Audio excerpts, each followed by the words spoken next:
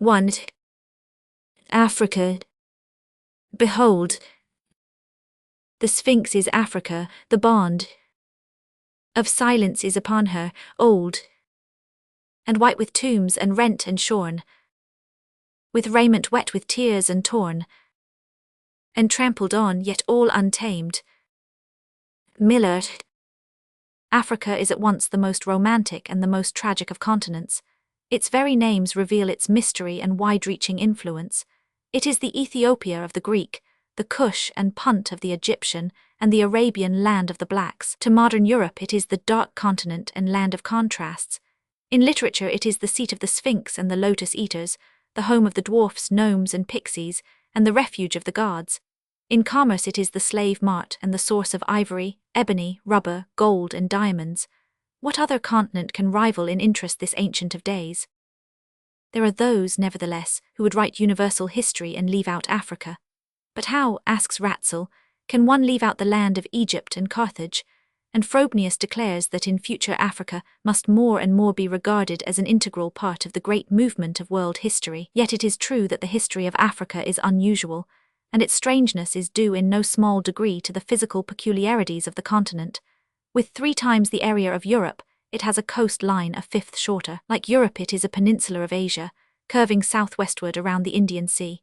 It has few gulfs, bays, capes, or islands. Even the rivers, though large and long, are not means of communication with the outer world, because from the central high plateau they plunge in rapids and cataracts to the narrow coastlands and the sea. The general physical contour of Africa has been likened to an inverted plate, with 1 or more rows of mountains at the edge, and a low coastal belt. In the south the central plateau is 3,000 or more feet above the sea, while in the north it is a little over 1,000 feet. Thus 2 main divisions of the continent are easily distinguished, the broad northern rectangle, reaching down as far as the Gulf of Guinea and Cape Guardafui with 7 million square miles, and the peninsula which tapers toward the south, with 5 million square miles. 4 great rivers and many lesser streams water the continent. The greatest is the Congo in the center, with its vast curving and endless estuaries, then the Nile draining the cluster of the Great Lakes and flowing northward, like some grave, mighty thought threading a dream, the Niger in the northwest, watering the Sudan below the Sahara, and finally the Zambezi with its greater Niagara in the southeast. Even these waters leave room for deserts both south and north, but the greater ones are the 3 million square miles of sand wastes in the north. More than any other land, Africa lies in the tropics, with a warm, dry climate save in the central Congo region, where rain at all seasons brings tropical luxuriance. The flora is rich but not wide in variety, including the gum acacia, ebony, several dye woods, the kola nut and probably tobacco and millet. To these many plants have been added in historic times. The fauna is rich in mammals, and here too many from other continents have been widely introduced and used. Primarily Africa is the land of the blacks. The world has always been familiar with black men, who represent one of the most ancient of human stocks. Of the ancient world gathered about the Mediterranean, they formed a part and were viewed with no surprise or dislike, because this world saw them come and go and play their part with other men. Was Clitus the brother-in-law of Alexander the Great less to be honored because he happened to be black? Was Terence less famous? The medieval European world, developing under the favorable physical conditions of the North Temperate Zone, knew the black man chiefly as a legend or occasional curiosity, but still as a fellow man, an Othello or a Prester John or an Anter. The modern world, in contrast, knows the Negro chiefly as a bond slave in the West Indies and America. Add to this the fact that the darker races in other parts of the world have, in the last 4 centuries, lagged behind the flying and even feverish footsteps of Europe, and we face today a widespread assumption throughout the dominant world that color is a mark of inferiority. The result is that in writing of this, one of the most ancient, persistent, and widespread stocks of mankind, one faces astounding prejudice. That which may be assumed as true of white men must be proven beyond peradventure if it relates to Negroes. One who writes of the development of the Negro race must continually insist that he is writing of a normal human stock, and that whatever it is fair to predicate of the mass of human beings may be predicated of the Negro. It is the silent refusal to do this which has led to so much false writing on Africa and of its inhabitants. Take, for instance, the answer to the apparently simple question, what is a Negro? We find the most extraordinary confusion of thought and difference of opinion. There is a certain type in the minds of most people which, as David Livingstone said, can be found only in caricature and not in real life. When scientists have tried to find an extreme type of black, ugly, and woolly-haired Negro, they have been compelled more and more to limit his home even in Africa. At least 9/10 of the African people do not at all conform to this type, and the typical Negro, after being denied a dwelling place in the Sudan, along the Nile, in East-Central Africa, and in South Africa, was finally given a very small country between the Senegal and the Niger, and even there was found to give trace of many stocks. As Winwood Reade says, the typical Negro is a rare variety even among Negroes. As a matter of fact, we cannot take such extreme and largely fanciful stock as typifying that which we may fairly call the Negro race. In the case of no other race is so narrow a definition attempted.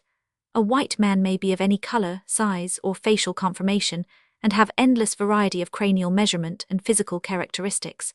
A yellow man is perhaps an even vaguer conception. In fact, it is generally recognized today that no scientific definition of race is possible.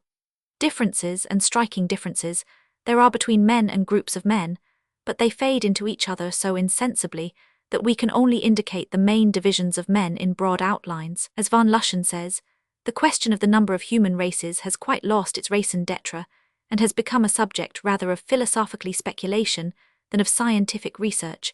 It is of no more importance now to know how many human races there are than to know how many angels can dance on the point of a needle. Our aim now is to find out how ancient and primitive races developed from others, and how races changed or evolved through migration and interbreeding. The mulatto, using the term loosely to indicate either an intermediate type between white and black, or a mingling of the two, is as typically African as the black man, and cannot logically be included in the white race, especially when American usage includes the mulatto in the Negro race. It is reasonable, according to fact and historic usage, to include under the word Negro the darker peoples of Africa characterized by a brown skin, curled or frizzled hair, full and sometimes everted lips, a tendency to a development of the maxillary parts of the face, and a dolichocephalic head. This type is not fixed or definite. The color varies widely. It is never black or bluish as some say, and it becomes often light brown or yellow. The hair varies from curly to a wool-like mass, and the facial angle and cranial form show wide variation.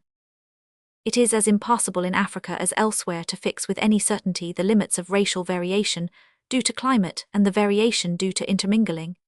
In the past, when scientists assumed one unvarying Negro type, every variation from that type was interpreted as meaning mixture of blood. Today we recognize a broader normal African type, which, as Palgrave says, may best be studied among the statues of the Egyptian rooms of the British Museum: the larger gentle eye, the full but not over-protruding lips, the rounded contour, and the good-natured, easy, sensuous expression.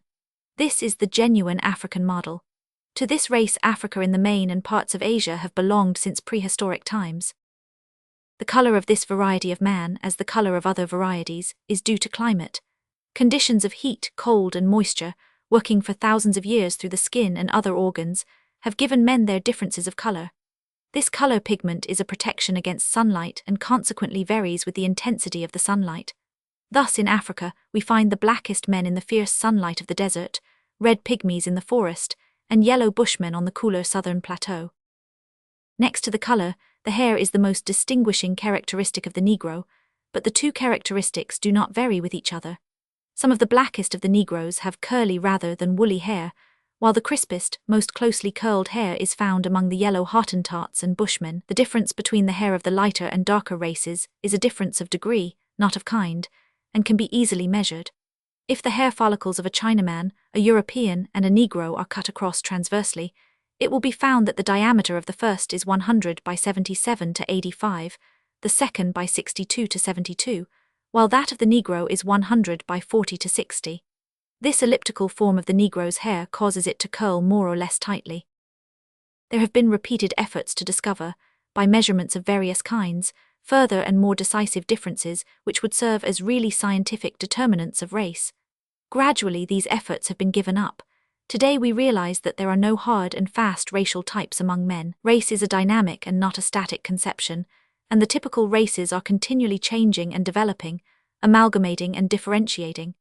In this little book, then, we are studying the history of the darker part of the human family, which is separated from the rest of mankind by no absolute physical line, but which nevertheless forms, as a mass, a social group distinct in history, appearance, and to some extent in spiritual gift.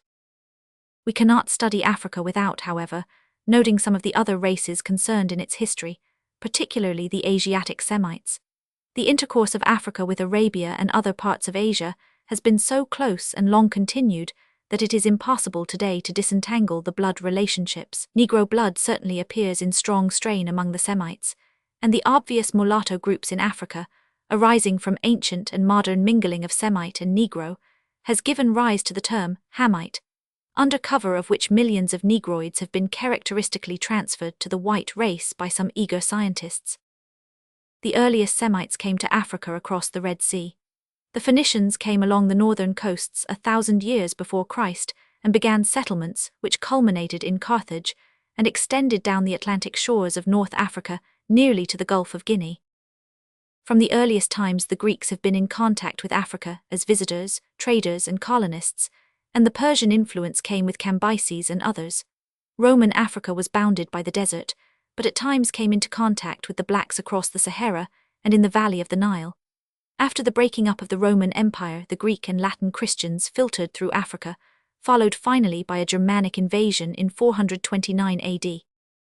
In the 7th century, the All-Mother Asia claimed Africa again for her own and blew a cloud of Semitic Mohammedanism all across North Africa, veiling the dark continent from Europe for 1,000 years and converting vast masses of the blacks to Islam. The Portuguese began to raise the veil in the 15th century, sailing down the Atlantic coast and initiating the modern slave trade. The Spanish, French, Dutch, and English followed them, but as traders in men rather than explorers. The Portuguese explored the coasts of the Gulf of Guinea, visiting the interior kingdoms, and then passing by the mouth of the Congo proceeded southward. Eventually they rounded the Cape of Good Hope and pursued their explorations as far as the mountains of Abyssinia. This began the modern exploration of Africa, which is a curious fairy tale, and recalls to us the great names of Livingstone, Burton, Speke, Stanley, Barth, Schwainfurth, and many others. In this way Africa has been made known to the modern world. The difficulty of this modern lifting of the veil of centuries emphasizes two physical facts that underlie all African history: the peculiar inaccessibility of the continent to peoples from without, which made it so easily possible for the great human drama played here to hide itself from the ears of other worlds, and on the other hand, the absence of interior barriers, the great stretch of that central plateau which placed practically every budding center of culture at the mercy of barbarism, sweeping 1,000 miles, with no Alps or Himalayas or Appalachians to hinder. With this peculiarly uninviting coastline and the difficulties in interior segregation, must be considered the climate of Africa. While there is much diversity and many salubrious tracts along with vast barren wastes, yet, as Sir Harry Johnston well remarks, Africa is the chief stronghold of the real devil, the reactionary forces of nature hostile to the uprise of humanity. Here Beelzebub, king of the flies, marshals his vermiform and arthropod hosts, insects, ticks, and nematode worms, which more than in other continents, excepting Negroid Asia, convey to the skin, veins, intestines, and spinal marrow of men, and other vertebrates the microorganisms which cause deadly, disfiguring, or debilitating diseases, or themselves create the morbid condition of the persecuted human being, beasts, bird, reptile, frog, or fish. The inhabitants of this land have had a sheer fight for physical survival comparable with that in no other great continent, and this must not be forgotten when we consider their history. Chapter 2. The Coming of Black Men. The movements of prehistoric man can be seen as yet but dimly in the uncertain mists of time. This is the story that today seems most probable. From some center in southern Asia, primitive human beings began to differentiate in two directions. Toward the south appeared the primitive Negro, long-headed and with flattened hair follicle. He spread along southern Asia and passed over into Africa, where he survives today as the reddish dwarfs of the center and the Bushmen of South Africa. Northward and eastward primitive man became broader-headed and straight-haired and spread over eastern Asia, forming the Mongolian type, either through the intermingling of these two types, or, as some prefer to think, by the direct prolongation of the original primitive man. A third intermediate type of human being appeared with hair and cranial measurement intermediate between the primitive Negro and Mongolian. All these three types of men intermingled their blood freely, and developed variations according to climate and environment. Other and older theories and legends of the origin and spread of mankind are of interest now only because so many human beings have believed them in the past. The biblical story of Shem, Ham, and Japheth retains the interest of a primitive myth with its measure of allegorical truth, but has, of course, no historic basis.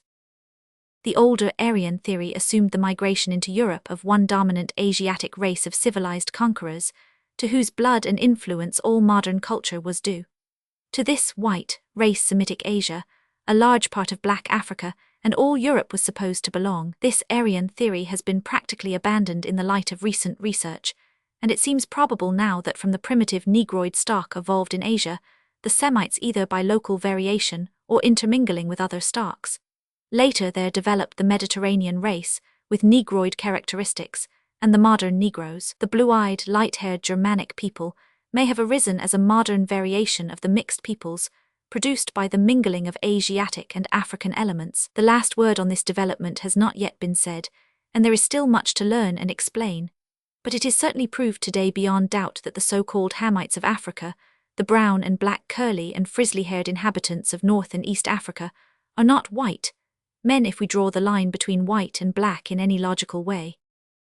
The primitive Negroid race of men developed in Asia wandered eastward as well as westward.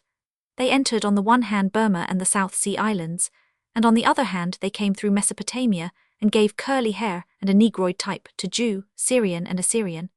Ancient statues of Indian divinities show the Negro type with black face and close-curled hair, and early Babylonian culture was Negroid. In Arabia the Negroes may have divided, and one stream perhaps wandered into Europe by way of Syria.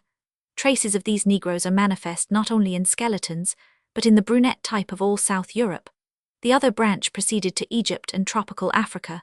Another, but perhaps less probable, theory is that ancient Negroes may have entered Africa from Europe, since the most ancient skulls of Algeria are Negroid. The primitive African was not an extreme type. One may judge from modern pygmy and bushman that his color was reddish or yellow, and his skull was sometimes round like the Mongolian. He entered Africa not less than 50,000 years ago, and settled eventually in the broad region between Lake Chad and the Great Lakes, and remained there long stretches of years. After a lapse of perhaps 30,000 years, there entered Africa a further migration of Asiatic people, Negroid in many characteristics, but lighter and straighter haired than the primitive Negroes. From this Mediterranean race was developed the modern inhabitants of the shores of the Mediterranean in Europe, Asia and Africa, and by mingling with the primitive Negroes, the ancient Egyptians and modern Negroid races of Africa. As we near historic times, the migrations of men became more frequent from Asia and from Europe, and in Africa came movements and minglings which give to the whole of Africa a distinct mulatto character. The primitive Negro stock was mulatto, in the sense of being not widely differentiated from the dark, original Australoid stock. As the earlier yellow Negro developed in the African tropics to the bigger, blacker type, he was continually mingling his blood with similar types developed in temperate climes to sallower color and straighter hair. We find therefore, in Africa today, every degree of development in Negroid stocks and every degree of intermingling of these developments, both among African peoples and between Africans, Europeans and Asiatics. The mistake is continually made of considering these types as transitions between absolute Caucasians and absolute Negroes. No such absolute type ever existed on either side. Both were slowly differentiated from a common ancestry and continually remingled their blood while the differentiating was progressing. From prehistoric times down to today, Africa is in this sense primarily the land of the mulatto. So too was earlier Europe and Asia. Only in these countries the mulatto was early bleached by the climate, while in Africa he was darkened. It is not easy to summarize the history of these dark African peoples, because so little is known and so much is still in dispute. Yet, by avoiding the real controversies and being unafraid of mere questions of definition, we may trace a great human movement with considerable definiteness. Three main Negro types early made their appearance: the lighter and smaller primitive stock, the larger forest Negro in the center and on the west coast, and the tall, black Nilotic Negro in the eastern Sudan. In the earliest times we find the Negroes in the valley of the Nile, pressing downward from the interior. Here they mingled with Semitic types, and after a lapse of millenniums there arose from this mingling the culture of Ethiopia and Egypt, probably the first of higher human cultures. To the west of the Nile, the Negroes expanded straight across the continent to the Atlantic. Centers of higher culture appeared very early along the Gulf of Guinea and curling backward, met Egyptian, Ethiopian, and even European and Asiatic influences about Lake Chad. To the southeast, nearer the primitive seats of the earliest African immigrants and open to Egyptian and East Indian influences, the Negro culture which culminated at Zimbabwe arose, and one may trace throughout South Africa its wide ramifications. All these movements gradually aroused the central tribes to unrest. They beat against the barriers north, northeast, and west, but gradually settled into a great southeastward migration. Calling themselves proudly La Bantu, the people, they grew by agglomeration into a warlike nation, speaking one language. They eventually conquered all Africa south of the Gulf of Guinea and spread their influence to the northward. While these great movements were slowly transforming Africa, she was also receiving influences from beyond her shores and sending influences out. With mulatto Egypt, Black Africa was always in closest touch, so much so that to some all evidence of Negro uplift seem Egyptian in origin.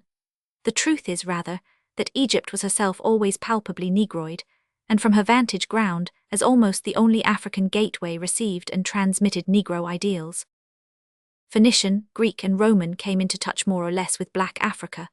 Carthage, that North African city of 1 million men, had a large caravan trade with Negroland in ivory, metals, cloth, precious stones, and slaves. Black men served in the Carthaginian armies and marched with Hannibal on Rome.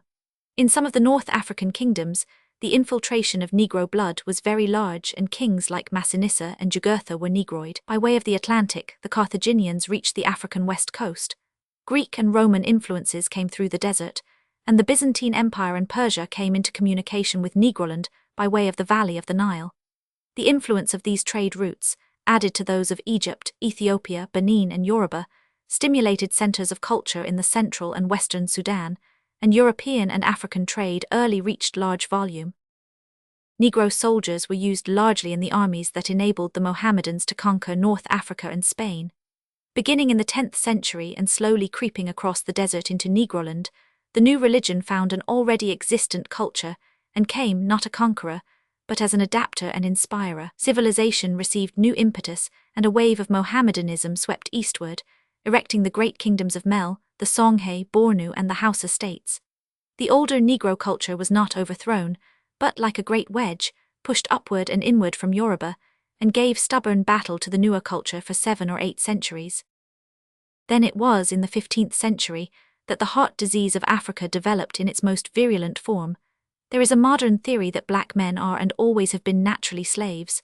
Nothing is further from the truth. In the ancient world, Africa was no more a slave-hunting ground than Europe or Asia, and both Greece and Rome had much larger numbers of white slaves than of black.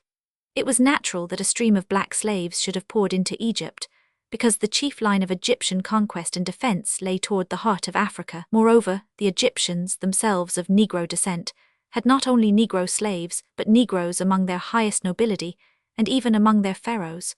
Mohammedan conquerors enslaved peoples of all colors in Europe, Asia, and Africa, but eventually their empire centered in Asia and Africa, and their slaves came principally from these countries. Asia submitted to Islam except in the Far East, which was self-protecting. Negro Africa submitted only partially, and the remaining heathen were in small states which could not effectively protect themselves against the Mohammedan slave trade. In this wise the slave trade gradually began to center in Africa, for religious and political rather than for racial reasons. The typical African culture was the culture of family, town, and small tribe. Hence domestic slavery easily developed a slave trade through war and commerce. Only the integrating force of state building could have stopped this slave trade. Was this failure to develop the great state a racial characteristic? This does not seem a fair conclusion. In 4 great centers state building began in Africa. In Ethiopia several large states were built up, but they tottered before the onslaughts of Egypt, Persia, Rome, and Byzantium on the one hand, and finally fell before the turbulent Bantu warriors from the interior. The second attempt at empire building began in the southeast, but the same Bantu hordes, pressing now slowly, now fiercely, from the congested center of the continent, gradually overthrew this state, and erected on its ruins a series of smaller and more transient kingdoms. The third attempt at state building arose on the Guinea coast in Benin and Yoruba. It never got much beyond a federation of large industrial cities. Its expansion toward the Congo Valley was probably a prime cause of the original Bantu movements to the southeast. Toward the north and northeast, on the other hand, these city-states met the Sudanese armed with the new imperial Mohammedan idea. Just as Latin Rome gave the imperial idea to the Nordic races, so Islam brought this idea to the Sudan. In the consequent attempts at imperialism in the western Sudan, there arose the largest of the African empires. Two circumstances, however, militated against this empire building. First, the fierce resistance of the heathen south made war continuous and slaves one of the articles of systematic commerce. Secondly, the highways of legitimate African commerce had for millenniums lain to the north. These were suddenly closed by the Moors in the 16th century, and the Negro empires were thrown into the turmoil of internal war. It was then that the European slave traders came from the southwest. They found partially disrupted Negro states on the west coast and falling empires in the Sudan, together with the old unrest of overpopulation and migration in the valley of the Congo. They not only offered a demand for the usual slave trade, but they increased it to an enormous degree, until their demand, added to the demand of the Mohammedan in Africa and Asia, made human beings the highest-priced article of commerce in Africa. Under such circumstances, there could be but one end, the virtual uprooting of ancient African culture, leaving only misty reminders of the ruin in the customs and work of the people. To complete this disaster came the partition of the continent among European nations, and the modern attempt to exploit the country and the natives for the economic benefit of the white world, together with the transplanting of black nations to the new Western world, and their rise and self-assertion there. The biblical story of the curse of Canaan, Genesis Roman 9, 24-25, has been the basis of an astonishing literature which has today only a psychological interest. It is sufficient to remember that for several centuries, leaders of the Christian Church gravely defended Negro slavery and oppression as the rightful curse of God upon the descendants of a son who had been disrespectful to his drunken father. Cf. Bishop Hopkins, Bible Views of Slavery, p. 7. Chapter 3. Ethiopia and Egypt. Having viewed now the land and movements of African people in main outline, let us scan more narrowly the history of 5 main centers of activity and culture, namely, the valleys of the Nile and of the Congo, the borders of the Great Gulf of Guinea, the Sudan and South Africa. These divisions do not cover all of Negro Africa, but they take in the main areas and the main lines in development. First, we turn to the Valley of the Nile, perhaps the most ancient of known seats of civilization in the world, and certainly the oldest in Africa, with a culture reaching back 6,000 or 8,000 years. Like all civilizations, it drew largely from without and undoubtedly arose in the Valley of the Nile, because that valley was so easily made a center for the meeting of men of all types, and from all parts of the world. At the same time, Egyptian civilization seems to have been African in its beginnings, and in its main line of development, despite strong influences from all parts of Asia. Of what race, then, were the Egyptians? They certainly were not white in any sense of the modern use of that word, neither in color nor physical measurement, in hair nor countenance, in language nor social customs. They stood in relationship nearest the Negro race in earliest times, and then gradually, through the infiltration of Mediterranean and Semitic elements, became what would be described in America as a light mulatto stock of octoroons or quadroons. This stock was varied continually, now by new infiltration of Negro blood from the south, now by Negroid and Semitic blood from the east, now by Berber types from the north and west. Egyptian monuments show distinctly Negro and mulatto faces. Herodotus, in an incontrovertible passage, alludes to the Egyptians as black and curly-haired, a peculiarly significant statement from one used to the brunette Mediterranean type. In another passage, concerning the fable of the Dodonian oracle, he again alludes to the swarthy color of the Egyptians as exceedingly dark and even black. Aeschylus, mentioning a boat seen from the shore, declares that its crew are Egyptians because of their black complexions. Modern measurements, with all their admitted limitations, show that in the Thebaid from 1/7 to 1/3 of the Egyptian population were Negroes, and that of the pre-dynastic Egyptians, less than half could be classed as non-Negroid. Judging from measurements in the tombs of nobles as late as the 18th dynasty, Negroes form at least 1/6 of the higher class. Such measurements are by no means conclusive, but they are apt to be under rather than overstatements of the prevalence of Negro blood. Head measurements of Negro Americans would probably place most of them in the category of whites. The evidence of language also connects Egypt with Africa and the Negro race rather than with Asia, while religious ceremonies and social customs all go to strengthen this evidence. The ethnic history of Northeast Africa would seem therefore to have been this. Pre-dynastic Egypt was settled by Negroes from Ethiopia. They were a varied type, the broad-nosed, woolly-haired type to which the word Negro is sometimes confined, the black, curly-haired, sharper-featured type, which must be considered an equally Negroid variation. These Negroes met and mingled with the invading Mediterranean race from North Africa and Asia. Thus the blood of the sallower race spread south and that of the darker race north.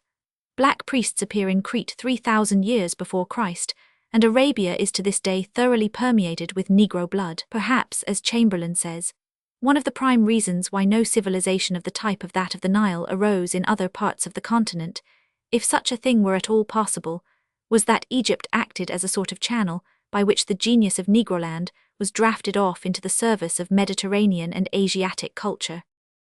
To one familiar with the striking and beautiful types arising from the mingling of Negro with Latin and Germanic types in America, the puzzle of the Egyptian type is easily solved.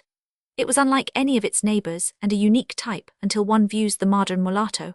Then the faces of Rahotep and Nefert, of Khafra and Amenemhat I, of Ahmes and Nefertari, and even of the great Ramesu Roman II, become curiously familiar.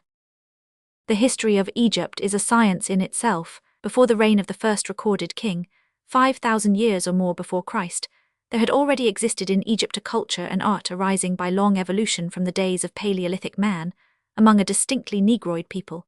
About 4777 BC, Ahamina began the first of three successive Egyptian empires.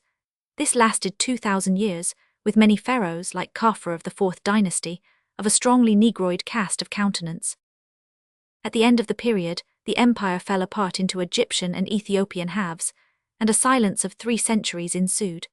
It is quite possible that an incursion of conquering black men from the south poured over the land in these years, and darted Egypt in the next centuries, with monuments on which the full-blooded Negro type is strongly and triumphantly impressed. The great Sphinx at Guys, so familiar to all the world, the Sphinxes of Tanis, the statue from the Fayum, the statue of the Esquiline at Rome, and the colossi of Bubastes all represent black, full-blooded Negroes and are described by Petrie as having high cheekbones, flat cheeks both in one plane, a massive nose, firm projecting lips and thick hair, with an austere and almost savage expression of power.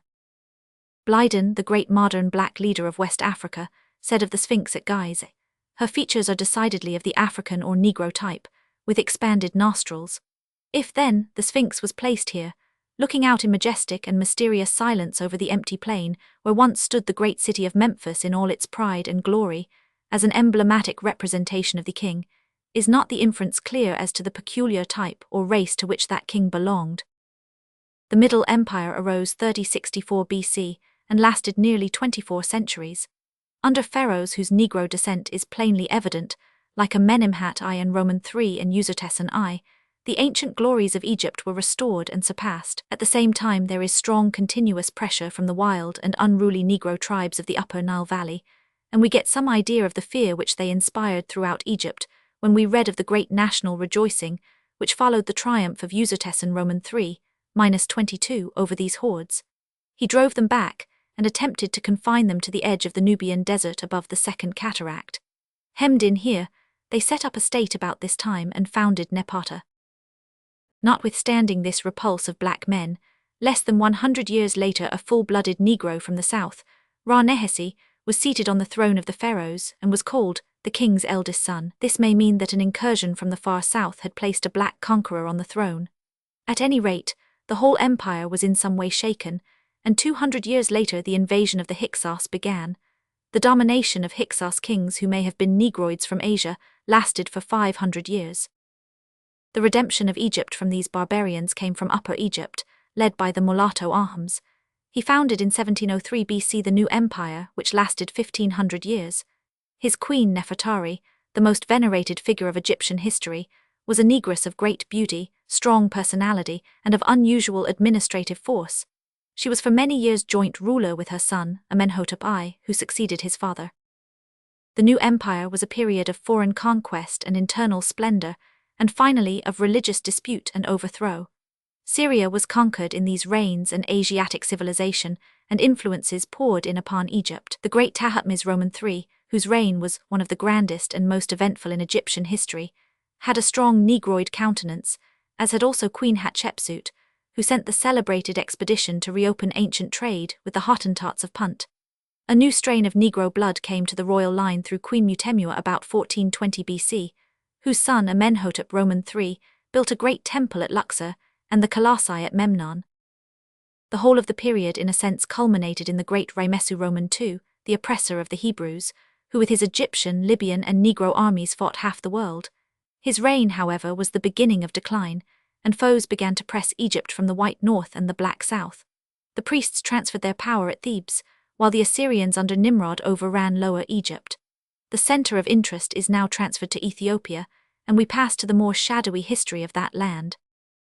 The most perfect example of Egyptian poetry left to us is a celebration of the prowess of Usertesen III in confining the turbulent Negro tribes to the territory below the second cataract of the Nile. The Egyptians called this territory Kush, and in the farthest confines of Kush lay Punt, the cradle of their race.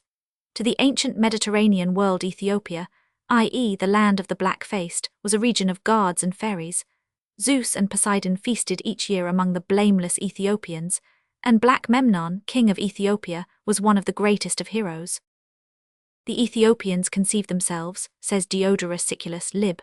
Roman 3, to be of greater antiquity than any other nation, and it is probable that, born under the sun's path, its warmth may have ripened them earlier than other men. They supposed themselves also to be the inventors of divine worship, of festivals, of solemn assemblies, of sacrifices, and every religious practice. They affirm that the Egyptians are one of their colonies. The Egyptians themselves, in later days, affirmed that they and their civilization came from the south, and from the black tribes of Punt, and certainly, at the earliest period in which human remains have been recovered, Egypt and Lower Nubia appear to have formed culturally and racially one land. The forging ahead of Egypt in culture was mainly from economic causes. Ethiopia, living in a much poorer land with limited agricultural facilities, held to the old arts and customs, and at the same time lost the best elements of its population to Egypt, absorbing meantime the oncoming and wilder Negro tribes from the south and west. Under the old empire, therefore, Ethiopia remained in comparative poverty, except as some of its tribes invaded Egypt with their handicrafts. As soon as the civilization below the Second Cataract reached a height noticeably above that of Ethiopia, there was continued effort to protect that civilization against the incursion of barbarians. Hundreds of campaigns through thousands of years repeatedly subdued or checked the blacks and brought them in as captives to mingle their blood with the Egyptian nation. But the Egyptian frontier was not advanced. A separate and independent Ethiopian culture finally began to arise during the Middle Empire of Egypt and centered at Napata and Meroe. Widespread trade in gold, ivory, precious stones, skins, wood, and works of handicraft arose. The Negro began to figure as the great trader of Egypt. This new wealth of Ethiopia excited the cupidity of the pharaohs and led to aggression and larger intercourse, until at last, when the dread Hyksos appeared, Ethiopia became both a physical and cultural refuge for conquered Egypt. The legitimate pharaohs moved to Thebes, nearer the boundaries of Ethiopia, and from here, under Negroid rulers, Lower Egypt was redeemed. The ensuing new empire witnessed the gradual incorporation of Ethiopia into Egypt, although the darker kingdom continued to resist. Both mulatto pharaohs, Ahmes and Amenhotep I, sent expeditions into Ethiopia, and in the latter's day sons of the reigning pharaoh began to assume the title of royal son of Kush, in some such way as the son of the King of England becomes the Prince of Wales. Trade relations were renewed with Punt under circumstances which lead us to place that land in the region of the African lakes. The Sudanese tribes were aroused by these and other incursions until the revolts became formidable in the 14th century before Christ. Egyptian culture, however, gradually conquered Ethiopia where her armies could not, and Egyptian religion and civil rule began to center in the darker kingdom, when therefore Shesheng I the Libyan usurped the throne of the pharaohs in the 10th century BC. The Egyptian legitimate dynasty went to Napata as king priests and established a theocratic monarchy. Gathering strength, the Ethiopian kingdom under this dynasty expanded north about 750 BC and for a century ruled all Egypt. The first king, Pankhi, was Egyptian-bred and not noticeably Negroid, but his successors showed more and more evidence of Negro blood, Kashta the Kushite, Shabaka, Tarhaka and Tanutamen. During the century of Ethiopian rule, a royal son was appointed to rule Egypt, just as formerly a royal Egyptian had ruled Kush. In many ways this Ethiopian kingdom showed its Negro peculiarities, first, in its worship of distinctly Sudanese gods, secondly, in the rigid custom of female succession in the kingdom, and thirdly, by the election of kings from the various royal claimants to the throne. It was the heyday of the Negro, for the greater part of the century. Egypt itself was subject to the blacks, just as in the new empire the Sudan had been subject to Egypt. Egypt now began to fall into the hands of Asia and was conquered first by the Assyrians and then by the Persians, but the Ethiopian kings kept their independence. Aspaluta, whose mother and sister are represented as full-blooded Negroes, ruled Phro to 600 BC. Horsiatef, 565-25 BC, made 9 expeditions against the warlike tribes south of Meroe, and his successor, Nastosnan, 525-500 BC, was the one who repelled Cambyses. He also removed the capital from Napata to Meroe, although Napata continued to be the religious capital, and the Ethiopian kings were still crowned on its golden throne. From the 5th to the 2nd century BC, we find the wild Sudanese tribes pressing in from the west, and Greek culture penetrating from the east. King Argamenes, showed strong Greek influences, and at the same time began to employ the Ethiopian speech in writing, and used a new Ethiopian alphabet. While the Ethiopian kings were still crowned at Napata, Meroe gradually became the real capital, and supported at one time 4,000 artisans and 200,000 soldiers. It was here that the famous Candaces reigned as queens. Pliny tells us that one Candace of the time of Nero had had 44 predecessors on the throne, while another Candace figures in the New Testament. It was probably this latter Candace who warred against Rome at the time of Augustus and received unusual consideration from her formidable foe. The prestige of Ethiopia at this time was considerable throughout the world. Pseudo-Callisthenes tells an evidently fabulous story of the visit of Alexander the Great to Candace, queen of Meroe, which nevertheless illustrates her fame. Candace will not let him enter Ethiopia and says he is not to scorn her people because they are black, for they are whiter in soul than his white folk. She sent him gold, maidens, parrots, sphinxes, and a crown of emeralds and pearls. She ruled 80 tribes, who were ready to punish those who attacked her. The Romans continued to have so much trouble with their Ethiopian frontier that finally, when Semitic mulattoes appeared in the east, the Emperor Diocletian invited the wild Sudanese tribe of Nubians, Nobad from the west, to repel them. These Nubians eventually embraced Christianity, and northern Ethiopia came to be known in time as Nubia. The Semitic mulattoes from the east came from the highlands bordering the Red Sea in Asia. On both sides of this sea, Negro blood is strongly in evidence, predominant in Africa and influential in Asia. Ludolphus, writing in the 17th century, says that the Abyssinians are generally black, which they most admire. Trade and war united the two shores, and merchants have passed to and fro for 30 centuries. In this way Arabian, Jewish, Egyptian, Greek and Roman influences spread slowly upon the Negro foundation. Early legendary history declares that a queen, Maqueda or Nicola of Sheba, a state of central Abyssinia, visited Solomon in 1050 BC and had her son Menelik educated in Jerusalem. This was the supposed beginning of the Aksumite kingdom, the capital of which, Aksum, was a flourishing center of trade. Ptolemy Evergetes and his successors did much to open Abyssinia to the world, but most of the population of that day was nomadic. In the 4th century, Byzantine influences began to be felt, and in 330 St. Athanasius of Alexandria consecrated Frumentius as bishop of Ethiopia. He tutored the heir to the Abyssinian kingdom and began its gradual Christianization. By the early part of the 6th century, Abyssinia was trading with India and Byzantium and was so far recognized as a Christian country that the Emperor Justinian appealed to King Caleb to protect the Christians in southwestern Arabia. Caleb conquered Yemen in 525 and held it 50 years.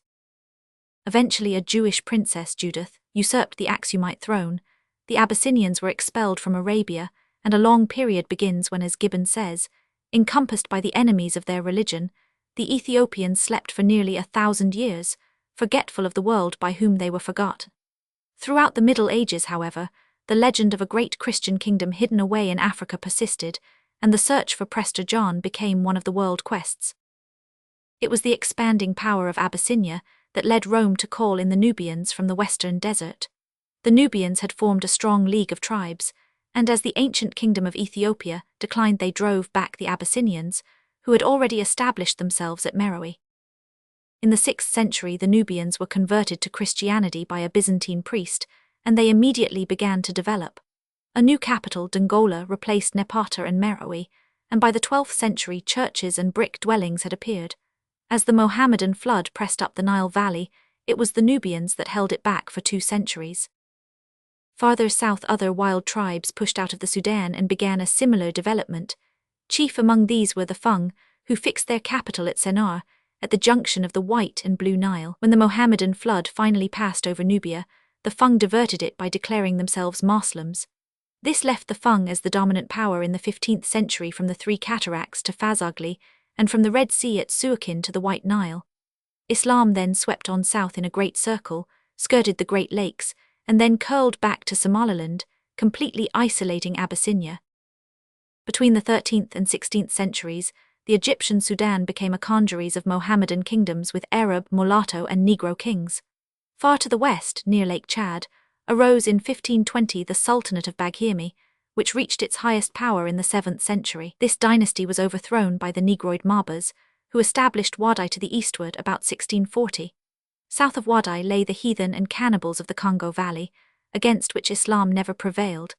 East of Wadai and nearer the Nile lay the kindred state of Darfur, a Nubian nation whose sultans reigned over 200 years, and which reached great prosperity in the early 17th century under Solomon Solon. Before the Mohammedan power reached Abyssinia, the Portuguese pioneers had entered the country from the east and begun to open the country again to European knowledge. Without doubt, in the centuries of silence, a civilization of some height had flourished in Abyssinia, but all authentic records were destroyed by fire in the 10th century. When the Portuguese came, the older Aksumite kingdom had fallen and had been succeeded by a number of petty states.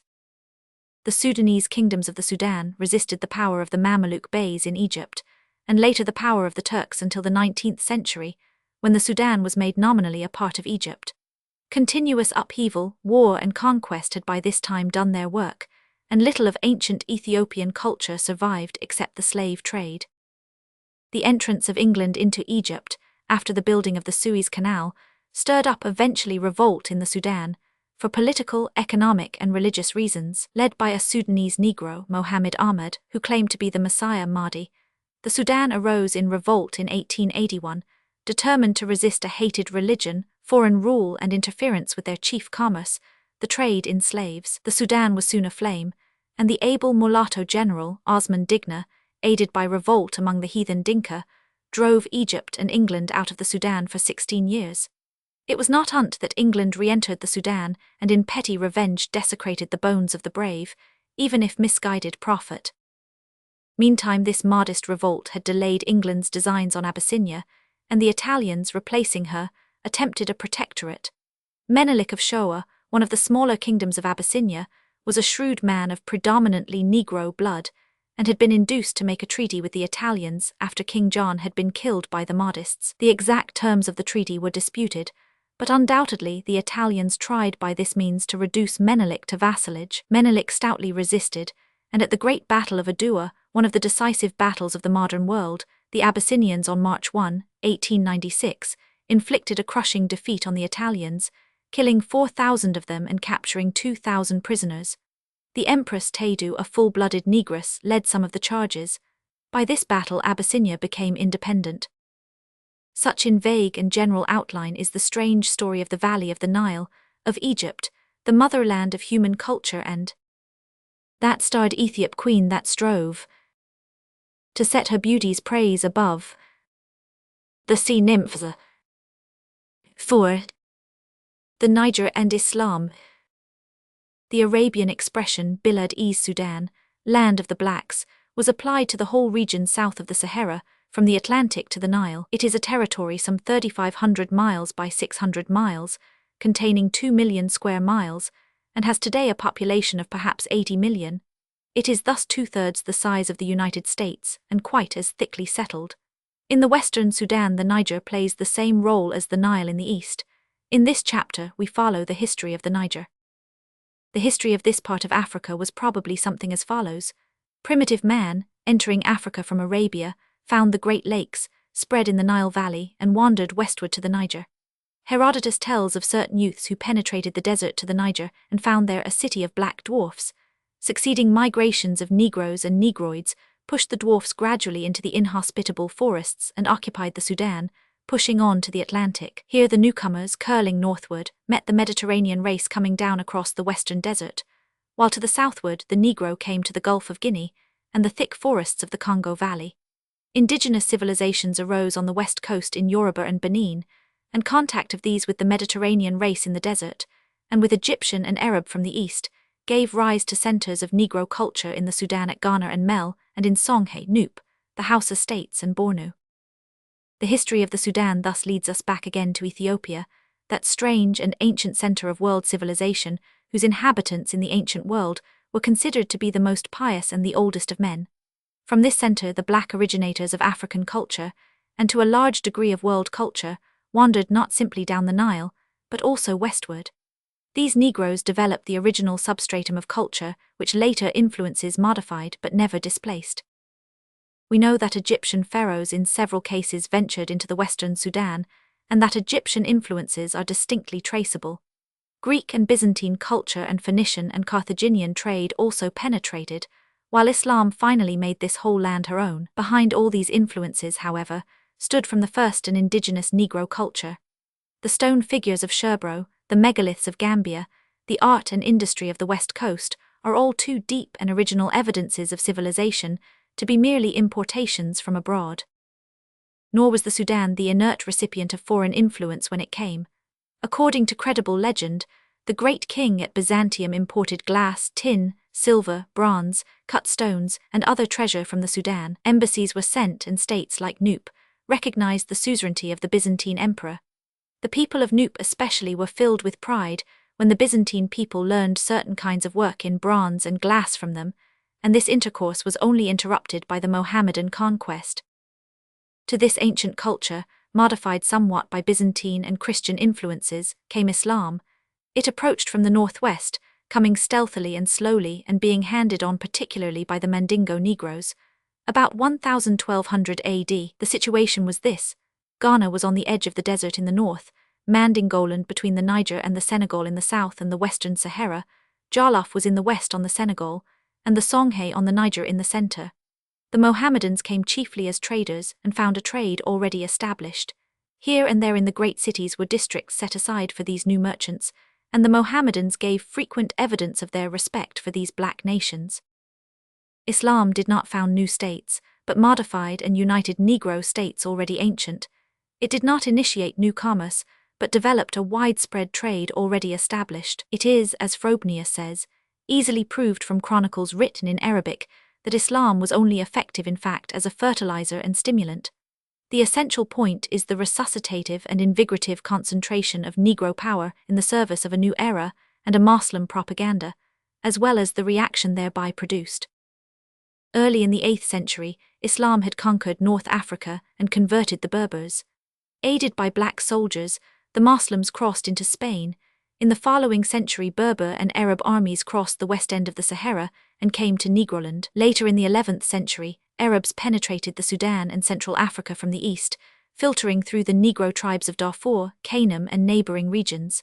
The Arabs were too nearly akin to Negroes to draw an absolute color line. Anta, one of the great pre-Islamic poets of Arabia, was the son of a black woman, and one of the great poets at the court of Harun al-Rashid was black. In the 12th century, a learned Negro poet resided at Seville, and Sijil Messa, the last town in Lower Morocco toward the desert, was founded in 757 by a Negro who ruled over the Berber inhabitants. Indeed, many towns in the Sudan and the desert were thus ruled, and felt no incongruity in this arrangement. They say, to be sure, that the Moors destroyed Ouartacast because it paid tribute to the black town of Ghana, but this was because the town was heathen, and not because it was black. On the other hand, there is a story that a Berber king overthrew one of the cities of the Sudan, and all the black women committed suicide, being too proud to allow themselves to fall into the hands of white men. In the west, the Moslems first came into touch with the Negro kingdom of Ghana.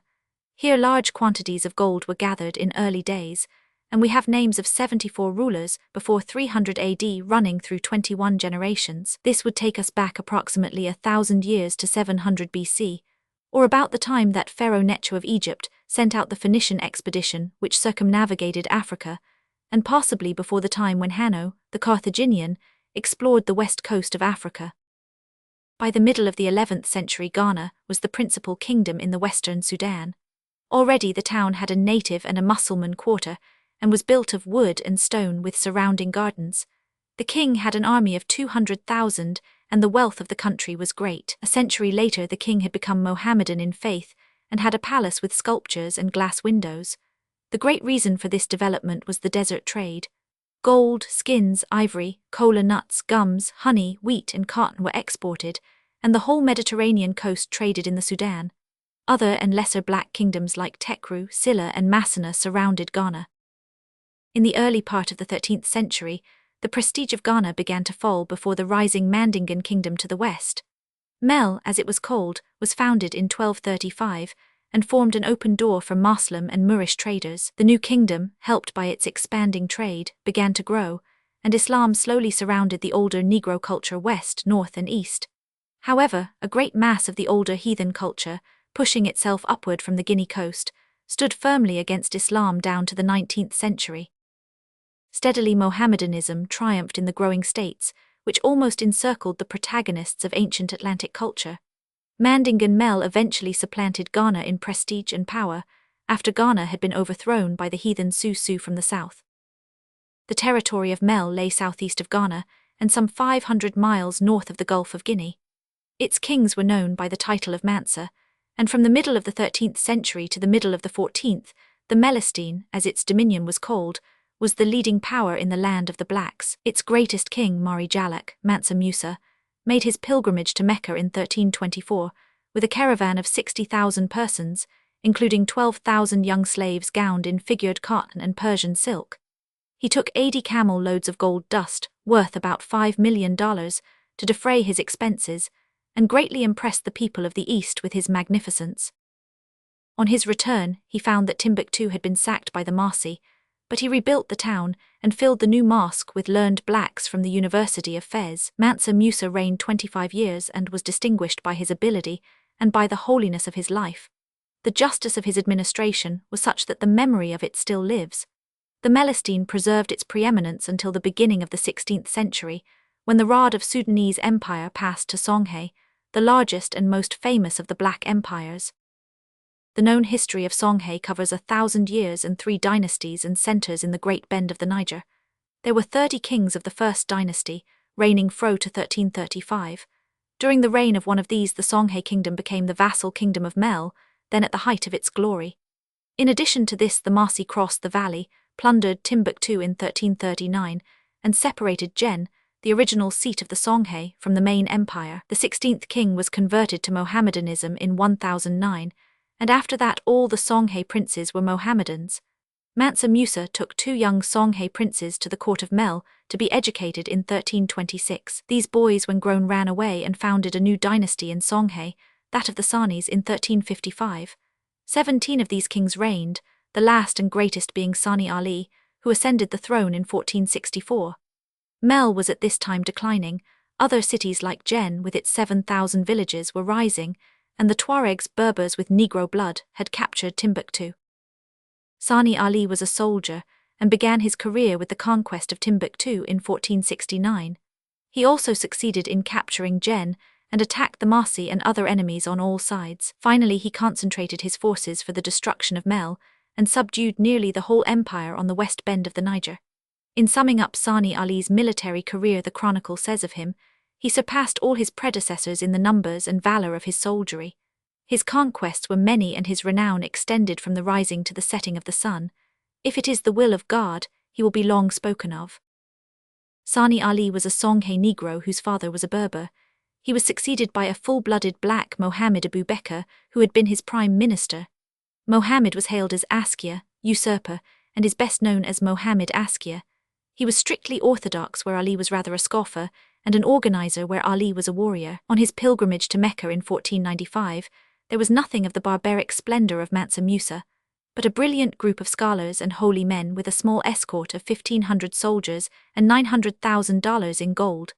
He stopped and consulted with scholars and politicians, and studied matters of taxation, weights and measures, trade, religious tolerance and manners. In Cairo, where he was invested by the reigning Caliph of Egypt, he may have heard of the struggle of Europe for the trade of the Indies, and perhaps of the parcelling of the New World between Portugal and Spain.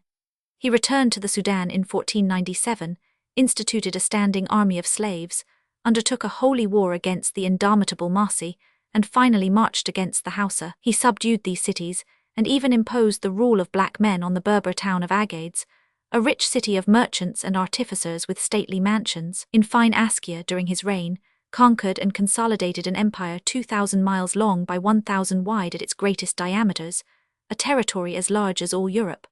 The territory was divided into 4 viceroyalties, and the system of Mel, with its semi-independent native dynasties, was carried out. His empire extended from the Atlantic to Lake Chad, and from the salt mines of Tegaza and the town of Ojila in the north to the 10th degree of north latitude toward the south. It was a 6-month journey across the empire, and, it is said, he was obeyed with as much docility on the farthest limits of the empire as he was in his own palace, and there reigned everywhere great plenty and absolute peace. The University of Sankore became a center of learning in correspondence with Egypt and North Africa, and had a swarm of black Sudanese students. Law, literature, grammar, geography and surgery were studied. Askia the Great reigned 36 years, and his dynasty continued on the throne until after the Moorish conquest in 1591. Meanwhile, to the eastward, 2 powerful states appeared. They never disputed the military supremacy of Songhai, but their industrial development was marvelous. The Hausa states were formed by 7 original cities, of which Kano was the oldest and Katsina the most famous. Their greatest leaders, Mohammed Rimpa and Ahmadu Kesok, arose in the 15th and early 16th centuries. The land was subject to the Songhai, but the cities became industrious centers of smelting, weaving and dyeing. Katsina, especially in the middle of the 16th century, is described as a place 13 or 14 miles in circumference, divided into quarters for strangers, for visitors from various other states, and for the different trades and industries, as saddlers, shoemakers, dyers, etc. Beyond the Hausa states and bordering on Lake Chad was Bornu. The people of Bornu had a large infiltration of Berber blood, but were predominantly Negro. Berber mulattoes had been kings in early days, but they were soon replaced by black men. Under the early kings, who can be traced back to the 3rd century, these people had ruled nearly all the territory between the Nile and Lake Chad. The country was known as Canaan, and the pagan dynasty of Dugu reigned there from the middle of the 9th to the end of the 11th century. Mohammedanism was introduced from Egypt at the end of the 11th century, and under the Mohammedan kings, Canaan became one of the first powers of the Sudan. By the end of the 12th century, the armies of Canaan were very powerful, and its rulers were known as kings of Canaan and lords of Bornu. In the 13th century, the kings even dared to invade the southern country down toward the valley of the Congo. Meantime, great things were happening in the world beyond the desert, the ocean, and the Nile.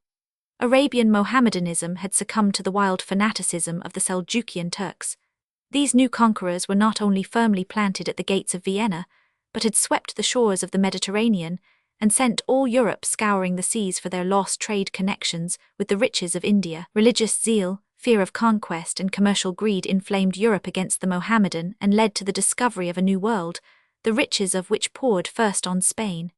Oppression of the Moors followed, and in 1502 they were driven back into Africa, despoiled and humbled. Here the Spaniards followed and harassed them, and here the Turks, fighting the Christians, captured the Mediterranean ports and cut the Moors off permanently from Europe. In the slow years that followed, huddled in northwest Africa, they became a decadent people and finally cast their eyes toward Negroland. The Moors in Morocco had come to look upon the Sudan as a gold mine, and knew that the Sudan was especially dependent upon salt. In 1545, Morocco claimed the principal salt mines at Tegaza, but the reigning Askia refused to recognize the claim. When the Sultan El-Mansur came to the throne of Morocco, he increased the efficiency of his army by supplying it with firearms and cannon. El-Mansur determined to attack the Sudan and sent 400 men under Pasha Jauda, who left Morocco in 1590.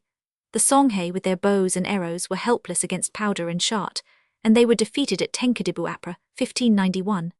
Askia Ishak, the king, offered terms, and Jauda Pasha referred them to Morocco. The Sultan, angry with his general's delay, deposed him and sent another, who crushed and treacherously murdered the king and set up a puppet.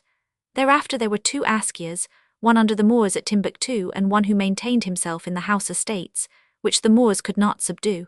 Anarchy reigned in Songhai. The Moors tried to put down disorder with a high hand, drove out and murdered the distinguished men of Timbuktu, and as a result let loose a riot of robbery and decadence throughout the Sudan.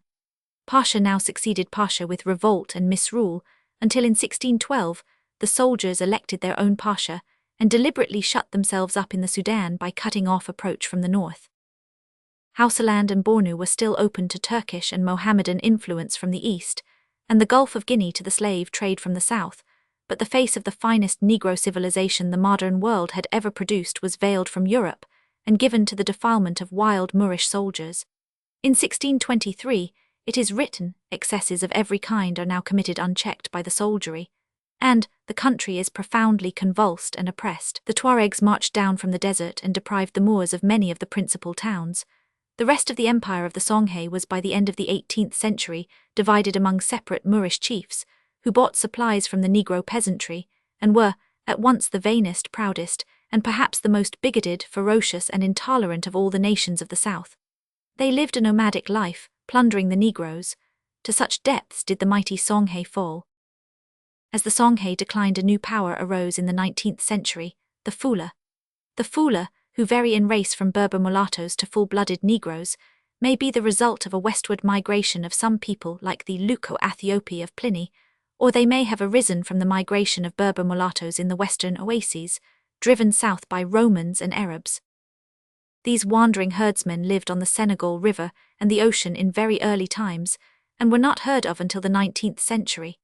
By this time, they had changed to a Negro or dark mulatto people, and lived scattered in small communities between the Atlantic and Darfur. They were without political union or national sentiment, but were all Mohammedans.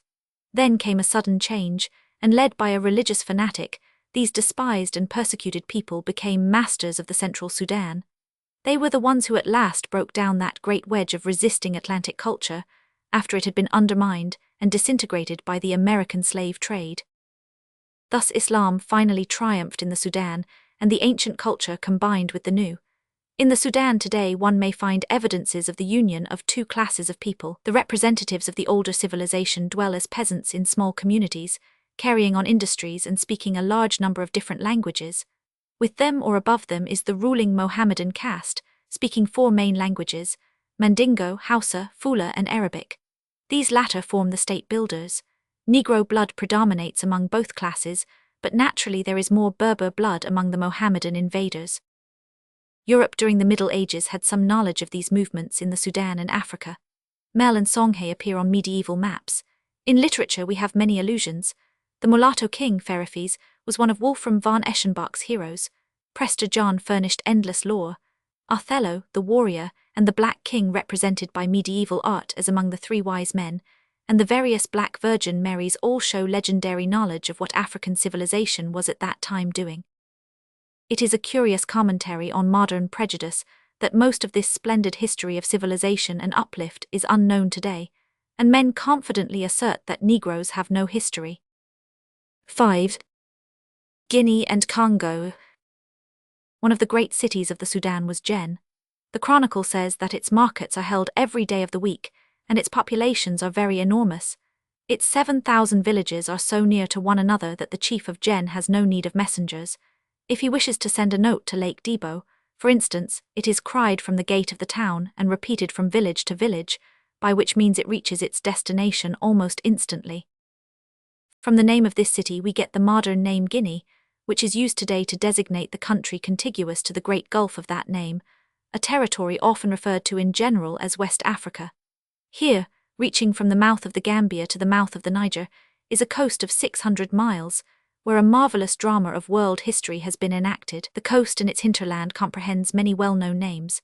First comes ancient Guinea, then modern Sierra Leone and Liberia, then follow the various coasts of ancient traffic, the grain, ivory, gold and slave coasts, with the adjoining territories of Ashanti, Dahomey, Lagos and Benin, and farther back such tribal and territorial names as those of the Mandingos, Yorubas, the Masi, Nupe, Borgu and others.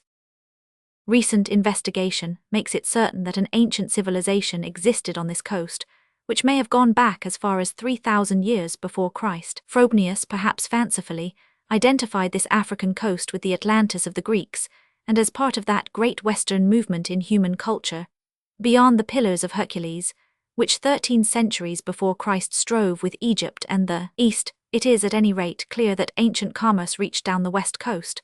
The Phoenicians, 600 BC, and the Carthaginians, a century or more later, record voyages, and these may have been attempted revivals of still more ancient intercourse.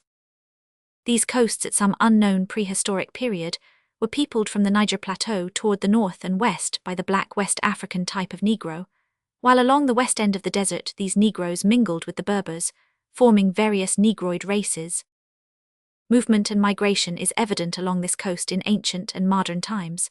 The Yoruba Benin Dahomey peoples were among the earliest arrivals, with their remarkable art and industry, which places them in some lines of technique abreast with the modern world.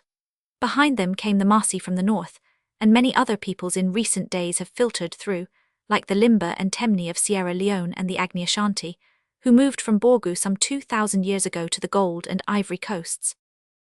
We have already noted in the main the history of black men along the wonderful Niger and seen how, pushing up from the Gulf of Guinea, a powerful wedge of ancient culture held back Islam for 1,000 years, now victorious, now stubbornly disputing every inch of retreat. The center of this culture lay probably in oldest times above the Bight of Benin, along the Slave Coast, and reached east, west, and north.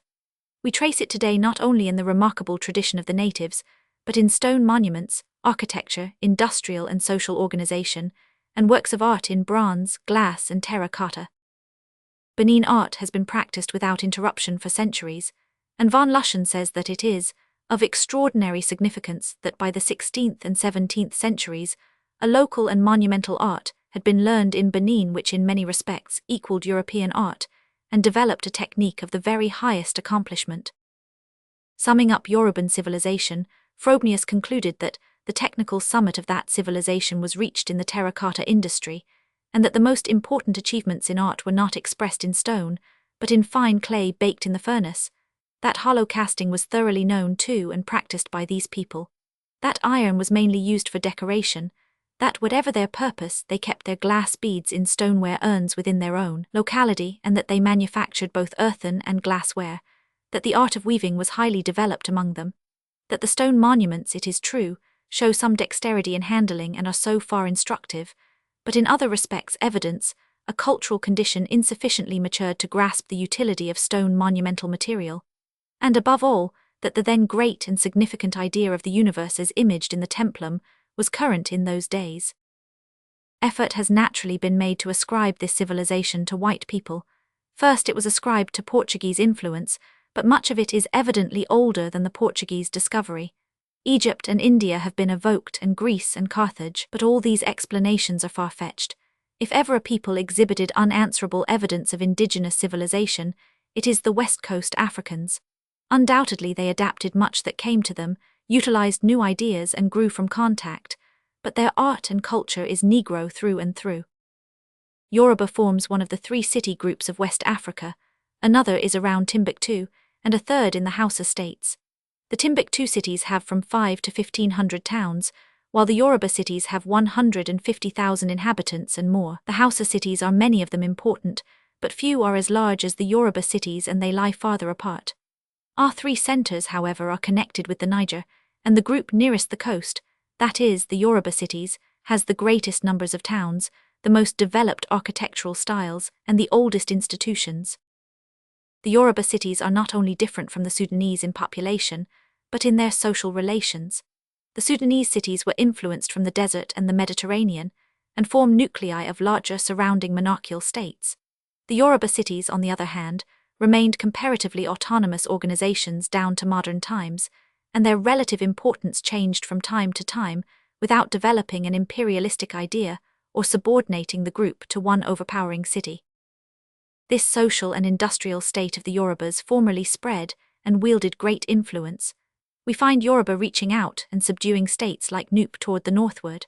But the industrial democracy and city autonomy of Yoruba lent itself indifferently to conquest, and the state fell eventually a victim to the fanatical Fula Mohammedans and was made a part of the modern Sultanate of Gando.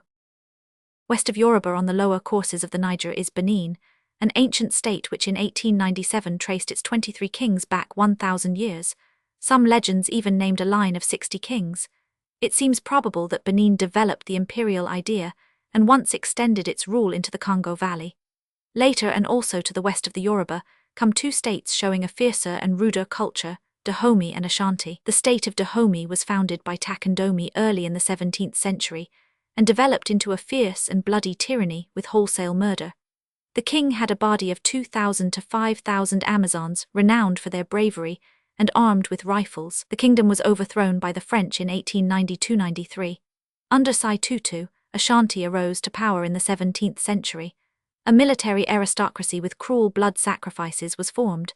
By 1816, the king had at his disposal 200,000 soldiers. The Ashanti power was crushed by the English in the War of 1873-74. In these states and in later years in Benin, the whole character of West Coast culture seems to change. In place of the Yoruban culture with its city democracy, its elevated religious ideas, its finely organized industry, and its noble art, came Ashanti and Dahomey. What was it that changed the character of the West Coast from this to the orgies of war and blood sacrifice which we read of later in these lands? There can be but one answer: the slave trade.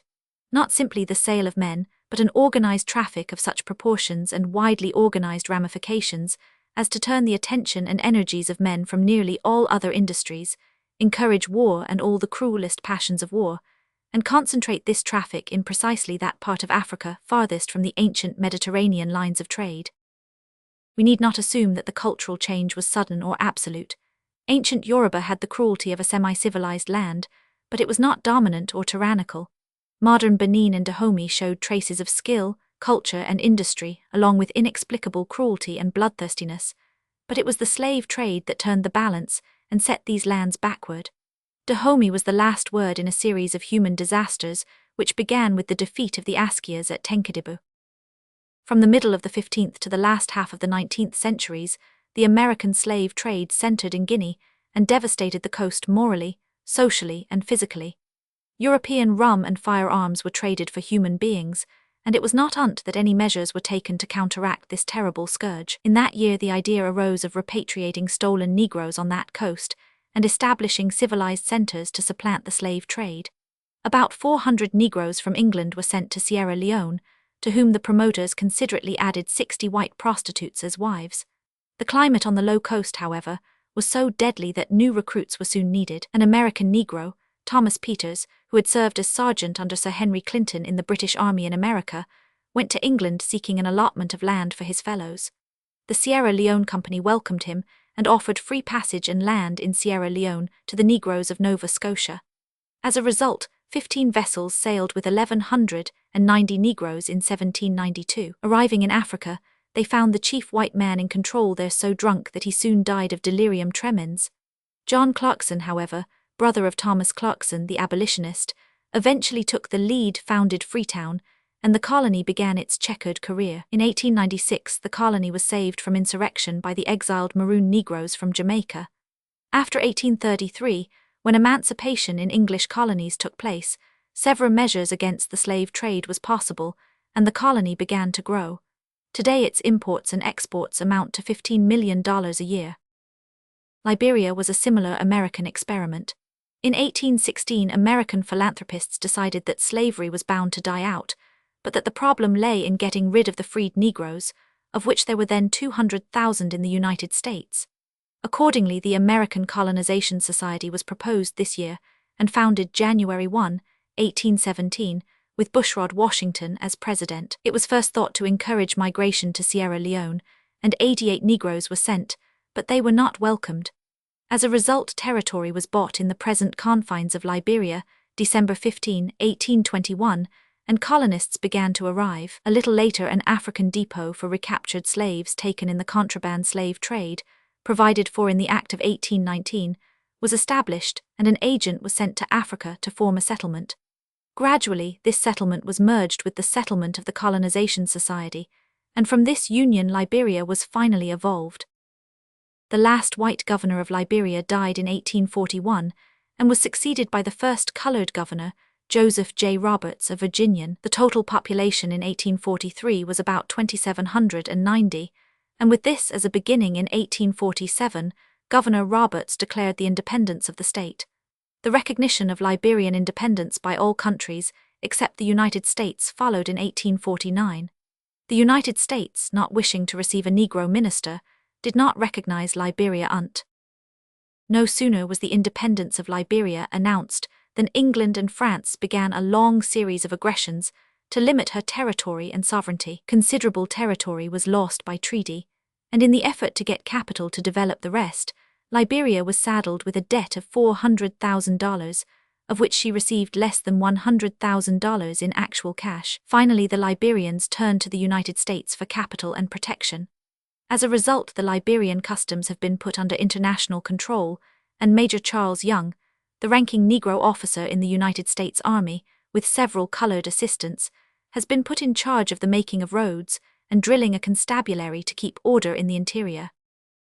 Today, Liberia has an area of 40,000 square miles, about 350 miles of coastline, and an estimated total population of 2 million, of which 50,000 are civilized. The revenue amounted in 1913 to $531,500.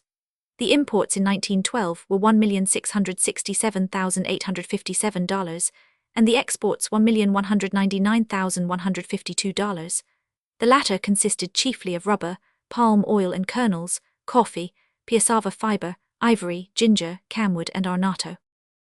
Perhaps Liberia's greatest citizen was the late Edward Wilmot Blyden, who migrated in early life from the Danish West Indies and became a prophet of the renaissance of the Negro race. Turning now from Guinea, we pass down the west coast. In 1482, Diego Cam of Portugal, sailing this coast, set a stone at the mouth of a great river which he called the Mighty, but which eventually came to be known by the name of the powerful Negro kingdom through which it flowed, the Congo. We must think of the valley of the Congo, with its intricate interlacing of water routes and jungle of forests, as a vast cauldron shut away at first from the African world by known and unknown physical hindrances. Then it was penetrated by the tiny red dwarfs, and afterward horde after horde of tall black men swirled into the valley like a maelstrom, moving usually from north to east and from south to west. The Congo Valley became, therefore, the center of the making of what we know today as the Bantu nations. They are not a unified people, but a congeries of tribes of considerable physical diversity, united by the compelling bond of language and other customs imposed on the conquered by invading conquerors. The history or these invasions we must today largely imagine. Between 2,000 and 3,000 years ago, the wilder tribes of Negroes began to move out of the region south or southeast of Lake Chad. This was always a land of shadows and legends, where fearful cannibals dwelt, and where no Egyptian or Ethiopian or Sudanese armies dared to go. It is possible, however, that pressure from civilization in the Nile Valley and rising culture around Lake Chad was at this time reinforced by expansion of the Yoruba-Benin culture on the west coast. Perhaps, too, developing culture around the Great Lakes in the east beckoned, or the riotous fertility of the Congo valleys became known. At any rate, the movement commenced, now by slow stages, now in wild forays. There may have been a preliminary movement from east to west to the Gulf of Guinea. The main movement, however, was eastward, skirting the Congo forests and passing down by the Victoria Nyanza and Lake Tanganyika. Here two paths beckoned, the lakes and the sea to the east, the Congo to the west. A great stream of men swept toward the ocean and, dividing, turned northward and fought its way down the Nile Valley and into the Abyssinian highlands. Another branch turned south and approached the Zambesi, where we shall meet it again. Another horde of invaders turned westward and entered the valley of the Congo in 3 columns. The northern column moved along the Lualaba and Congo rivers to the Cameroons. The second column became the industrial and state-building Luba and Lunda peoples in the southern Congo Valley and Angola, while the third column moved into Damariland and mingled with Bushmen and Hottentot. In the Congo Valley, the invaders settled in village and plain, absorbed such indigenous inhabitants as they found or drove them deeper into the forest, and immediately began to develop industry and political organization. They became skilled agriculturists, raising in some localities a profusion of cereals, fruit and vegetables such as manioc, maize, yams, sweet potatoes, ground nuts, sorghum, gourds, beans, peas, bananas and plantains. Everywhere they showed skill in mining and the welding of iron, copper and other metals. They made weapons, wire and ingots, cloth and pottery, and a widespread system of trade arose. Some tribes extracted rubber from the Talamba root, Others had remarkable breeds of fowl and cattle, and still others divided their people by crafts into farmers, smiths, boat builders, warriors, cabinet makers, armorers, and speakers. Women here and there took part in public assemblies and were rulers in some cases. Large towns were built, some of which required hours to traverse from end to end. Many tribes developed intelligence of a high order. Wisman called the Baluba a nation of thinkers.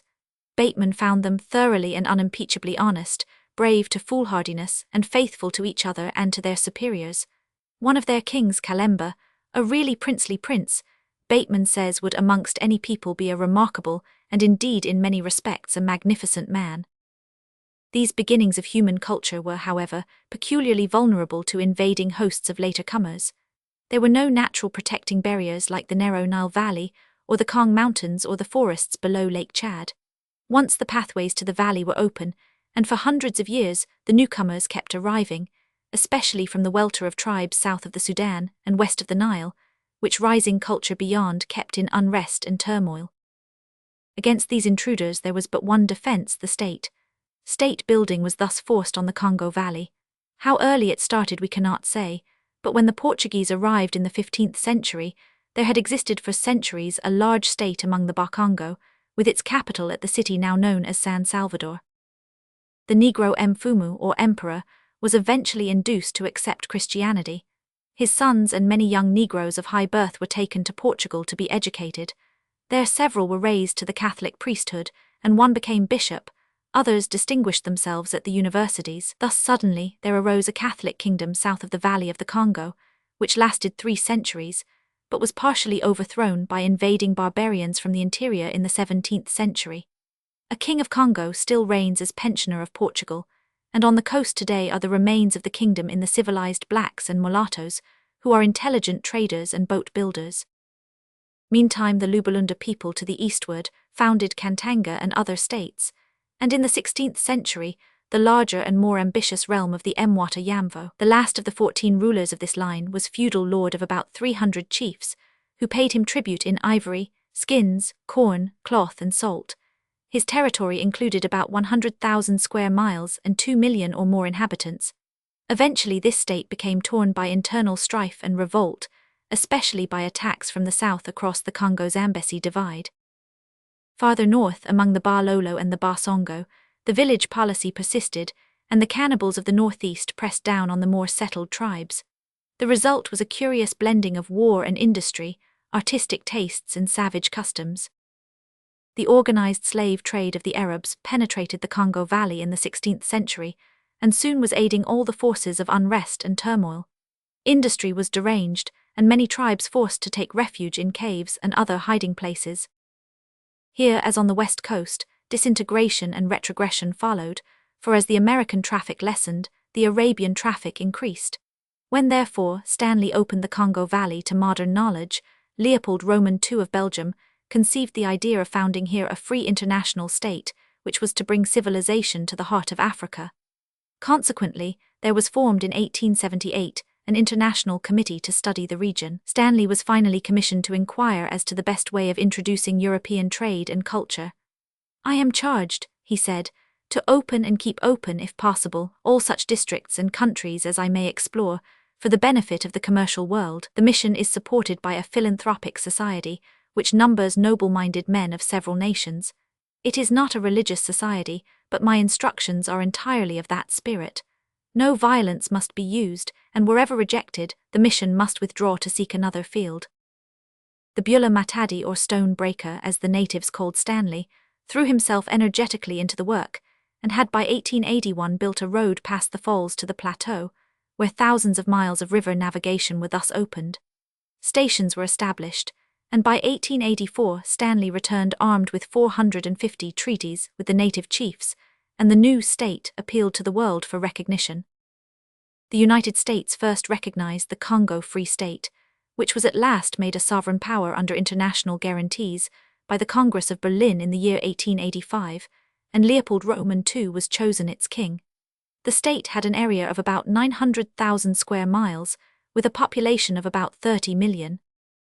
One of the first tasks before the new state was to check the Arab slave traders. The Arabs had hitherto acted as traders and middlemen along the Upper Congo, And when the English and Congo state overthrew Mzidi, the reigning king in the Katanga country, a general revolt of the Arabs and mulattoes took place. For a time, 1892-93, the whites were driven out, but in a year or two the Arabs and their allies were subdued. Humanity and commerce, however, did not replace the Arab slave traders. Rather, European greed and serfdom were substituted. The land was confiscated by the state and farmed out to private Belgian corporations. The wilder cannibal tribes were formed into a militia to prey on the industrious, who were taxed with specific amounts of ivory and rubber, and scourged and mutilated if they failed to pay. Harris declares that King Leopold's regime meant the death of 12 million natives. Europe was staggered at the Leopoldian atrocities, and they were terrible indeed. But what we who were behind the scenes felt most keenly was the fact that the real catastrophe in the Congo was the desolation and murder in the larger sense, the invasion of family life, the ruthless destruction of every social barrier, the shattering of every tribal law, the introduction of criminal practices which struck the chiefs of the people dumb with horror. In a word, a veritable avalanche of filth and immorality overwhelmed the Congo tribes. So notorious did the exploitation and misrule become that Leopold was forced to take measures toward reform, and finally in 1909, the Free State became a Belgian colony. Some reforms have been inaugurated and others may follow, but the Valley of the Congo will long stand as a monument of shame to Christianity and European civilization. Chapter 6: The Great Lakes and Zimbabwe. We have already seen how a branch of the conquering Bantus turned eastward by the Great Lakes, and thus reached the sea and eventually both the Nile and South Africa. This brought them into the ancient and mysterious land far up the Nile, south of Ethiopia. Here lay the ancient punt of the Egyptians, whether we place it in Somaliland or, as seems far more likely, around the Great Lakes, and here, as the Egyptians thought, their civilization began. The earliest inhabitants of the land were apparently of the Bushman or Hottentot type of Negro. These were gradually pushed southward and westward by the intrusion of the Nilotic Negroes. 5,000 years before Christ, the mulatto Egyptians were in the Nile Valley below the First Cataract. The Negroes were in the Nile Valley down as far as the Second Cataract, and between the First and Second Cataracts were Negroes into whose veins Semitic blood had penetrated more or less. These mixed elements became the ancestors of the modern Somali, Gala, Bishari and Beja, and spread Negro blood into Arabia beyond the Red Sea. The Nilotic Negroes to the south early became great traders in ivory, gold, leopard skins, gums, beasts, birds and slaves, and they opened up systematic trade between Egypt and the Great Lakes. The result was endless movement and migration both in ancient and modern days, which makes the cultural history of the Great Lakes region very difficult to understand. Three great elements are, however, clear. First, the Egyptian element by the northward migration of the Negro ancestors of pre-dynastic Egypt and the southern conquests and trade of dynastic Egypt. Second, the Semitic influence from Arabia and Persia. Third, the Negro influences from Western and Central Africa. The migration of the Bantu is the first clearly defined movement of modern times. As we have shown, they began to move southward at least 1,000 years before Christ, skirting the Congo forests and wandering along the Great Lakes and down to the Zambezi. What did they find in this land? We do not know certainly, but from what we do know we may reconstruct the situation in this way. The primitive culture of the Hottentots of Punt had been further developed by them and by other stronger Negro stocks until it reached a highly developed culture. Widespread agriculture and mining of gold, silver and precious stones started a trade that penetrated to Asia and North Africa. This may have been the source of the gold of the Ophir. The state that thus arose became in time strongly organized. It employed slave labor in crushing the hard quartz, sinking pits, and carrying underground galleries. It carried out a system of irrigation and built stone buildings and fortifications. There exists today many remains of these building operations in the Kalahari Desert and in northern Rhodesia. 500 groups, covering over an area of 150,000 square miles, lie between the Limpopo and Zambezi rivers. Mining operations have been carried on in these plains for generations, and one estimate is that at least $375 million worth of gold had been extracted. Some have thought that the older workings must date back to 1 or even 3,000 years before the Christian era. There are other mines, writes de Barros in the 17th century, in a district called Toroa, which is otherwise known as the Kingdom of Butua, whose ruler is a prince by name Burrow, a vassal of Banamatapa. This land is near the other which we said consisted of extensive plains, and those ruins are the oldest that are known in that region. They are all in a plain, in the middle of which stands a square fortress, all of dressed stones within and without, well wrought and of marvellous size, without any lime showing the joinings, the walls of which are over 25 hands thick, but the height is not so great compared to the thickness, and above the gateway of that edifice is an inscription which some Moorish traders who were there could not read, nor say what writing it was. All these structures the people of this country call Simbaya, which with them means a court, for every place where Banamatapa stays is so called. Later investigation has shown that these buildings were in many cases carefully planned and built fortifications. At Nikuk, for instance, 9 or 10 hills are fortified on concentric walls 30 to 50 feet in number, with a place for the village at the top. The buildings are forts, miniature citadels, and also workshops and cattle kraals. Iron implements and handsome pottery were found here, and close to the Zambesi there are extraordinary fortifications. Farther south at Inyanga there is less strong defense, and at Umtali there are no fortifications, showing that builders feared invasion from the north. These people worked in gold, silver, tin, copper and bronze and made beautiful pottery. There is evidence of religious significance in the buildings, and what is called the temple was the royal residence, and served as a sort of acropolis. The surrounding residences in the valley were evidently occupied by wealthy traders, and were not fortified. Here the gold was received from surrounding districts and bartered with traders. As usual, there have been repeated attempts to find an external and especially an Asiatic origin for this culture. So far, however, archaeological research seems to confirm its African origin. The implements, weapons, and art are characteristically African, and there is no evident connection with outside sources. How far back this civilization dates it is difficult to say, a great deal depending upon the dating of the Iron Age in South Africa. If it was the same as in the Mediterranean regions, the earliest limit was 1000 BC. It might, however, have been much earlier, especially if, as seems probable, the use of iron originated in Africa. On the other hand, the culmination of this culture has been placed by some as late as the modern Middle Ages. What was it that overthrew this civilization? Undoubtedly the same sort of raids of barbarous warriors that we have known in our day. For instance, in 1570 there came upon the country of Mozambique, farther up the coast, such an inundation of pagans that they could not be numbered.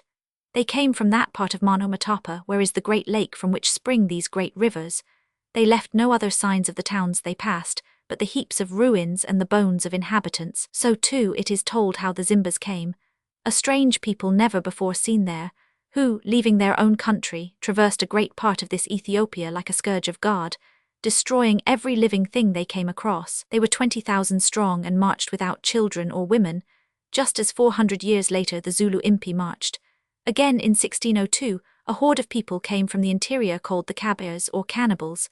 They entered the kingdom of Monomatapa, and the reigning king, being weak, was in great terror. Thus gradually the Monomatapa fell, and its power was scattered until the Kafra-Zulu raids of our day. The Arab writer Macaudi in the 10th century visited the East African coast somewhere north of the equator. He found the Indian Sea at that time frequented by Arab and Persian vessels, but there were no Asiatic settlements on the African shore. The Bantu, or as he calls them Zengi, inhabited the country as far south as Sofala, where they bordered upon the Bushmen. These Bantus were under a ruler with the dynastic title of Waklami. He was paramount over all the other tribes of the north and could put 300,000 men in the field. They used oxen as beasts of burden, and the country produced gold in abundance, while panther skin was largely used for clothing. Ivory was sold to Asia, and the Bantu used iron for personal adornment instead of gold or silver. They rode on their oxen, which ran with great speed, and they ate millet and honey and the flesh of animals. Inland among the Bantu arose later the line of rulers called the Monomatapa among the gifted Makalanga. Their state was very extensive, ranging from the coast far into the interior and from Mozambique down to the Limpopo. It was strongly organized, with feudatory allied states, and carried on an extensive commerce by means of the traders on the coast. The kings were converted to nominal Christianity by the Portuguese. There are indications of trade between Nupe in West Africa and Sofala on the east coast, and certainly trade between Asia and East Africa is earlier than the beginning of the Christian era. The Asiatic traders settled on the coast, and by means of mulatto and Negro merchants brought Central Africa into contact with Arabia, India, China and Malaysia. The coming of the Asiatics was in this wise. Zayd, great-grandson of Ali, nephew and son-in-law of Mohammed, was banished from Arabia as a heretic. He passed over to Africa and formed temporary settlements. His people mingled with the blacks, and the resulting mulatto traders, known as the Mixadi, seemed to have wandered as far south as the equator. Soon other Arabian families came over on account of oppression and founded the towns of Mogadiscio and Brava, both not far north of the equator. The first town became a place of importance, and other settlements were made. The Mixadi, whom the later immigrants regarded as heretics, were driven inland and became the interpreting traders between the coast and the Bantu. Some wanderers from Mogadiscio came into the port of Sofala, and there learned that gold could be obtained. This led to a small Arab settlement at that place. 70 years later, and about 50 years before the Norman conquest of England, certain Persians settled at Kilwa in East Africa, led by Ali, who had been despised in his land because he was the son of a black Abyssinian slave mother. Kilwa, because of this, eventually became the most important commercial station on the East African coast, and in this and all these settlements, a very large mulatto population grew up, so that very soon the whole settlement was indistinguishable in color from the Bantu. In 1330, Ibn Battuta visited Kilwa. He found an abundance of ivory and some gold, and heard that the inhabitants of Kilwa had gained victories over the Zengi or Bantu. Kilwa had at that time 300 mosques and was built of handsome houses of stone and lime, and very lofty with their windows like those of the Christians. In the same way it has streets, and these houses have got terraces, and the woodwork is with the masonry, with plenty of gardens, in which there are many fruit trees and much water. Kilwa after a time captured Sofala, seizing it from Mogadiscio. Eventually Kilwa became mistress of the island of Zanzibar, of Mozambique, and of much other territory. The 43rd ruler of Kilwa after Ali was named Abraham, and he was ruling when the Portuguese arrived. The latter reported that these people cultivated rice and cocoa, built ships and had considerable commerce with Asia. All the people of whatever color were Mohammedans, and the richer were clothed in gorgeous robes of silk and velvet. They traded with the inland Bantus and met numerous tribes, receiving gold, ivory, millet, rice, cattle, poultry and honey. On the islands the Asiatics were independent, but on the main lands south of Kilwa, the sheiks ruled only their own people, under the overlordship of the Bantus, to whom they were compelled to pay large tribute each year. Vasco da Gama doubled the Cape of Good Hope in 1497 and went north on the east coast as far as India. In the next 10 years the Portuguese had occupied more than 6 different points on that coast, including Sofala. Thus civilization waxed and waned in East Africa among prehistoric Negroes, Arab and Persian mulattoes on the coast, in the Zend or Zeng Empire of Bantu Negroes, and later in the Bantu rule of the Mono-Matapa, and thus too among later throngs of the fiercer, warlike Bantu, the ancient culture of the land largely died. Yet something survived, and in the modern Bantu state, language and industry can be found clear links that establish the essential identity of the absorbed peoples with the builders of Zimbabwe. So far we have traced the history of the lands into which the southward stream of invading Bantus turned, and have followed them to the Limpopo River. We turn now to the lands north from Lake Nyassa. The aboriginal Negroes sustained in prehistoric time invasions from the northeast by Negroids of a type like the ancient Egyptians, and like the modern Galas, Maasai and Somalis. To these migrations were added attacks from the Nile Negroes to the north, and the Bantu invaders from the south. This has led to great differences among the groups of the population and in their customs. Some are fierce mountaineers, occupying hilly plateaus 6,000 feet above the sea level. Others, like the Wa Swahili, are traders on the coast. There are the Maasai, chocolate-colored and frizzly-haired, organized for war and cattle lifting, and Negroids like the Galas, who, blending with the Bantus, have produced the race of modern Uganda. It was in this region that the kingdom of Kitwara was founded by the Gala chief, Kintu. About the beginning of the 19th century, the empire was dismembered, the largest share falling to Uganda.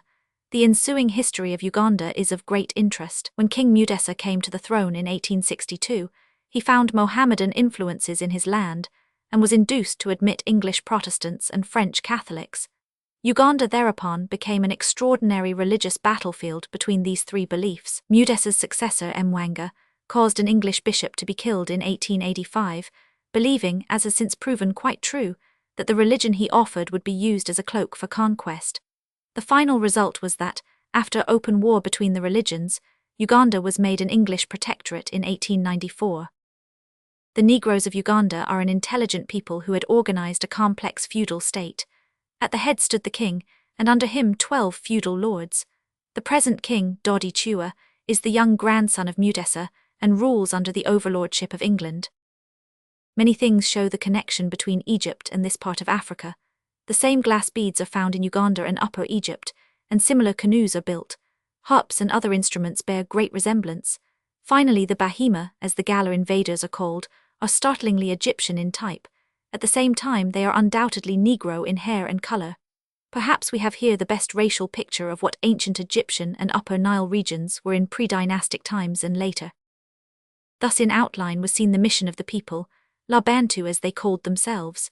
They migrated, they settled, they tore down, and they learned, and they in turn were often overthrown by succeeding tribes of their own folk. They rule with their tongue and their power all Africa south of the equator, save where the Europeans have entered. They have never been conquered, although the gold and diamond traders have sought to debauch them, and the ivory and rubber capitalists have cruelly wronged their weaker groups. They are the Africans with whom the world of tomorrow must reckon, just as the world of yesterday knew them to its cost. Chapter 7. The War of Races at Land's End. Primitive man in Africa is found in the interior jungles and down at Land's End in South Africa. The pygmy people in the jungles represent today a small survival from the past, but a survival of curious interest, pushed aside by the torrent of conquest. Also pushed on by these waves of Bantu conquest, moved the ancient Abatwa or Bushmen. They are small in stature, yellow in color with crisp curled hair. The traditions of the Bushmen say that they came southward from the regions of the Great Lakes, and indeed the king and queen of Punt, as depicted by the Egyptians, were Bushmen or Hottentots. Their tribes may be divided, in accordance with their noticeable artistic talents, into the painters and the sculptors. The sculptors entered South Africa by moving southward through the more central portions of the country, crossing the Zambesi, and coming down to the Cape. The painters, on the other hand, came through Damaraland on the west coast. When they came to the great mountain regions, they turned eastward and can be traced as far as the mountains opposite Delagoa Bay. The mass of them settled down in the lower part of the Cape, and in the Kalahari Desert. The painters were true cave dwellers, but the sculptors lived in large communities on the stony hills, which they marked with their carvings.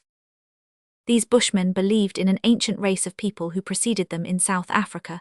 They attributed magic power to these unknown folk, and said that some of them had been translated as stars to the sky. Before their groups were dispersed, the Bushmen had regular government. Tribes with their chiefs occupied well-defined tracts of country, and were subdivided into branch tribes under subsidiary chiefs. The Great Cave represented the dignity and glory of the entire tribe. The Bushmen suffered most cruelly in the succeeding migrations and conquests of South Africa. They fought desperately in self-defense. They saw their women and children carried into bondage, and they themselves hunted like wild beasts. Both savage and civilized men appropriated their land. Still, they were brave people. In this struggle for existence, their bitterest enemies, of whatever shade of color they might be, were forced to make an unqualified acknowledgement of the courage and daring they so invariably exhibited. Here, to a remote corner of the world, where, as one of their number said, they had supposed that the only beings in the world were Bushmen and lions, came a series of invaders. It was the outer ripples of civilization starting far away, the indigenous and external civilizations of Africa beating with great impulse among the Ethiopians and the Egyptian mulattoes and Sudanese Negroes and Yorubans, and driving the Bantu race southward. The Bantus crowded more and more upon the primitive Bushmen, and probably a mingling of the Bushmen and the Bantus gave rise to the Hottentots. The Hottentots, or as they called themselves, Khoikhoi men of men, were physically a stronger race than the Abatwa, and gave many evidences of degeneration from a high culture, especially in the phenomenal perfection of a language which is so highly developed, both in its rich phonetic system, as represented by a very delicately graduated series of vowels and diphthongs, and in its varied grammatical structure, that Lepsius sought for its affinities in the Egyptian at the other end of the continent. When South Africa was first discovered, there were two distinct types of Hottentot. The more savage Hottentots were simply large, strong Bushmen, using weapons superior to the Bushmen, without domestic cattle or sheep. Other tribes nearer the center of South Africa were handsomer in appearance and raised an Egyptian breed of cattle which they rode. In general, the Hottentots were yellow, with close curled hair, high cheekbones and somewhat oblique eyes. Their migration commenced about the end of the 14th century and was, as is usual in such cases, a scattered, straggling movement. The traditions of the Hottentots point to the Lake Country of Central Africa as their place of origin, whence they were driven by the Bechuana tribes of the Bantu. They fled westward to the ocean and then turned south and came upon the Bushmen, whom they had only partially subdued when the Dutch arrived as settlers in 1652. The Dutch Boers began by purchasing land from the Hottentots, and then, as they grew more powerful, they dispossessed the dark men and tried to enslave them. There grew up a large Dutch Hottentot class. Indeed, the filtration of Negro blood noticeable in modern Boers accounts for much curious history. Soon after the advent of the Dutch, some of the Hottentots, of whom there were not more than 30 or 40,000, led by the Korana clans, began slowly to retreat northward, followed by the invading Dutch and fighting the Dutch, each other, and the wretched Bushmen. In the latter part of the 18th century, the Hottentots had reached the great interior plain and met the oncoming outposts of the Bantu nations.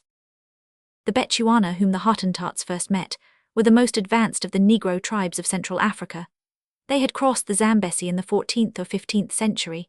Their government was a sort of feudal system with hereditary chiefs and vassals.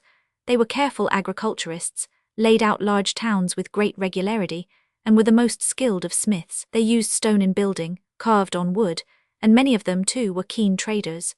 These tribes, coming southward, occupied the east-central part of South Africa comprising modern Bechuanaland.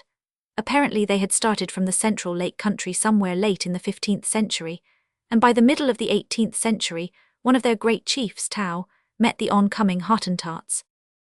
The Hottentots compelled Tau to retreat, but the mulatto Griquas arrived from the south, and, allying themselves with the Bechuana, stopped the rout. The Griquas sprang from and took their name from an old Hottentot tribe. They were led by Kak and Barons, and by adding other elements they became, partly through their own efforts and partly through the efforts of the missionaries, a community of fairly well-civilized people. In Griqualand West, the mulatto Griquas, under their chiefs Kak and Waterboa, lived until the discovery of diamonds. The Griquas and Bechuana tribes were thus gradually checking the Hottentots, when in the 19th century there came two new developments.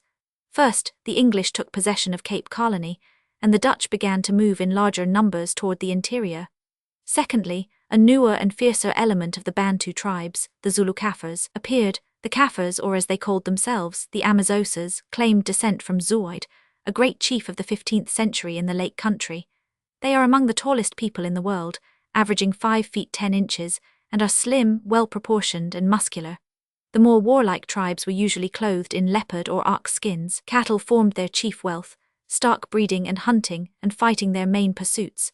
Mentally they were men of tact and intelligence, with a national religion based upon ancestor worship, while their government was a patriarchal monarchy limited by an aristocracy and almost feudal in character. The common law which had grown up from the decisions of the chiefs made the head of the family responsible for the conduct of its branches, a village for all its residents, and the clan for all its villages. Finally, there was a paramount chief, who was the civil and military father of his people. These people laid waste to the coast regions, and in 1779 came in contact with the Dutch. A series of Dutch Kaffir wars ensued between 1779, and in which the Dutch were hard pressed. In 1806 the English took final possession of Cape Colony. At that time there were 25,000 Boers, 25,000 pure and mixed Hottentots, and 25,000 slaves secured from the east coast. Between 1811 and there were 6 Kaffir-English wars. One of these in 1818 grew out of the ignorant interference of the English with the Kaffir tribal system. Then there came a terrible war between 1834 and, followed by the annexation of all the country as far as the Kei River. The War of the Axe, 1846-48, led to further annexation by the British. Hostilities broke out again in 1856, and in the former year, despairing of resistance to invading England, a prophet arose who advised the wholesale destruction of all Kaffir property, except weapons, in order that this faith might bring back their dead heroes. The result was that almost a third of the nation perished from hunger. Fresh troubles occurred in 1877, when the Amazosa Confederacy was finally broken up, and today gradually these tribes are passing from independence to a state of mild vassalage to the British. Meantime, the more formidable part of the Zulu Kaffirs had been united under the terrible Chief Chaka.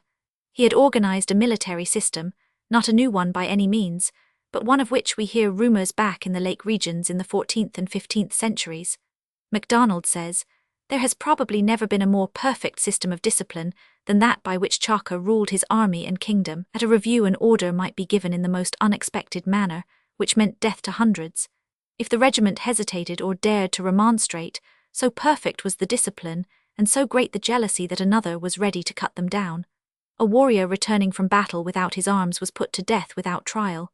A general returning unsuccessful in the main purpose of his expedition shared the same fate. Whoever displeased the king was immediately executed. The traditional courts practically ceased to exist so far as the will and action of the tyrant was concerned. With this army Chaka fell on tribe after tribe. The Bechuana fled before him, and some tribes of them were entirely destroyed. The Hottentots suffered severely, and one of his rival Zulu tribes under Umzilikazi fled into Matabeleland, pushing back the Bechuana. By the time the English came to Port Natal, Chaka was ruling over the whole southeastern seaboard, from the Limpopo River to Cape Colony, including the Orange and Transvaal states and the whole of Natal. Chaka was killed in 1828 and was eventually succeeded by his brother Dingaan, who reigned 12 years. It was during Dingaan's reign that England tried to abolish slavery in Cape Colony, but did not pay promptly for the slaves, as she had promised.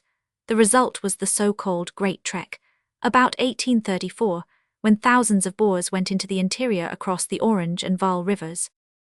Dingaan and these Boers were soon engaged in a death struggle in which the Zulus were repulsed and Dingaan replaced by Panda.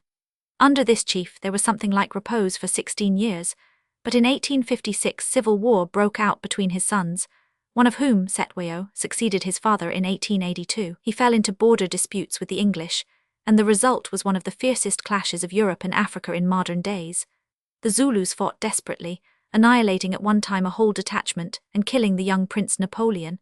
But after all it was assegais against machine guns, and the Zulus were finally defeated at Ulundi, July 4, 1879. Thereupon Zululand was divided among 13 semi-independent chiefs and became a British protectorate. Ancient Kingdom of Africa. Ancient Kingdoms of Africa. Since then the best lands have been gradually reoccupied by a large number of tribes, Kaffirs from the south and Zulus from the north. The tribal organization, without being actually broken up, has been deprived of its dangerous features by appointing paid village headmen and transforming the hereditary chief into a British government official. In Natal there are about 170 tribal chiefs, and nearly half of these have been appointed by the governor. Umzilikazi, who had been driven into Matabeleland by the terrible Chaka in 1828 and defeated by the Dutch in 1837, had finally re-established his headquarters in Rhodesia in 1838. Here he introduced the Zulu military system and terrorized the peaceful and industrious Bechuana populations. Lobengula succeeded Umzilikazi in 1870, and realizing that his power was waning, began to retreat northward toward the Zambesi.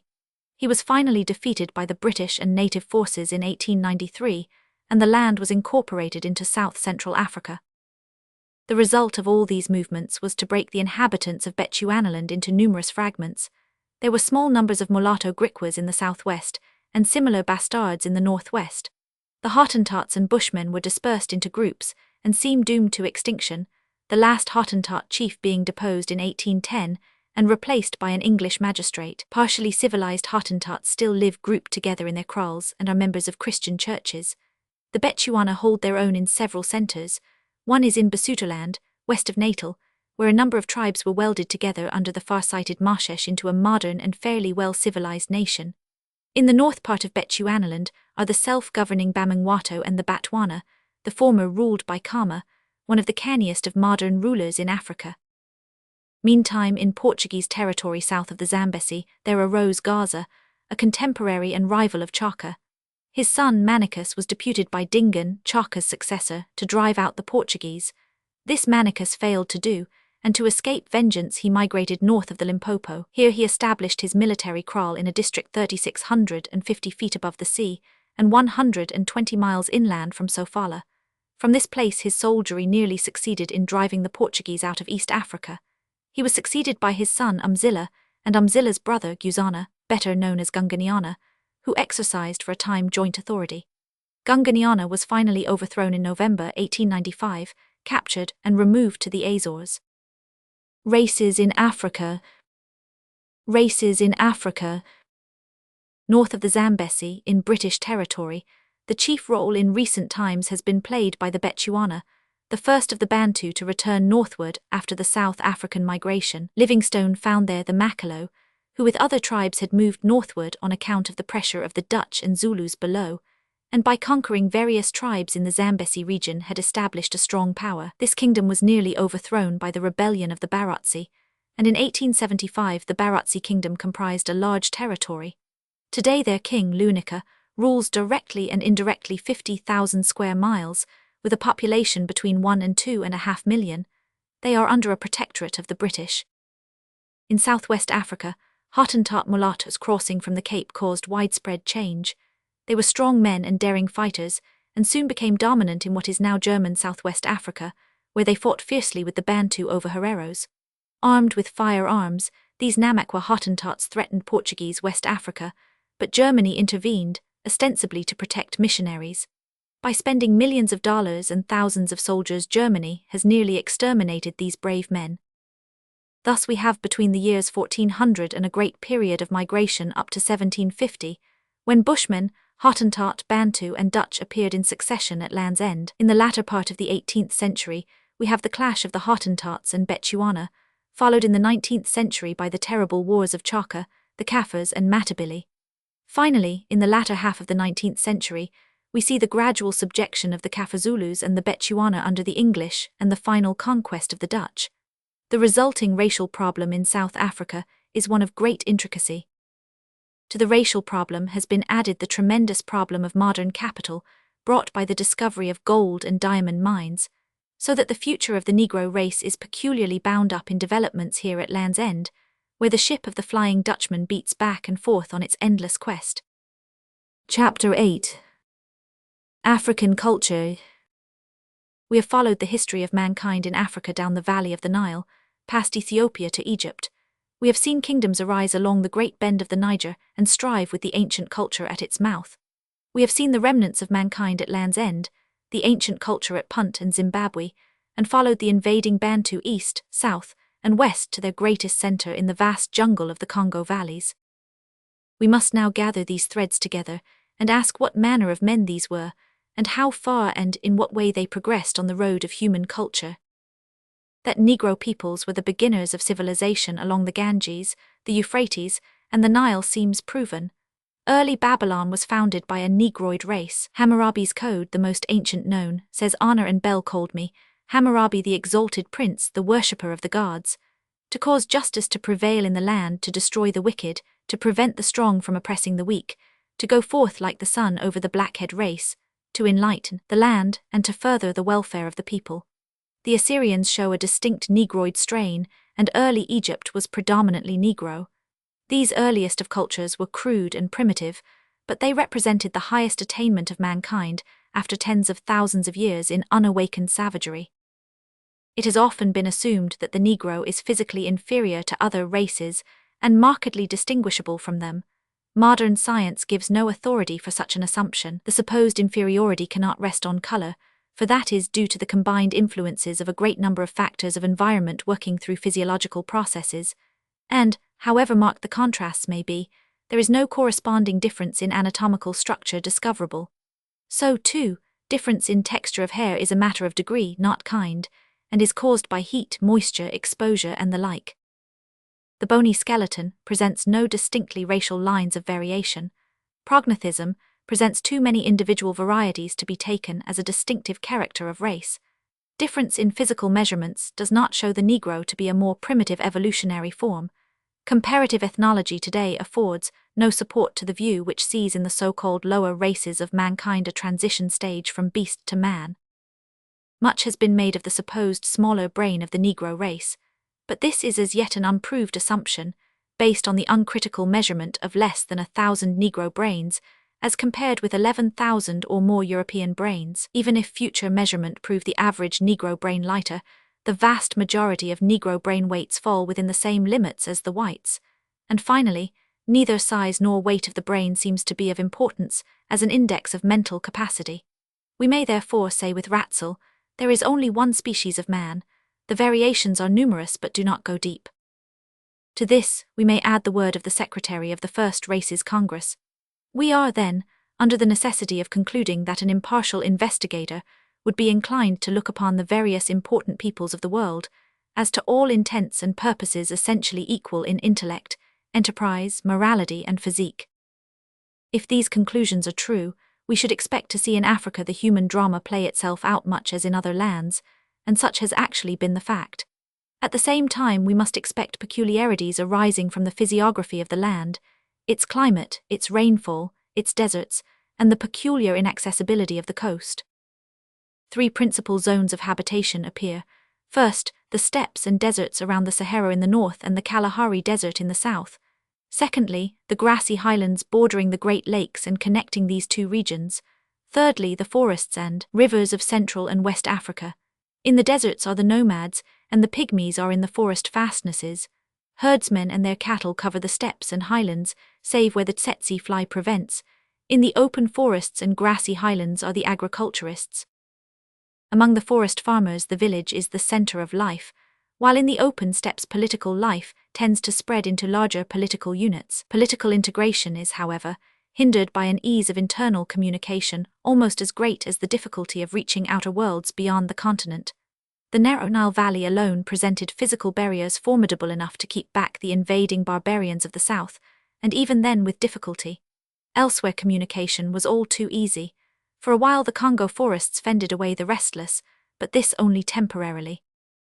On the whole, Africa from the Sahara to the Cape offered no great physical barrier to the invader, and we continually have whirlwinds of invading hosts rushing now southward, now northward, from the interior to the coast and from the coast inland, and hurling their force against states, kingdoms, and cities. Some resisted for generations, some for centuries, some but a few years. It is, then, this sudden change and the fear of it that marks African culture, particularly in its political aspects, and which makes it so difficult to trace this changing past. Nevertheless, beneath all change rests the strong substructure of custom, religion, industry, and art, well worth the attention of students. Starting with agriculture, we learn that, among all the great groups of the natural races, the Negroes are the best and keenest tillers of the ground. A minority despise agriculture and breed cattle, many combine both occupations. Among the genuine tillers, the whole life of the family is taken up in agriculture, and hence the months are by preference called after the operations which they demand. Constant clearings change forests to fields, and the ground is manured with the ashes of the burnt thicket. In the middle of the fields rise the light watchtowers, from which a watchman scares grain-eating birds and other thieves. An African cultivated landscape is incomplete without barns. The rapidity with which, when newly imported, the most various forms of cultivation spread in Africa says much for the attention which is devoted to this branch of economy. Industries, again, which may be called agricultural, like the preparation of meal from millet and other crops, also from cassava, the fabrication of fermented drinks from grain, or the manufacture of cotton, are widely known and sedulously fostered. Butcher reminds us of the deep impression made upon travelers when they sight suddenly the well-attended fields of the natives on emerging from the primeval forests. In the more thickly populated parts of Africa, these fields often stretch for many a mile, and the assiduous care of the Negro women shines in all the brighter light when we consider the insecurity of life, the constant feuds and pillages, in which no one knows whether he will in the end be able to harvest what he has sown. Livingstone gives somewhere a graphic description of the devastations wrought by slave hunts. The people were lying about slain, the dwellings were demolished. In the fields, however, the grain was ripening, and there was none to harvest it. Sheep, goat, and chickens are domestic animals all over Africa, and von Franzius considers Africa the home of the house cattle and the Negro as the original tamer. Northeastern Africa especially is noted for agriculture, cattle raising, and fruit culture. In the eastern Sudan, and among the great Bantu tribes extending from the Sudan down toward the south, cattle are evidences of wealth. One tribe, for instance, having so many oxen that each village had 10 or 12,000 head. Lentz 1884, Bowett-Williams 1848, Heckward 1854, Bosman 1805, and Baker 1868, all bear witness to this, and Schweinfurth 1878, tells us of great cattle parks with 2,000 to 3,000 head and of numerous agricultural and cattle-raising tribes. Von der Decken, 1859-61, described the paradise of the dwellers about Kilimanjaro, the bananas, fruit, beans, and peas, cattle raising with stall feed, the fertilizing of the fields and irrigation. The Negroid galas have 7 or 8 cattle to each inhabitant. Livingstone bears witness to the busy cattle raising of the Bantus and Kaffirs. Hulub, 1881, and Chapman, 1868, tell of agriculture and fruit raising in South Africa. Schutt, 1884, found the tribes in the southwestern basin of the Congo with sheep, swine, goats, and cattle. On this agricultural and cattle-raising economic foundation has arisen the organized industry of the artisan, the trader, and the manufacturer. While the Pygmies, still living in the age of wood, make no iron or stone implements, they seem to know how to make bark cloth and fiber baskets, and simple outfits for hunting and fishing. Among the Bushmen, the art of making weapons and working in hides is quite common. The Hottentots are further advanced in the industrial arts, being well versed in the manufacture of clothing, weapons, and utensils, in the dressing of skins and furs, as well as in the plaiting of cords and the weaving of mats. We find evidences of their workmanship. In addition, they are good workers in iron and copper, using the sheepskin bellows for this purpose. The Ashantis of the Gold Coast know how to make cotton fabrics, turn and glaze earthenware, forge iron, fabricate instruments and arms, embroider rugs and carpets, and set gold and precious stones. Among the people of the Banana Zone we find rough basket work, coarse pottery, grass cloth and spoons made of wood and ivory. The people of the Millet Zone, because of uncertain agricultural resources, quite generally turn to manufacturing. Charcoal is prepared by the smiths, iron is smelted, and numerous implements are manufactured. Among them we find axes, hatchets, hoes, knives, nails, scythes, and other hardware. Cloaks, shoes, sandals, shields, and water and oil vessels are made from leather which the natives have dressed. Soap is manufactured in the Boche district. Glass is made, formed, and coloured by the people of Newpeland, and in almost every city cotton is spun and woven and dyed. Barth tells us that the weaving of cotton was known in the Sudan as early as the 11th century. There is also extensive manufacture of wooden ware, tools, implements, and utensils. In describing particular tribes, Baker and Felkin tell of smiths of wonderful adroitness, goatskins prepared better than a European tanner could do, drinking cups and kegs of remarkable symmetry, and polished clay floors. Schweinfurth says, "The arrow and the spearheads are of the finest and most artistic work. Their bristle-like barbs and points are baffling when one knows how few tools these smiths have." Excellent wood carving is found among the Bongo, Ovambo, and Makalalo. Pottery and basketry and careful hut building distinguish many tribes. Cameron, 1877, tells of villages so clean, with huts so artistic, that save in book knowledge, the people occupied no low plane of civilization. The Mangbetu work both iron and copper. The masterpieces of the Monbutto smiths are the fine chains worn as ornaments, and which in perfection of form and fineness compare well with our best steel chains. Schubert's in 1911 called the Mangbetu a highly cultivated people in architecture and handicraft. Barth found copper exported from Central Africa in competition with European copper at Kano. Nor is the iron industry confined to the Sudan. About the Great Lakes and other parts of Central Africa, it is widely distributed. Thornton says, "This iron industry proves that the East Africans stand by no means on so low a plane of culture as many travellers would have us think. It is unnecessary to be reminded what a people without instruction, and with the rudest tools to do such skilled work, could do if furnished with steel tools. Arrows made east of Lake Nyanza were found to be nearly as good as the best Swedish iron in Birmingham. From Egypt to the Cape, Livingstone assures us that the mortar and pestle, the long-handled axe, the goatskin bellows, etc., have the same form, size, etc., pointing to a migration southwestward. Hulub, 1879, on the Zambesi, found fine workers in iron and bronze. The Bantu huts contain spoons, wooden dishes, milk pails, calabashes, handmills, and axes. Kaffirs and Zulus in the extreme south are good smiths, and the latter melt copper and tin together and draw wire from it, according to Krantz, 1880. West of the Great Lakes, Stanley, 1878, found wonderful examples of smithwork, figures worked out of brass and much work in copper. Cameron, 1878, saw vases made near Lake Tanganyika which reminded him of the amphory in the Villa of Diomedes, Pompeii. Horn, 1882, praises tribes here for iron and copper work. Livingstone, 1871, passed 30 smelting houses in one journey, and Cameron came across bellows with valves, and tribes who used knives in eating. He found tribes which no Europeans had ever visited, who made ingots of copper in the form of the St. Andrew's cross, which circulated even to the coast. In the southern Congo, basin iron and copper are worked. Also wood and ivory carving and pottery making are pursued. In equatorial West Africa, Lentz and Duchelu, 1861, found iron workers with charcoal, and also carvers of bone and ivory. Near Cape Lopez, Hubschladen found tribes making ivory needles inlaid with ebony, while the arms and dishes of the Osaka are found among many tribes even as far as the Atlantic Ocean. Wilson, 1856, found natives in West Africa who could repair American watches. Gold Coast Negroes make gold rings and chains, forming the metal into all kinds of forms.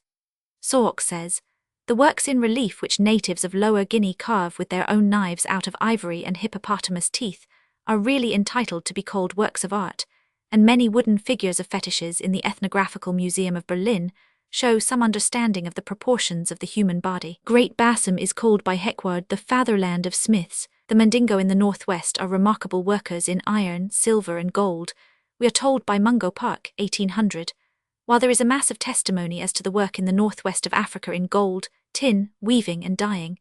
Kale found the Negroes in Bambana manufacturing gunpowder, 1824-28, and the Hausa make soap.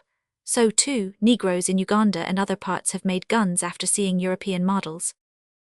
So marked has been the work of Negro artisans and traders in the manufacture and exchange of iron implements, that a growing number of archaeologists are disposed today to consider the Negro as the originator of the art of smelting iron. Gabriel de Mortillet, 1883, declared Negroes the only iron users among primitive people. Some would, therefore, argue that the Negro learned it from other folk, but Andry declares that the Negro developed his own iron kingdom. Schweinfurth, von Luschen, Bois and others inclined to the belief that the Negroes invented the smelting of iron and passed it on to the Egyptians and to modern Europe. Bois says, it seems likely that at a time when the European was still satisfied with rude stone tools, the African had invented or adopted the art of smelting iron. Consider for a moment what this invention has meant for the advance of the human race. As long as the hammer, knife, saw, drill, the spade, and the hoe had to be chipped out of stone, or had to be made of shell or hard wood, effective industrial work was not impossible, but difficult. A great progress was made when copper found in large nuggets was hammered out into tools and later on shaped by melting, and when bronze was introduced. But the true advancement of industrial life did not begin until the hard iron was discovered. It seems not unlikely that the people who made the marvelous discovery of reducing iron ores by smelting were the African Negroes. Neither ancient Europe, nor ancient Western Asia, nor ancient China knew the iron, and everything points to its introduction from Africa. At the time of the great African discoveries toward the end of the past century, the trade of the blacksmith was found all over Africa, from north to south and from east to west. With his simple bellows and a charcoal fire he reduced the ore that is found in many parts of the continent and forged implements of great usefulness and beauty. Torday has argued recently, I feel convinced by certain arguments that seem to prove to my satisfaction that we are indebted to the Negro for the very keystone of our modern civilization, and that we owe him the discovery of iron. That iron could be discovered by accident in Africa seems beyond doubt. If this is so in other parts of the world, I am not competent to say. I will only remind you that Schweinfurth and Petherick record the fact that in the northern part of East Africa smelting furnaces are worked without artificial air current, and on the other hand, Stuhlmann and Coleman found near Victoria Nyanza that the natives simply mixed powdered ore with charcoal, and by introduction of air currents obtained the metal. These simple processes make it simple that iron should have been discovered in East or Central Africa. No bronze implements have ever been found in Black Africa. Had the Africans received iron from the Egyptians, bronze would have preceded this metal, and all traces of it would not have disappeared. Black Africa was for a long time an exporter of iron, and even in the 12th century exports to India and Java are recorded by Idrisi. It is difficult to imagine that Egypt should have obtained it from Europe, where the oldest find in Hallstatt cannot be of an earlier period than 800 BC, or from Asia, where iron is not known before 1000 BC, and where in the times of Ashur-nasir-pal it was still used concurrently with bronze, while iron beads have been only recently discovered by Messrs. G. A. Wainwright and Bush Fox in a pre-dynastic grave, and where a piece of this metal, possibly a tool, was found in the masonry of the Great Pyramid. The Negro is a born trader. Lentz says, our sharpest European merchants, even Jews and Armenians, can learn much of the cunning and trade of the Negroes. We know that the trade between Central Africa and Egypt was in the hands of Negroes for thousands of years, and in early days the cities of the Sudan and North Africa grew rich through Negro trade. Leo Africanus, writing of Timbuktu in the 16th century, said, "It is a wonder to see what plenty of merchandise is daily brought hither, and how costly and sumptuous all things be. Here are many shops of artificers and merchants, and especially of such as weave linen and cloth." Long before cotton weaving was a British industry, West Africa and the Sudan were supplying a large part of the world with cotton cloth.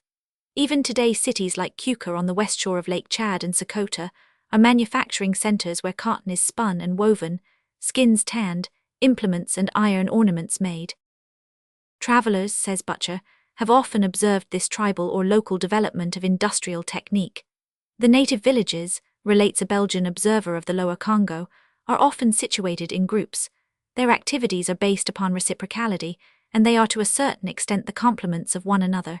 Each group has its more or less strongly defined specialty. One carries on fishing, another produces palm wine, a third devotes itself to trade and is broker for the others, supplying the community with all products from outside.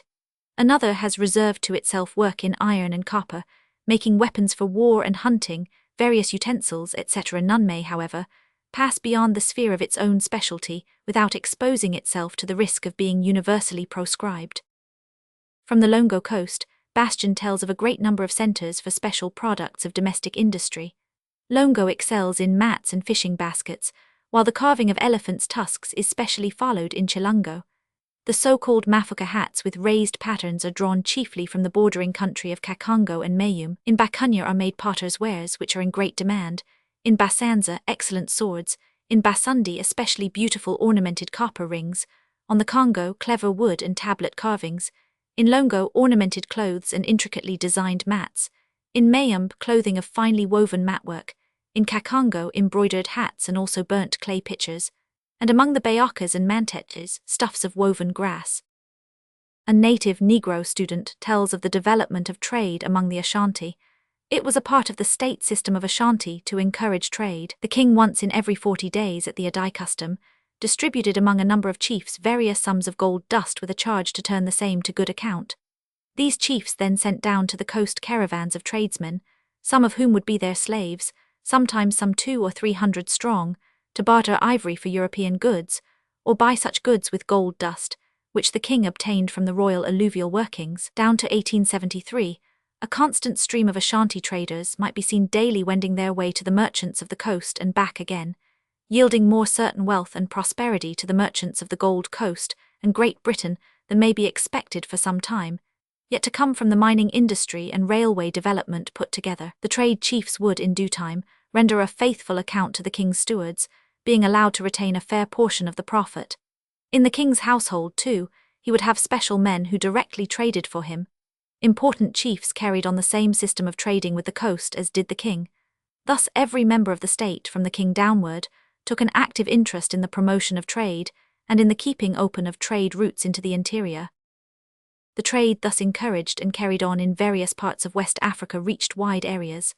From the Fish River to Keuka, and from Lagos to Zanzibar, the markets have become great centers of trade, the leading implement to civilization. Permanent markets are found in places like Ujiji and Nyangwe, where everything can be bought and sold from earthenware to wives. From the 1 to 3,000 traders flocked here. How like is the market traffic, with all its uproar and sound of human voices, to one of our own markets. There is the same rivalry in praising the goods, the violent, brisk movements, the expressive gesture, the inquiring, searching glance, the changing looks of depreciation or triumph, of apprehension, delight, approbation. So says Stanley, trade customs are not everywhere alike. If when negotiating with the Bangalas of Angola you do not quickly give them what they want, they go away and do not come back, then perhaps they try to get possession of the coveted object by means of theft. It is otherwise with the Songos and Kyokos, who let you deal with them in the usual way. To buy even a small article you must go to the market. People avoid trading anywhere else. If a man says to another, "Sell me this hen or that fruit," the answer as a rule will be, "Come to the marketplace." The crowd gives confidence to individuals, and the inviolability of the visitor to the market, and of the market itself, looks like an idea of justice consecrated by long practice. Does not this remind us of the old Germanic marketplace? Turning now to Negro family and social life, we find, as among all primitive peoples, polygamy and marriage by actual or simulated purchase out of the family develops the typical African village organization, which is thus described in Ashanti by a native Gold Coast writer. The headman, as his name implies, is the head of a village community, a ward in a township, or of a family. His position is important, inasmuch as he has directly to deal with the composite elements of the general bulk of the people. It is the duty of the head of a family to bring up the members thereof in the way they should go, and by family, you must understand the entire lineal descendants of a mater familias, if I may coin a convenient phrase. It is expected of him by the state to bring up his charge in the knowledge of matters political and traditional. It is his work to train up his wards in the ways of loyalty and obedience to the powers that be. He is held responsible for the freaks of recalcitrant members of his family, and he is looked to keep them within bounds, and to insist upon conformity of their party with the customs, laws, and traditional observances of the community. In early times, he could send off to exile by sale a troublesome relative who would not observe the laws of the community. It is a difficult task that he is set to, but in this matter he has all-powerful helpers in the female members of the family, who will be either the aunts or the sisters or the cousins or the nieces of the headman, and as their interests are identical with his in every particular, the good women spontaneously train up their children to implicit obedience to the headman, whose rule in the family thus becomes a simple and an easy matter. The hand that rocks the cradle rules the world. What a power for good in the native state system would the mothers of the Gold Coast and Ashanti become by judicious training upon native lines.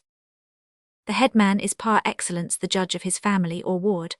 Not only is he called upon to settle domestic squabbles, but frequently he sits judge over more serious matters arising between one member of the ward and another, and where he is a man of ability and influence, men from other wards bring him their disputes to settle.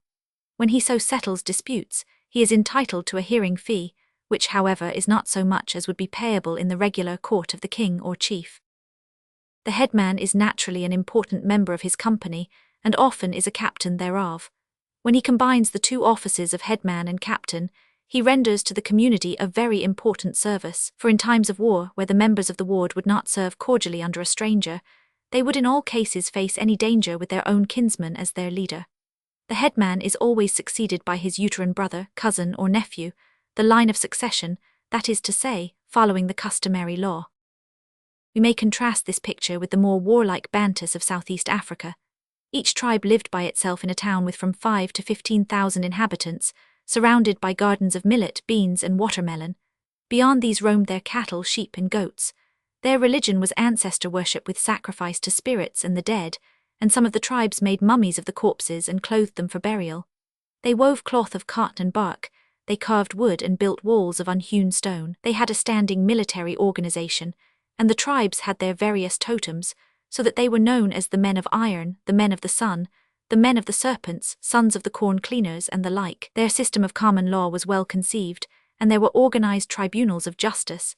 In difficult cases precedents were sought and learned antiquaries consulted. At the age of 15 or 16, the boys were circumcised and formed into guilds.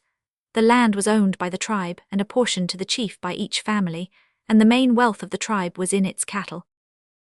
In general, among the African clans, the idea of private property was but imperfectly developed, and never included land. The main mass of visible wealth belonged to the family and clan, rather than to the individual. Only in the matter of weapons and ornaments was exclusive private ownership generally recognized. The government, vested in fathers and chiefs, varied in different tribes from absolute despotisms to limited monarchies, almost republican. Viewing the Basuto National Assembly in South Africa, Lord Bois recently wrote, "The resemblance to the primary assemblies of the early peoples of Europe is close enough to add another to the arguments which discredit the theory that there is any such thing as an Aryan type of institutions." While women are sold into marriage throughout Africa, nevertheless their status is far removed from slavery. In the first place, the tracing of relationships through the female line, which is all but universal in Africa, gives the mother great influence.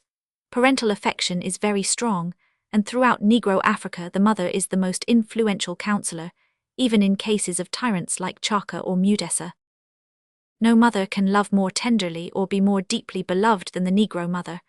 Robin tells of a slave in Martinique, who, with his savings, freed his mother instead of himself. Everywhere in Africa, writes Mungo Park, I have noticed that no greater affront can be offered a Negro than insulting his mother. "Strike me," cried a Mandingo to his enemy, but revile not my mother. The Herero swears by my mother's tears. The Angola Negroes have a saying, as a mist lingers on the swamps, so lingers the love of father and mother. Black queens have often ruled African tribes. Among the Balolo, we are told, women take part in public assemblies where all-important questions are discussed. The system of educating children among such tribes as the Yoruba is worthy of emulation by many more civilized peoples. Close-knit with the family and social organization comes the religious life of the Negro. The religion of Africa is the universal animism or fetishism of primitive peoples, rising to polytheism and approaching monotheism chiefly, but not wholly, as a result of Christian and Islamic missions. Of fetishism there is much misapprehension. It is not mere senseless degradation. It is a philosophy of life. Among primitive Negroes there can be, as Miss Kingsley reminds us, no such divorce of religion from practical life as is common in civilized lands. Religion is life, and fetish an expression of the practical recognition of dominant forces in which the Negro lives. To him, all the world is spirit. Miss Kingsley says, if you want, for example, to understand the position of man in nature according to fetish, there is, as far as I know, no clearer statement of it made than is made by Goethe in his superb Prometheus. Fetish is a severely logical way of accounting for the world in terms of good and malignant spirits. It is this power of being able logically to account for everything that is, I believe, at the back of the tremendous permanency of fetish in Africa, and the cause of many of the relapses into it by Africans converted to other religions. It is also the explanation of the fact that white men who live in the districts where death and danger are everyday affairs under a grim pall of boredom are liable to believe in fetish, though ashamed of so doing. For the African, whose mind has been soaked in fetish during his early and most impressionable years, the voice of fetish is almost irresistible when affliction comes to him. Ellis tells us of the spirit belief of the U people, who believe that men and all nature have the indwelling Kra, which is immortal, that the man himself after death may exist as a ghost, which is often conceived of as departed from the Kra, a shadowy continuing of the man. Bois, speaking of the Kaffirs of South Africa, says, to the Kaffirs, as to the most savage races, the world was full of spirits, spirits of the rivers, the mountains, and the woods. Most important were the ghosts of the dead, who had power to injure or help the living, and who were, therefore, propitiated by offerings at stated periods, as well as on occasions when their aid was especially desired. This kind of worship, the worship once most generally diffused throughout the world, and which held its ground among the Greeks and Italians in the most flourishing period of ancient civilization, as it does in China and Japan today, was, and is, virtually the religion of the Kaffirs. African religion does not, however, stop with fetish, but, as in the case of other peoples, tends toward polytheism and monotheism. Among the Yoruba, for instance, Frobenius shows that religion and city-state go hand in hand. The first experienced glance will here detect the fact that this nation originally possessed a clear and definite organization, so duly ordered, and so logical that we but seldom meet with its like among all the peoples of the earth, and the basic idea of every clan's progenitor is a powerful god, the legitimate order in which the descendants of a particular clan unite in marriage to found new families, the essential origin of every newborn babe's descent in the founder of its race, and its consideration as a part of the god-in-chief. The security with which the newly wedded wife not only may, but should, minister to her own god in an unfamiliar home. The Yoruba have a legend of a dying divinity. This people give evidence of a generalized system, a theocratic scheme, a well-conceived perceptible organization, reared in rhythmically proportioned manner. Miss Kingsley says, the African has a great over-god, Nassau the missionary declares, after more than 40 years' residence among these tribes, fluently using their language, conversant with their customs, dwelling intimately in their huts, associating with them in the various relations of teacher, pastor, friend, master, fellow traveler, and guest, and in my special office as missionary, searching after their religious thought, and therefore being allowed a deeper entrance into the arcana of their soul than would be accorded to a passing explorer, I am able unhesitatingly to say that among all the multitude of degraded ones with whom I have met, I have seen or heard of none whose religious thought was only a superstition. Standing in the village street, surrounded by a company whom their chief has courteously summoned at my request, when I say to him, I have come to speak to your people, I do not need to begin by telling them that there is a god. Looking on that motley assemblage of villagers, the bold, gaunt cannibal with his armament of gun, spear, and dagger, the artisan with rude adze in hand, or hands soiled at the antique bellows of the village smithy.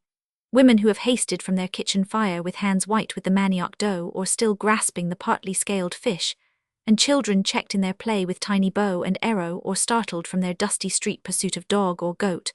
I have yet to be asked, who is God? The basis of Egyptian religion was of a purely Negritian character, and in its developed form, Sudanese tribal gods were invoked and venerated by the priests. In Upper Egypt, near the confines of Ethiopia, paintings repeatedly represent black priests conferring on red Egyptian priests the instruments and symbols of priesthood. In the Sudan today, Frobenius distinguishes four principal religions. First, earthly ancestor worship. Next, the social cosmogony of the Atlantic races.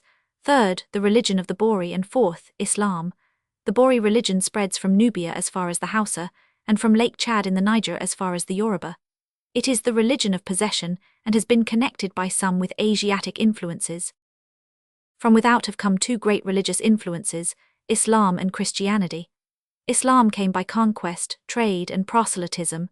As a conqueror, it reached Egypt in the 7th century, and had by the end of the 14th century firm footing in the Egyptian Sudan. It overran the central Sudan by the close of the 17th century, and at the beginning of the 19th century had swept over Senegambia and the whole valley of the Niger down to the Gulf of Guinea. On the east, Islam approached as a trader in the 8th century.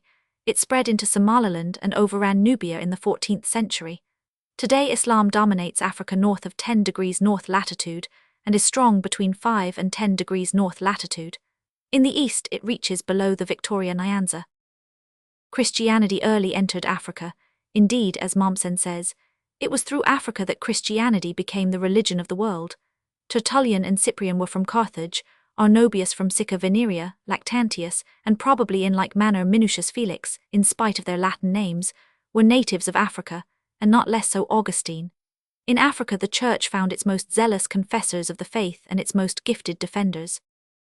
The Africa referred to here, however, was not Negroland, but Africa above the desert, where Negro blood was represented in the ancient Mediterranean race and by intercourse across the desert. On the other hand, Christianity was early represented in the valley of the Nile under the most holy pope and patriarch of the great city of Alexandria, and of all of the land of Egypt, of Jerusalem, the holy city, of Nubia, Abyssinia and Pentapolis, and all the preaching of St. Mark.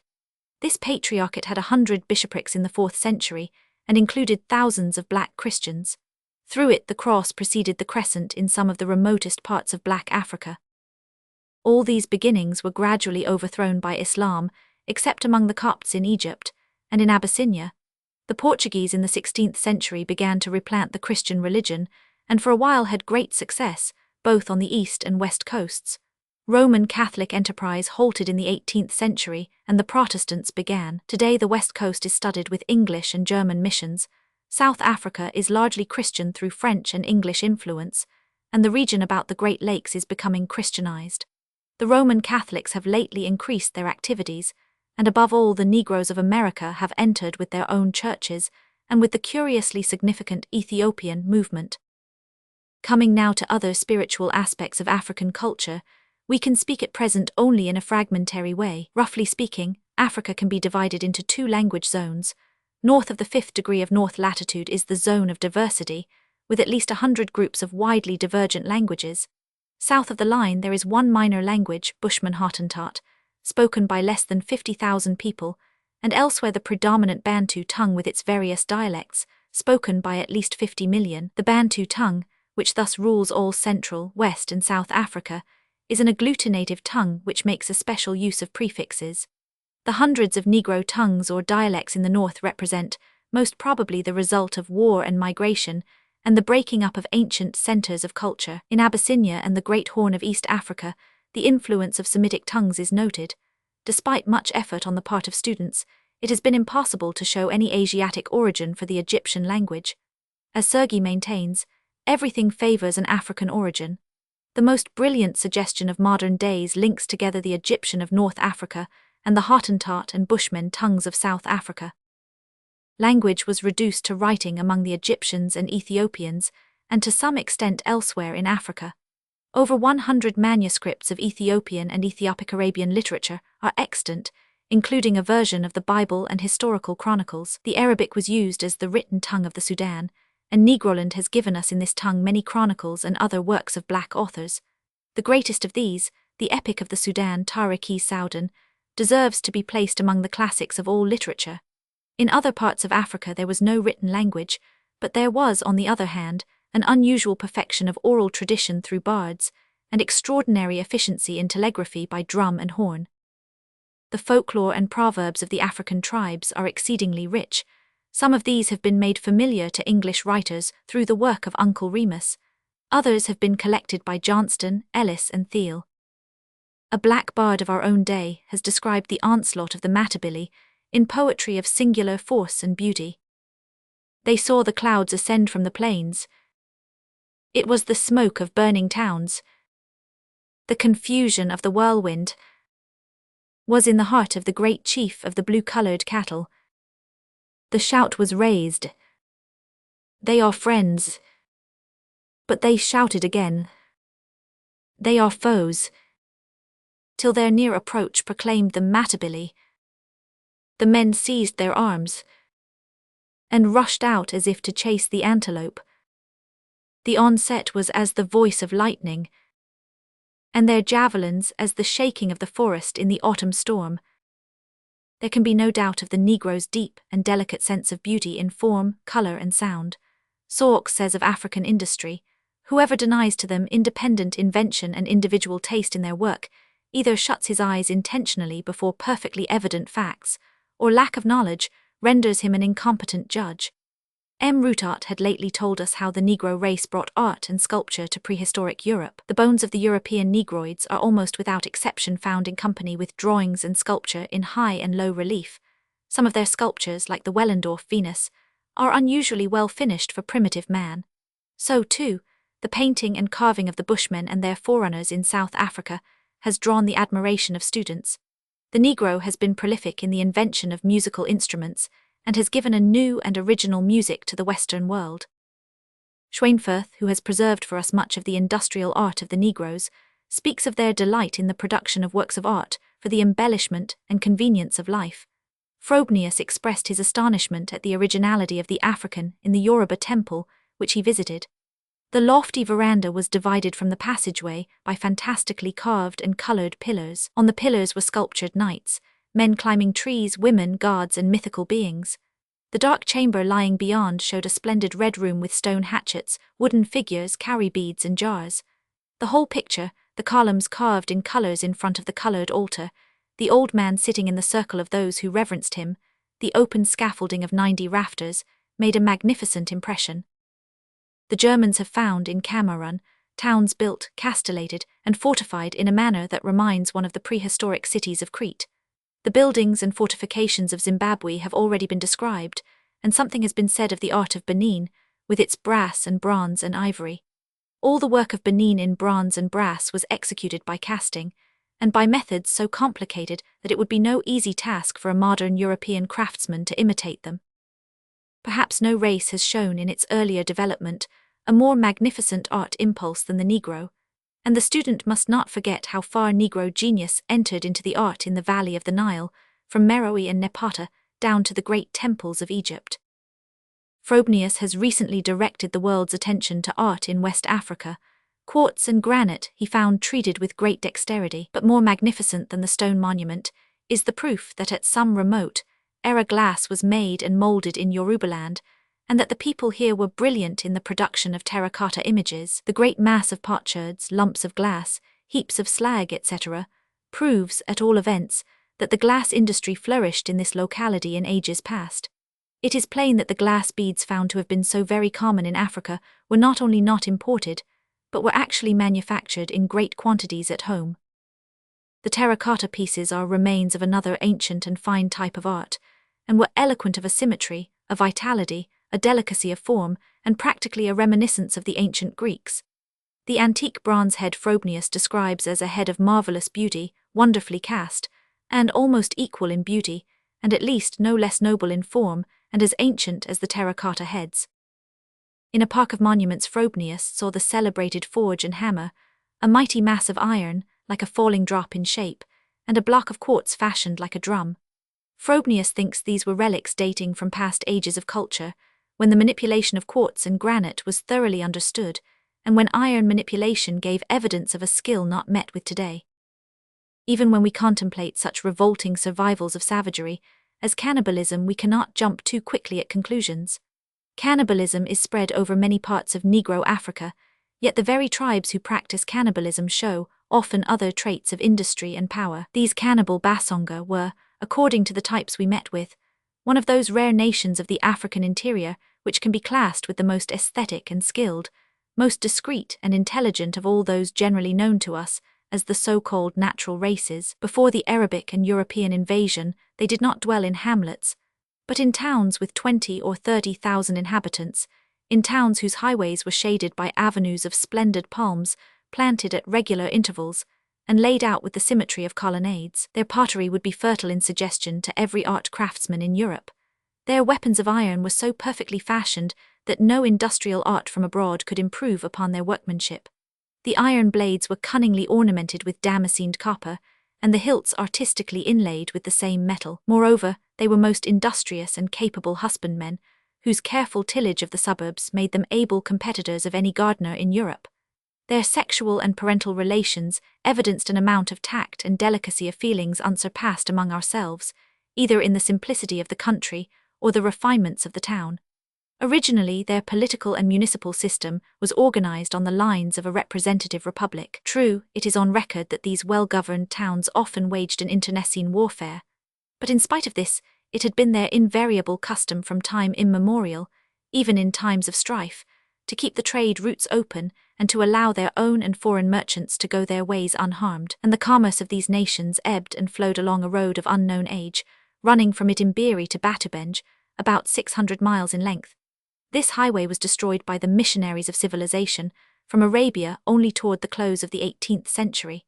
But even in my own time, there were still smiths who knew the names of places along that wonderful trade route driven through the heart of the impenetrable forests of the Congo. For every scrap of imported iron was carried over it. In disposition, the Negro is among the most lovable of men. Practically all the great travelers who have spent any considerable time in Africa testify to this and pay deep tribute to the kindness with which they were received. One has but to remember the classic story of Mungo Park, the strong expressions of Livingstone, the words of Stanley and hundreds of others to realize this. Ceremony and courtesy mark Negro life. Livingstone again and again reminds us of true African dignity when Ilifian men or women salute each other, be it with a plain and easy curtsy, which is here the simplest form adopted, or kneeling down or throwing oneself upon the ground, or kissing the dust with one's forehead. No matter which, there is yet a deliberateness, a majesty, a dignity, a devoted earnestness in the manner of its doing which brings to light with every gesture, with every fold of clothing, the deep significance and essential import of every single action.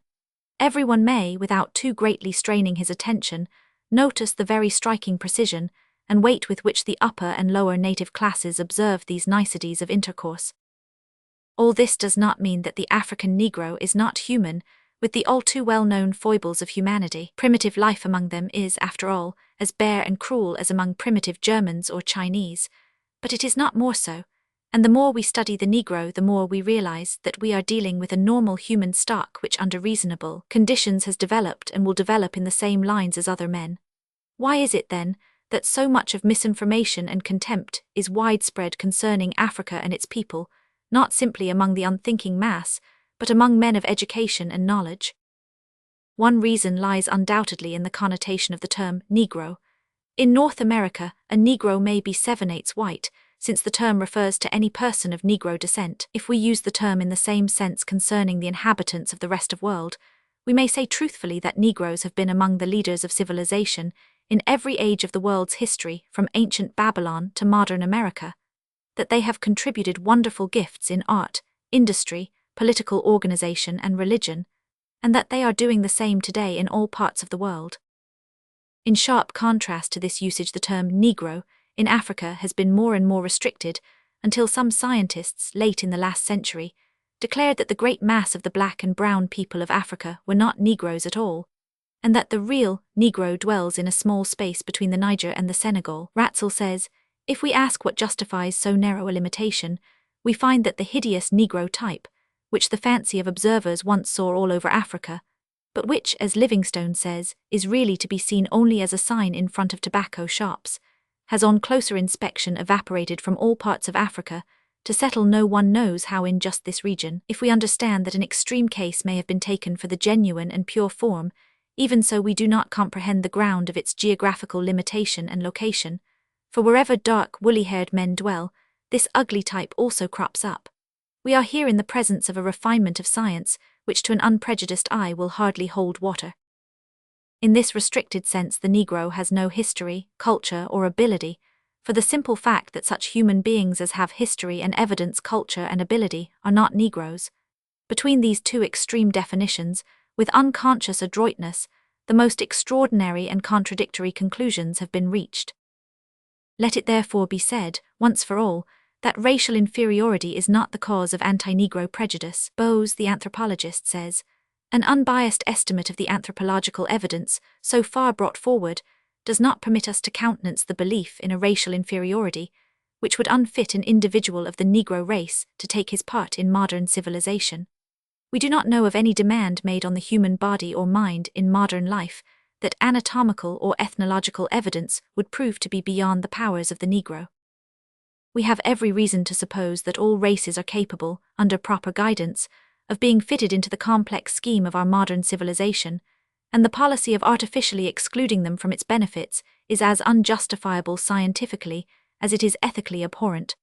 What is, then, this so-called instinctive, modern prejudice against black folk? Lord Bois says of the intermingling of blacks and whites in South America, the ease with which the Spaniards have intermingled by marriage with the Indian tribes, and the Portuguese have done the like, not only with the Indians, but with the more physically dissimilar Negroes, shows that race repugnance is no such constant and permanent factor in human affairs as members of the Teutonic peoples are apt to assume. Instead of being, as we Teutons suppose, the rule in the matter, we are rather the exception, for in the ancient world there seems to have been little race repulsion. In nearly every age and land men of Negro descent have distinguished themselves.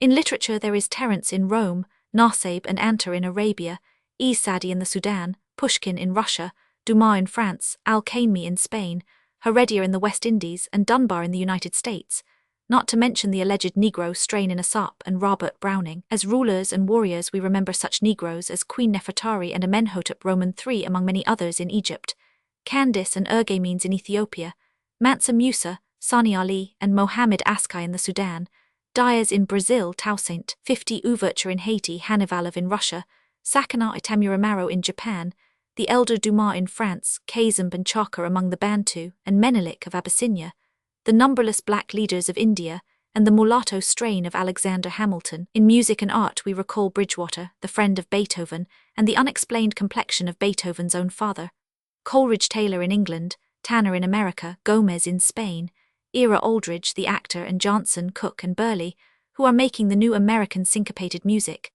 In the Church we know that Negro blood coursed in the veins of many of the Catholic African fathers, if not in certain of the popes, and there were in modern days Benoit of Palermo, St. Benedict, Bishop Crowther, the Mahdi who drove England from the Sudan, and Americans like Allen, Lot Kerry, and Alexander Crummell. In science, discovery, and invention, the Negroes claim Lislet Jeffrey of the French Academy, Latino, and Amo, well known in European university circles, and in America the explorers Dorantes and Henson, Banneker, the almanac maker, Wood, the telephone improver, McCoy, inventor of modern lubrication, Matzeliger, who revolutionized shoemaking. Here are names representing all degrees of genius and talent from the mediocre to the highest, but they are strong human testimony to the ability of this race. We must then look for the origin of modern color prejudice not to physical or cultural causes, but to historic facts, and we shall find the answer in modern Negro slavery and the slave trade. Chapter 9. The Trade in Men. Color was never a badge of slavery in the ancient or medieval world, nor has it been in the modern world outside of Christian states. Homer sings of a black man, a reverend herald, of visage solemn, sad but sable hue.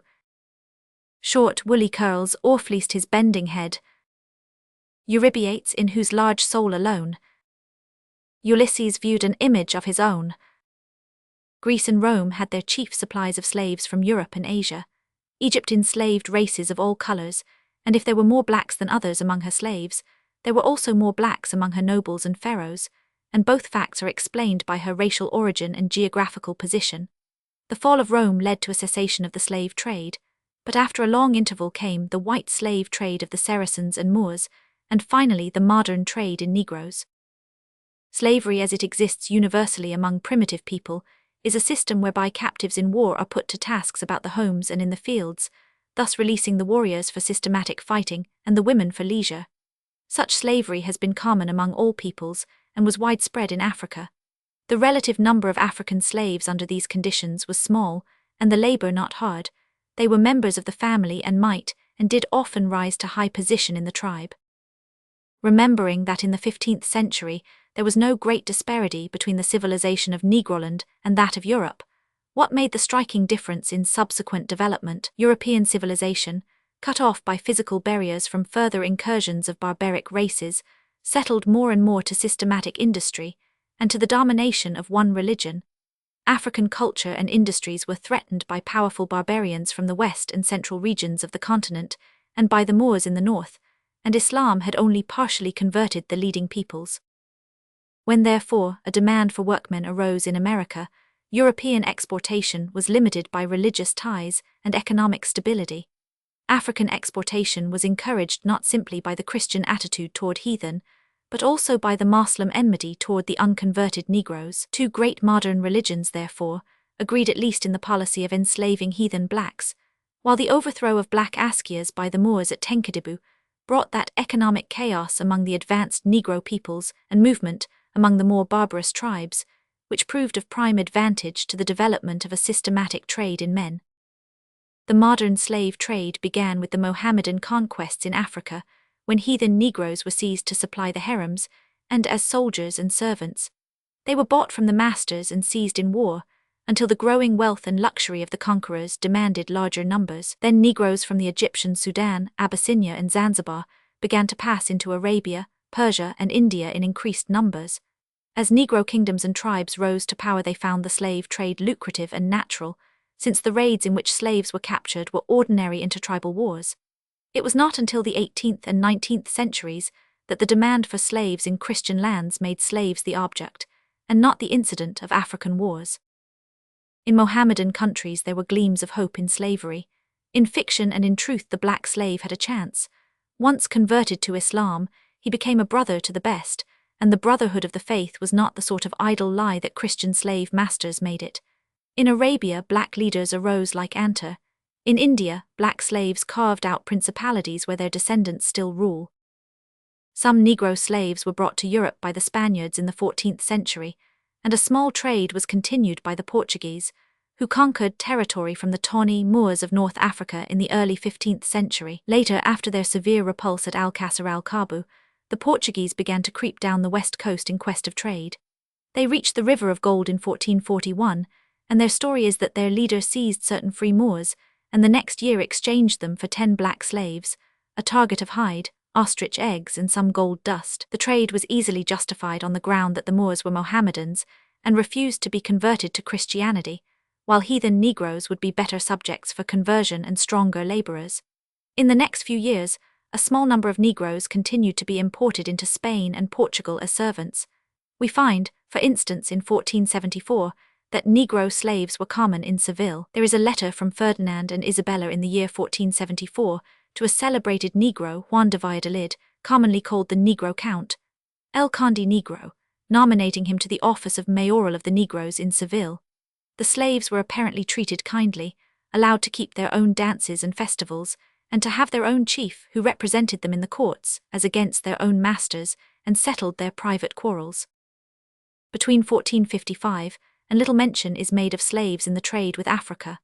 Columbus is said to have suggested Negroes for America, but Ferdinand and Isabella refused. Nevertheless, by 1501, we have the first incidental mention of Negroes going to America in a declaration that Negro slaves, born in the power of Christians, were to be allowed to pass to the Indies, and the officers of the royal revenue were to receive the money to be paid for their permits.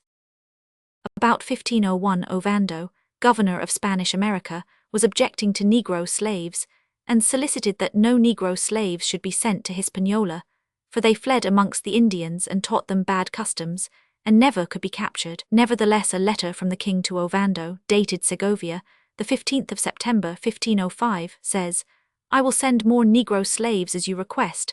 I think there may be 100. At each time a trustworthy person will go with them, who may have some share in the gold they may collect, and may promise them ease if they work well." There is a record of 100 slaves being sent out this very year, and Diego Columbus was notified of 50 to be sent from Seville for the mines in 1510. After this time, frequent notices show that Negroes were common in the New World. When Pizarro, for instance, had been slain in Peru, his body was dragged to the cathedral by 2 Negroes. After the Battle of Anaquito, the head of the viceroy was cut off by a Negro, and during the great earthquake in Guatemala, a most remarkable figure was a gigantic Negro seen in various parts of the city. Nunes had 30 Negroes with him on the top of the Sierras, and there was rumor of an aboriginal tribe of Negroes in South America. One of the last acts of King Ferdinand was to urge that no more Negroes be sent to the West Indies, but under Charles V, Bishop Las Casas drew up a plan of assisted migration to America and asked in 1517 the right for immigrants to import 12 Negro slaves, in return for which the Indians were to be freed. Las Casas, writing in his old age, owns his error. This advice that license should be given to bring Negro slaves to these lands, the clerigo Casas first gave, not considering the injustice with which the Portuguese take them and make them slaves, which advice, after he had apprehended the nature of the thing, he would not have given for all he had in the world. For he always held that they had been made slaves unjustly and tyrannically, for the same reason holds good of them as of the Indians. As soon as the plan was broached to Savoyard, Laurens de Gomnot, governor of Bressa, obtained a monopoly of this proposed trade, and shrewdly sold it to the Genoese for 25,000 ducats. Other monopolies were granted in 1523, 1527, and thus the American trade became established and gradually grew, passing successively into the hands of the Portuguese, the Dutch, the French, and the English. At first the trade was of the same kind and volume as that already passing northward over the desert routes. Soon, however, the American trade developed. A strong, unchecked demand for brute labor in the West Indies and on the continent of America grew until it culminated in the 18th century, when Negro slaves were crossing the Atlantic at the rate of 50 to 100,000 a year. This called for slave raiding on a scale that drew upon every part of Africa, upon the west coast, the western and Egyptian Sudan, the valley of the Congo, Abyssinia, the lake regions, the east coast, and Madagascar.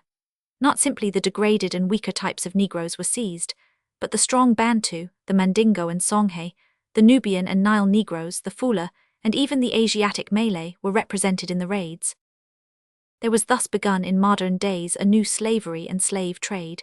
It was different from that of the past, because more and more it came in time to be founded on racial caste, and this caste was made the foundation of a new industrial system. For 400 years, fro to 1850, European civilization carried on a systematic trade in human beings of such tremendous proportions that the physical, economic, and moral effects are still plainly to be remarked throughout the world. To this must be added the large slave trade of Mussulman lands, which began with the 7th century and raged almost unchecked until the end of the 19th century.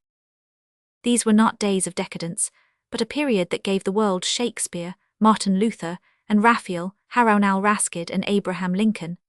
It was the day of the greatest expansion of 2 of the world's most pretentious religions, and of the beginnings of the modern organization of industry. In the midst of this advance and uplift, this slave trade and slavery spread more human misery, inculcated more disrespect for and neglect of humanity, a greater callousness to suffering, and more petty, cruel human hatred than can well be calculated.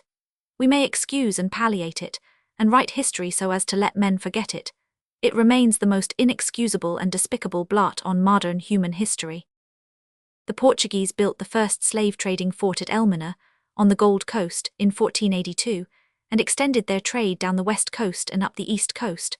Under them the abominable traffic grew larger and larger, until it became far the most important in money value of all the commerce of the Zambesi Basin.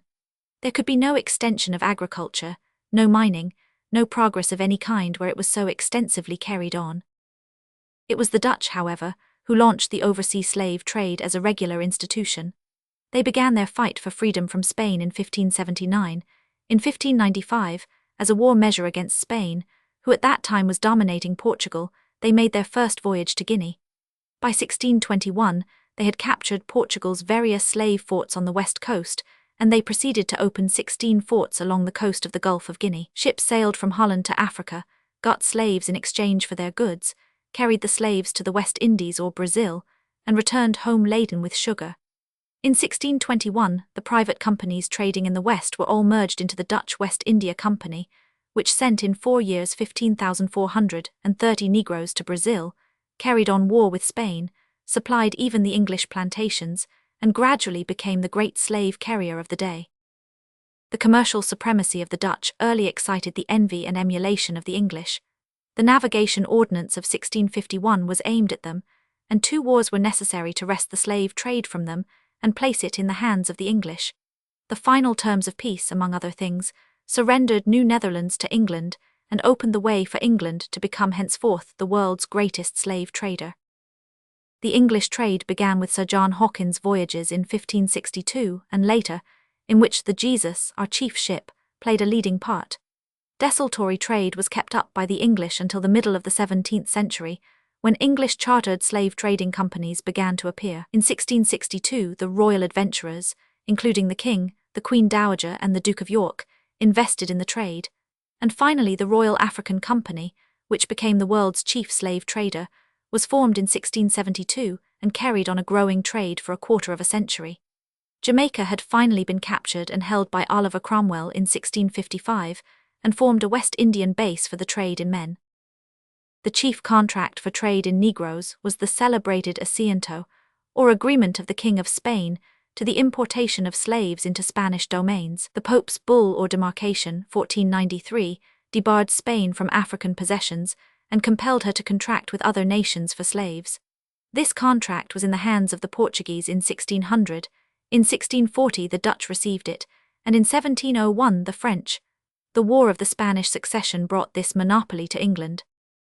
This Asiento of 1713 was an agreement between England and Spain, by which the latter granted the former a monopoly of the Spanish colonial slave trade for 30 years, and England engaged to supply the colonies within that time with at least 144,000 slaves at the rate of 4,800 per year. The English counted this prize as the greatest result of the Treaty of Utrecht, 1713, which ended the mighty struggle against the power of Louis Roman XIV. The English held the monopoly until the Treaty of Aix-la-Chapelle, 1748, although they had to go to war over it in 1739. From this agreement, the slave traders reaped a harvest. The trade centered at Liverpool, and that city's commercial greatness was built largely on this foundation. In 1709, it sent out one slaver of 30 tons burden. Encouraged by parliamentary subsidies which amounted to nearly $500,000 between 1729 and the trade amounted to 53 ships in 1751, 86 in 1765, and at the beginning of the 19th century 185, which carried 49,213 slaves in 1 year. The slave trade thus begun by the Portuguese, enlarged by the Dutch, and carried to its culmination by the English centered on the west coast, near the seat of perhaps the oldest and most interesting culture of Africa. It came at a critical time. The culture of Yoruba, Benin, Mousseland, and Nupe had exhausted itself in a desperate attempt to stem the oncoming flood of Mohammedan culture. It has succeeded in maintaining its small, loosely federated city-states, suited to trade, industry, and art. It had developed strong resistance toward the Sudan state builders toward the north, as in the case of the fighting Marsi. But behind this warlike resistance lay the peaceful city life, which gave industrial ideas to Byzantium and shared something of Ethiopian and Mediterranean culture. The first advent of the slave traders increased and encouraged native industry, as is evidenced by the bronze work of Benin, but soon this was pushed into the background, for it was not bronze metal but bronze flesh that Europe wanted. A new tyranny, bloodthirsty, cruel, and built on war, forced itself forward in the Niger Delta. The powerful state of Dahomey arose early in the 18th century and became a devastating tyranny, reaching its highest power early in the 19th century. Ashanti, a similar kingdom, began its conquests in 1719 and grew with the slave trade. Thus state building in West Africa began to replace the city economy, but it was a state built on war and on war supported and encouraged largely for the sake of trade in human flesh. The native industries were changed and disorganized. family ties and government were weakened. Far into the heart of Africa, this devilish disintegration, coupled with Christian rum and Mohammedan raiding, penetrated. The face of Africa was turned south on these slave traders instead of northward toward the Mediterranean, where for 2,000 years and more Europe and Africa had met in legitimate trade and mutual respect. The full significance of the Battle of Tenkadibu, which overthrew the Askias, was now clear. Hereafter Africa for centuries was to appear before the world, not as the land of gold and ivory, of Mansa Musa and Meroe, but as a bound and captive slave, dumb and degraded. The natural desire to avoid a painful subject has led historians to gloss over the details of the slave trade and leave the impression that it was a local West Coast phenomenon and confined to a few years. It was, on the contrary, continent-wide and centuries-long, and an economic, social and political catastrophe probably unparalleled in human history. The exact proportions of the slave trade can be estimated only approximately. Fro to 1688, we know that the English African Company alone sent 249 ships to Africa, shipped there 60,783 Negro slaves, and after losing 14,387 on the Middle Passage, deliver 396 in America. It seems probable that 25,000 Negroes a year arrived in America between 1698 and after the Asiento of 1713, this number rose to 30,000 annually, and before the Revolutionary War, it had reached at least 40,000 and perhaps 100,000 slaves a year. The total number of slaves imported is not known. Dunbar estimates that nearly 900,000 came to America in the 16th century, 2,750,000 in the 17th, 7 million in the 18th, and over 4 million in the 19th, perhaps 15 million in all. Certainly it seems that at least 10 million Negroes were expatriated. Probably every slave imported represented on the average 5 corpses in Africa or on the high seas. The American slave trade, therefore, meant the elimination of at least 60 million Negroes from their fatherland. The Mohammedan slave trade meant the expatriation or forcible migration in Africa of nearly as many more. It would be conservative, then, to say that the slave trade cost Negro Africa 100 million souls. And yet people ask today the cause of the stagnation of culture in that land since 1600. Such a large number of slaves could be supplied only by organized slave raiding in every corner of Africa. The African continent gradually became revolutionized. Whole regions were depopulated, whole tribes disappeared, villages were built in caves and on hills or in forest fastnesses. The character of peoples like those of Benin developed their worst excesses of cruelty instead of the already flourishing arts of peace. The dark, irresistible grasp of fetish took firmer hold on men's minds. Further advances toward civilization became impossible. Not only was there the immense demand for slaves, which had its outlet on the west coast, but the slave caravans were streaming up through the desert to the Mediterranean coast and down the valley of the Nile to the centers of Mohammedanism. It was a rape of a continent to an extent never paralleled in ancient or modern times. In the American trade, there was not only the horrors of the slave raid, which lined the winding paths of the African jungles with bleached bones, but there was also the horrors of what was called the Middle Passage, that is, the voyage across the Atlantic. As Sir William Dalban said, the Negroes were chained to each other hand and foot, and stowed so close that they were not allowed above 1.5 feet for each in breadth.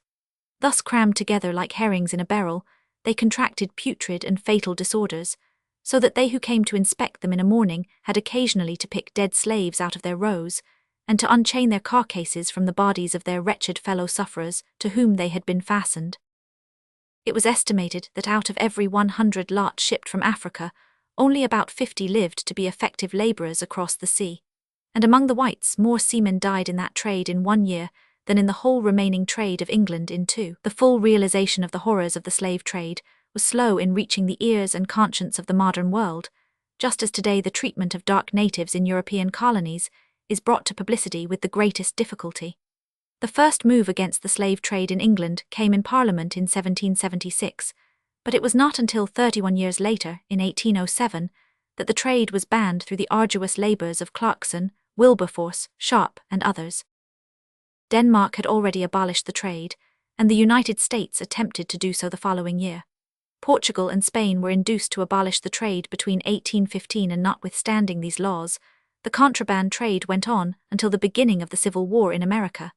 The reasons for this were the enormous profit of the trade and the continued demand of the American slave barons, who had no sympathy with the efforts to stop their source of cheap labor supply. However, philanthropy was not working alone to overthrow Negro slavery and the slave trade.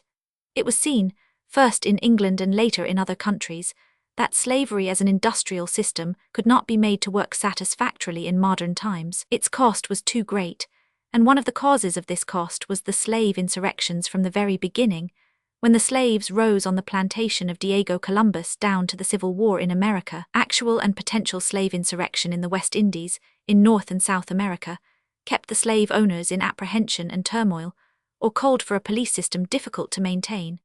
In North America, revolt finally took the form of organized running away to the north, and this, with the growing scarcity of suitable land and the moral revolt, led to the Civil War and the disappearance of the American slave trade. There was still, however, the Mohammedan slave trade to deal with, and this has been the work of the 19th and early 20th centuries. In the last quarter of the 19th century, 10,000 slaves annually were being distributed on the southern and eastern coast of the Mediterranean and at the Great Slave Market in Bornu. On the east coast of Africa, in 1862, 19,000 slaves were passed into Zanzibar and thence into Arabia and Persia. As late as 1880, 3,000 annually were being thus transplanted, but now the trade is about stopped. Today the only centers of actual slave trading may be said to be the cocoa plantations of the Portuguese islands on the west coast of Africa and the Congo Free State. Such is the story of the rape of Ethiopia, a sordid, pitiful, cruel tale. Raphael painted, Luther preached, Corneille wrote and Milton sung, and through it all for 400 years, the dark captives wound to the sea amid the bleaching bones of the dead. For 400 years the sharks followed the scurrying ships. For 400 years America was strewn with the living and dying millions of a transplanted race. For 400 years Ethiopia stretched forth her hands unto God. 10. The West Indies and Latin America. That was a wonderful century, the 15th, when men realized that beyond the scowling waste of western waters were dreams come true. Curious and yet crassly human it is that, with all this poetry and romance, arose at once the filthiest institution of the modern world and the costliest. For on Negro slavery in America was built, not simply the abortive Cotton Kingdom, but the foundations of that modern imperialism which is based on the despising of backward men. According to some accounts, Alonzo, the Negro, piloted one of the ships of Columbus, and certainly there was Negro blood among his sailors. As early as 1528 there were nearly 10,000 Negroes in the New World. We hear of them in all parts. In Honduras, for instance, a Negro is sent to burn a native village. In 1555, the town council of Santiago de Chile voted to allow an enfranchised Negro possession of land in the town, and evidently treated him just as white applicants were treated. 500 Allian, who explored the coast of Virginia in the first quarter of the 16th century, used Negro slaves, who afterward revolted, to build his ships and help in exploration. Balboa had with him 30 Negroes, who in 1513 helped to build the first ships on the Pacific coast. Cortés had 300 Negro porters in 1522.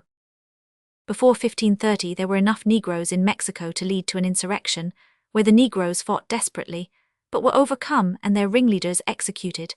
Later the followers of another Negro insurgent, Bayano, were captured and sent back to Spain. Negroes founded the town of Santiago del Príncipe in 1570, and in 1540 a Negro slave of Hernández de Alarcón was the only one of the party to carry a message across the country to the Zunis of New Mexico. A Negro, Stephen Dorantes, discovered New Mexico. This Stephen, or Estevanico, was sent ahead by certain Spanish friars to the 7 cities of Cibola. As soon as Stephen had left said friars, he determined to earn all the reputation and honor for himself, and that the boldness and daring of having alone discovered those villages of high stories so much spoken of throughout, that country should be attributed to him.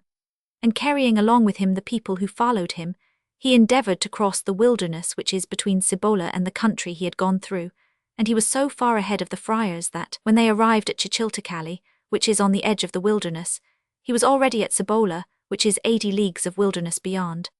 But the Indians of the new and strange country took alarm, and concluded that Stephen must be a spy or guide for some nations who intended to come and conquer them, because it seemed to them unreasonable for him to say that the people were white in the country from which he came, being black himself and being sent by them. Slaves imported under the Asiento treaties went to all parts of the Americas. Spanish America had by the close of the 18th century 10,000 in Santo Domingo, 84,000 in Cuba, 50,000 in Puerto Rico, 60,000 in Louisiana and Florida, and 60,000 in Central and South America. The history of the Negro in Spanish America centered in Cuba, Venezuela, and Central America. In the 16th century, slaves began to arrive in Cuba, and Negroes joined many of the exploring expeditions from there to various parts of America. The slave trade greatly increased in the latter part of the 18th century, and after the revolution in Haiti, large numbers of French emigrants from that island settled in Cuba. This and Spanish greed increased the harshness of slavery and eventually led to revolt among the Negroes. In 1844, Governor O'Donnell began a cruel persecution of the blacks on account of a plot discovered among them. Finally, in 1866, the 10 Years' War broke out in which Negro and white rebels joined. They demanded the abolition of slavery and equal political rights for natives and foreigners, whites and blacks.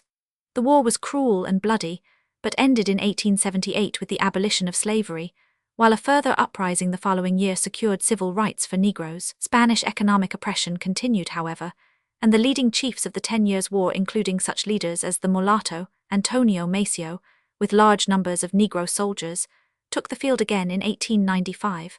The result was the freeing of Cuba by the intervention of the United States. Negro regiments from the United States played here a leading role. A number of leaders in Cuba in political, industrial, and literary lines have been men of Negro descent. Slavery was abolished by Guatemala in 1824 and by Mexico in 1829. Argentina, Peru, Bolivia, Chile, and Paraguay ceased to recognize it about 1825. Between 1840 and it came to an end in Colombia, Venezuela, and Ecuador. Bolivar, Pease, Sucre, and other South American leaders used Negro soldiers in fighting for freedom, 1814-16, and Haiti twice at critical times rendered assistance and received Bolivar twice as a refugee. Brazil was the center of Portuguese slavery, but slaves were not introduced in large numbers until about 1720, when diamonds were discovered in the territory above Rio de Janeiro. Gradually the seaboard from Pernambuco to Rio de Janeiro and beyond became filled with Negroes, and although the slave trade north of the equator was theoretically abolished by Portugal in 1815 and south of the equator in 1830, and by Brazil in these regions in 1826, and nevertheless between 1825 and over 1.25 million of Negroes were introduced. Not until Brazil abolished slavery in 1888 did the importation wholly cease. Brazilian slavery allowed the slave to purchase his freedom, and the color line was not strict. Even in the 18th century there were black clergy and bishops. Indeed, the Negro clergy seemed to have been on a higher moral level than the whites. Insurrection was often attempted, especially among the Mohammedan Negroes around Bois. In 1695, a tribe of revolted slaves held out for a long time. In 1719, a widespread conspiracy failed, but many of the leaders fled to the forest. In 1828, 1,000 rose in revolt at Bois, and again in 1830. Fro to 1837, revolt was in the air, and in 1835 came the Great Revolt of the Mohammedans, who attempted to enthrone a queen. The Negroes fought with furious bravery, but were finally defeated. By 1872, the number of free Negroes had very greatly increased, so that emancipation did not come as a shock. While Mohammedan Negroes still gave trouble and were in some cases sent back to Africa, yet on the whole emancipation was peaceful, and whites, Negroes, and Indians are today amalgamating into a new race. At the present moment, there is scarcely a lowly or a highly placed federal or provincial official at the head of, or within any of the great departments of state, that has not more or less Negro or Amerindian blood in his veins. Lord Bois says, "It is hardly too much to say that along the coast from Rio to Bahia and Pernambuco, as well as in parts of the interior behind these two cities, the black population predominates. The Brazilian lower class intermarries freely with the black people. The Brazilian middle class intermarries with mulattoes and quadroons. Brazil is the one country in the world, besides the Portuguese colonies on the east and west coasts of Africa, in which a fusion of the European and African races is proceeding unchecked by law or custom. The doctrines of human equality and human solidarity have here their perfect work. The result is so far satisfactory that there is little or no class friction. The white man does not lynch or maltreat the Negro. Indeed, I have never heard of a lynching anywhere in South America, except occasionally as part of a political convulsion. The Negro is not accused of insolence, and does not seem to develop any more criminality than naturally belongs to any ignorant population with loose notions of morality and property. What ultimate effect the intermixture of blood will have on the European element in Brazil I will not venture to predict. If one may judge from a few remarkable cases, it will not necessarily reduce the intellectual standard. One of the ablest and most refined Brazilians I have known had some color, and other such cases have been mentioned to me. Assumptions and preconceptions must be eschewed, however plausible they may seem. A Brazilian writer said at the First Races Congress, "The cooperation of the Metis in the advance of Brazil is notorious and far from inconsiderable. They played the chief part during many years in Brazil in the campaign for the abolition of slavery." I could quote celebrated names of more than one of these Metis who put themselves at the head of the literary movement. They fought with firmness and intrepidity in the press and on the platform. They faced with courage the gravest perils to which they were exposed in their struggle against the powerful slave owners, who had the protection of a conservative government. They gave evidence of sentiments of patriotism, self-denial, and appreciation during the long campaign in Paraguay, fighting heroically at the boarding of the ships in the naval battle of Riachuelo, and in the attacks on the Brazilian army, on numerous occasions in the course of this long South American war. It was owing to their support that the Republic was erected on the ruins of the empire. The Dutch brought the first slaves to the North American continent. John Rolfe relates that the last of August, 1619, there came to Virginia a Dutch man of war that sold us 20 negroes. This was probably one of the ships of the numerous private Dutch trading companies, which early entered into the developed and the lucrative African slave trade. Although the Dutch thus commenced the continental slave trade, they did not actually furnish a very large number of slaves to the English colonies outside the West Indies. A small trade had by 1698 brought a few thousand to New York and still fewer to New Jersey. The Dutch found better scope for slaves in Guyana, which they settled in 1616. Sugar cane became the staple crop, but the Negroes early began to revolt and the Dutch brought in East Indian coolies. The slaves were badly treated, and the runaways joined the revolted bush Negroes in the interior. Through to 1775, there was continuous fighting with the bush Negroes or insurrections, until at last in 1749, a formal treaty between 1,600 Negroes and the Dutch was made. Immediately a new group revolted under a Mohammedan, Arabi, and they obtained land and liberty. In 1763 the coast Negroes revolted. They were checked, but made terms and settled in the interior. The bush Negroes fought against both French and English to save Guyana to the Dutch, but Guyana was eventually divided between the three. The bush Negroes still maintained their independence and vigor. The French encouraged settlements in the West Indies in the 17th century, but at last, finding that French immigrants would not come, they began about 1642 to import Negroes. Owing to wars with England, slaves were supplied by the Dutch and Portuguese, although the Royal Senegal Company held the coveted Asiento through to 1713. It was in the island of Haiti, however, that French slavery centered. Pirates from many nations, but chiefly French, began to frequent the island, and in 1663 the French annexed the eastern part, thus dividing the island between France and Spain. By 1680 there were so many slaves and mulattoes that Louis Roman XIV issued his celebrated Code Noir, which was notable in compelling bachelor masters, fathers of slave children, to marry their concubines. Children followed the condition of the mother as to slavery or freedom. They could have no property. Harsh punishments were provided for, but families could not be separated by sale, except in the case of grown children. Emancipation with full civil rights was made possible for any slave 20 years of age or more. When Louisiana was settled and the Alabama coast, slaves were introduced there. Louisiana was transferred to Spain in 1762, against the resistance of both settlers and slaves, but Spain took possession in 1769 and introduced more Negroes. Later in Haiti, a more liberal policy encouraged trade. War was over and capital and slaves poured in. Sugar, coffee, chocolate, indigo, dyes and spices were raised. There were large numbers of mulattoes, many of whom were educated in France, and many masters married Negro women who had inherited large properties. Just as in the United States today, white men are marrying eagerly the landed Indian women in the West. When white immigration increased in 1749, however, prejudice arose against these mulattoes and severe laws were passed depriving them of civil rights. entrance into the professions, and the right to hold office. Severe edicts were enforced as to clothing, names, and social intercourse. Finally, after 1777, mulattoes were forbidden to come to France. When the French Revolution broke out, the Haitians managed to send 2 delegates to Paris. Nevertheless, the planters maintained the upper hand, and one of the colored delegates, Auge, on returning, started a small rebellion. He and his companions were killed with great brutality. This led the French government to grant full civil rights to free Negroes. Immediately, planters and free Negroes flew to arms against each other, and then, suddenly, August 22, 1791, the black slaves, of whom there were 452,000, arose in revolt to help the free Negroes. For many years, runaway slaves had hidden in the mountains under their own chiefs. One of the earliest of these chiefs was Polydor, in 1724, who was succeeded by Macandal.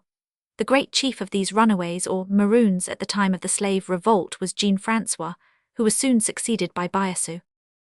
Pierre Dominic Toussaint, known as Toussaint 50 Ouverture, joined these Maroon bands, where he was called the Doctor of the Armies of the King, and soon became chief aide to Jean-François and Bois. Upon their deaths, Toussaint rose to the chief command. He acquired complete control over the blacks, not only in military matters but in politics and social organization. The soldiers regarded him as a superior being, and the farmers prostrated themselves before him. All his generals trembled before him. Dessalines did not dare to look in his face, and all the world trembled before his generals. The revolt once started, blacks and mulattoes murdered whites without mercy, and the whites retaliated. Commissioners were sent from France, who asked simply civil rights for freedmen, and not emancipation. Indeed, that was all that Toussaint himself had as yet demanded. The planters intrigued with the British, and this, together with the beheading of the king, an impious act in the eyes of Negroes, induced Toussaint to join the Spaniards. In 1793, British troops were landed, and the French commissioners in desperation declared the slaves emancipated. This at once won back Toussaint from the Spaniards.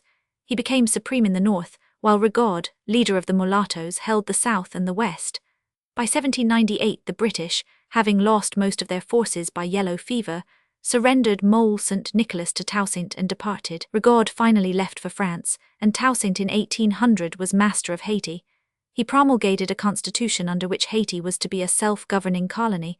All men were equal before the law, and trade was practically free. Toussaint was to be president for life, with the power to name his successor.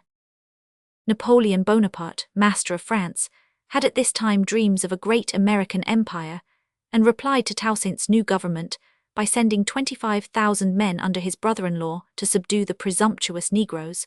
As a preliminary step to his occupation and development of the Mississippi Valley, fierce fighting and yellow fever decimated the French, but matters went hard with the Negroes too, and Toussaint finally offered to yield.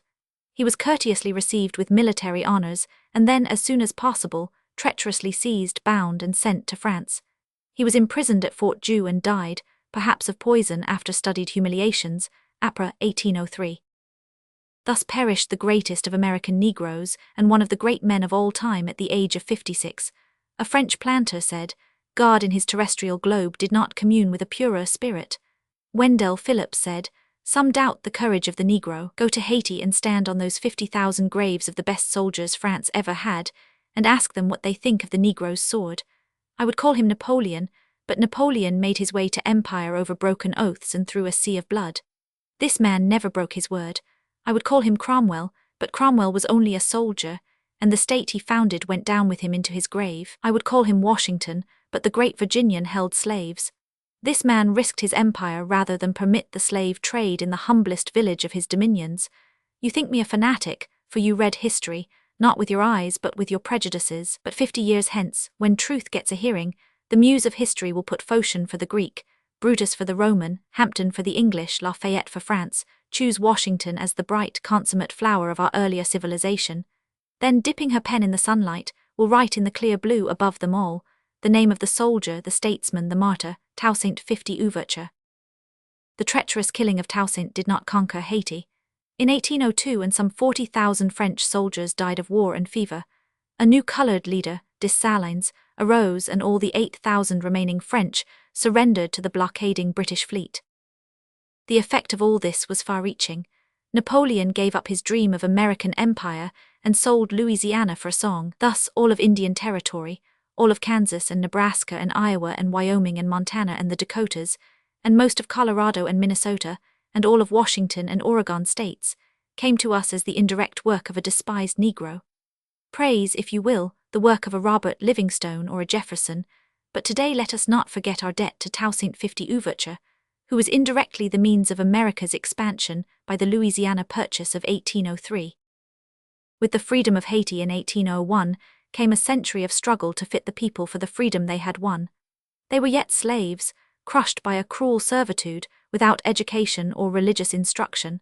The Haitian leaders united upon Dessalines to maintain the independence of the Republic. Dessalines, like Toussaint and his lieutenant Christophe, was noted in slavery days for his severity toward his fellows and the discipline which he insisted on.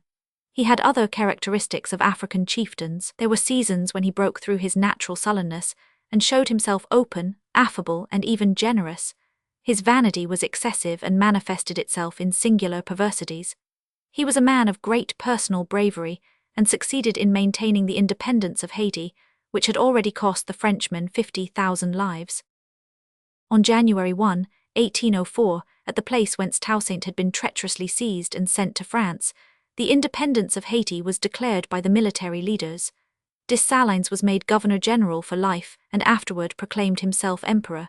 This was not an act of grandiloquence and mimicry. It is truer to say that in it both Dessalines and later Christophe were actuated by a clear insight into the social history and peculiarities of their people.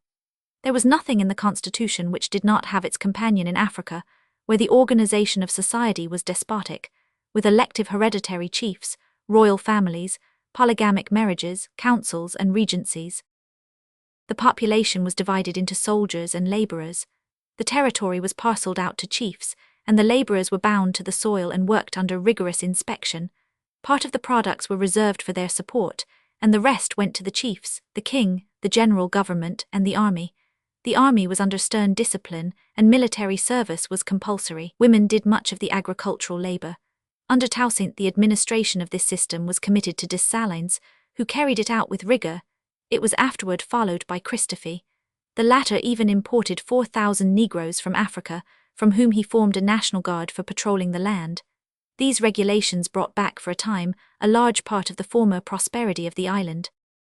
The severity with which Dessalines enforced the laws soon began to turn many against him. The educated mulattoes especially objected to submission to the savage African mores. Dessalines started to suppress their revolt, but was killed in ambush in October 1806. Great Britain now began to intrigue for a protectorate over the island, and the Spanish end of the island threatened attack. These difficulties were overcome, but at a cost of great internal strain. After the death of Dessalines, it seemed that Haiti was about to dissolve into a number of petty subdivisions. At one time Christophe was ruling as king in the north, Pétion as president at Port-au-Prince, Rigaud in the south, and a semi-brigand, Garman, in the extreme southwest. Very soon, however, the rivalry narrowed down to Pétion and Christophe. Pétion was a man of considerable ability and did much, not simply for Haiti, but for South America. Already as early as 1779, before the revolution in Haiti, the Haitian Negroes had helped the United States. The British had captured Savannah in 1778. The French fleet appeared on the coast of Georgia late that year and was ordered to recruit men in Haiti. 800 young freedmen, blacks and mulattoes, offered to take part in the expedition, and they fought valiantly in the siege and covered themselves with glory. It was this legion that made the charge on the British and saved the retreating American army. Among the men who fought there was Christophe. When Simon Bolivar, Commodore Ory, and many Venezuelan families were driven from their country in 1815, they and their ships took temporary refuge in Haiti. Notwithstanding the embarrassed condition of the Republic, Pétion received them and gave them 4,000 rifles with ammunition, provisions, and last and best a printing press. He also settled some international quarrels among members of the groups, and Bolivar expressed himself afterward as being overwhelmed with magnanimous favors. Pétion died in 1818 and was succeeded by his friend Bois.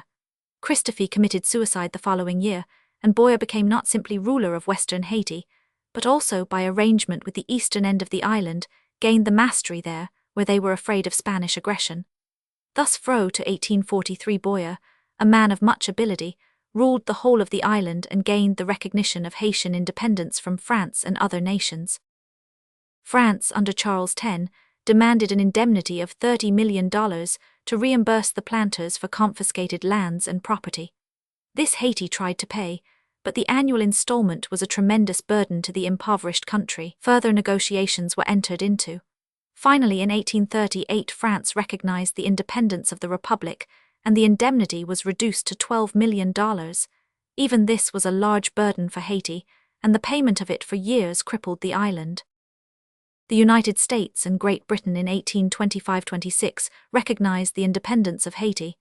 A concordat was arranged with the Pope for governing the Church in Haiti, and finally in 1860 the Church placed under the French hierarchy. Thus Bois did unusually well, but his necessary concessions to France weakened his influence at home, and finally an earthquake, which destroyed several towns in 1842, raised the superstitious of the populace against him. He resigned in 1843, leaving the treasury well filled, but with his withdrawal the Spanish portion of the island was lost to Haiti.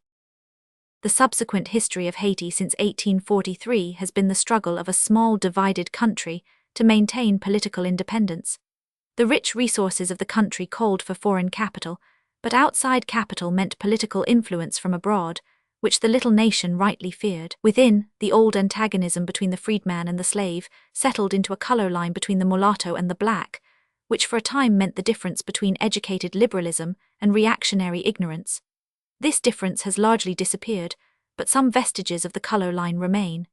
The result has been reaction and savagery under Solauc, Dominique, and Nord Alexis, and decided advance under presidents like Nisig Saget, Solomon, Legitime, and Hippolyte. In political life, Haiti is still in the 16th century, but in economic life she has succeeded in placing on their own little farms the happiest and most contented peasantry in the world, after raising them from a veritable hell of slavery. If modern capitalistic greed can be restrained from interference, until the best elements of Haiti secure permanent political leadership, the triumph of the revolution will be complete. In other parts of the French-American Dominion, the slaves achieved freedom also by insurrection. In Guadeloupe they helped the French drive out the British, and thus gained emancipation. In Martinique it took 3 revolts and a civil war to bring freedom. The English slave empire in America centered in the Bermudas, Barbados, Jamaica, and the Lesser Islands, and in the United States, Barbados developed a savage slave code, and the result was attempted slave insurrections in 1674, 1692, and these were not successful, but a rising in 1816 destroyed much property under the leadership of a mulatto, Washington Franklin, and the repeal of bad laws and eventual enfranchisement of the colored people followed. One Barbadian mulatto, Sir Conrad Reeves, has held the position of Chief Justice in the island and was knighted. A Negro insurrection in Dominica under Farsal greatly exercised England in 1791 and delayed slave trade abolition. In 1844, and further uprisings took place, and these continued fro to 1893. The chief island domain of English slavery was Jamaica. It was Oliver Cromwell who, in his zeal for God and the slave trade, sent an expedition to seize Haiti. His fleet, driven off there, took Jamaica in 1655. The English found the mountains already infested with runaway slaves known as Maroons, and more Negroes joined them when the English arrived. In 1663 the freedom of the Maroons was acknowledged, land was given them, and their leader, Juan de Boulases, was made a colonel in the militia. He was killed, however, in the following year, and fro to 1730, the 3,000 or more black Maroons fought the British Empire in guerrilla warfare. Soldiers, Indians, and dogs were sent against them, and finally in 1730, Captain Cudjoe and other chiefs made a formal treaty of peace with Governor Trelawney. They were granted 2,500 acres, and their freedom was recognized. The peace lasted when they rebelled again and gave the British a severe drubbing, besides murdering planters. Bloodhounds again were imported.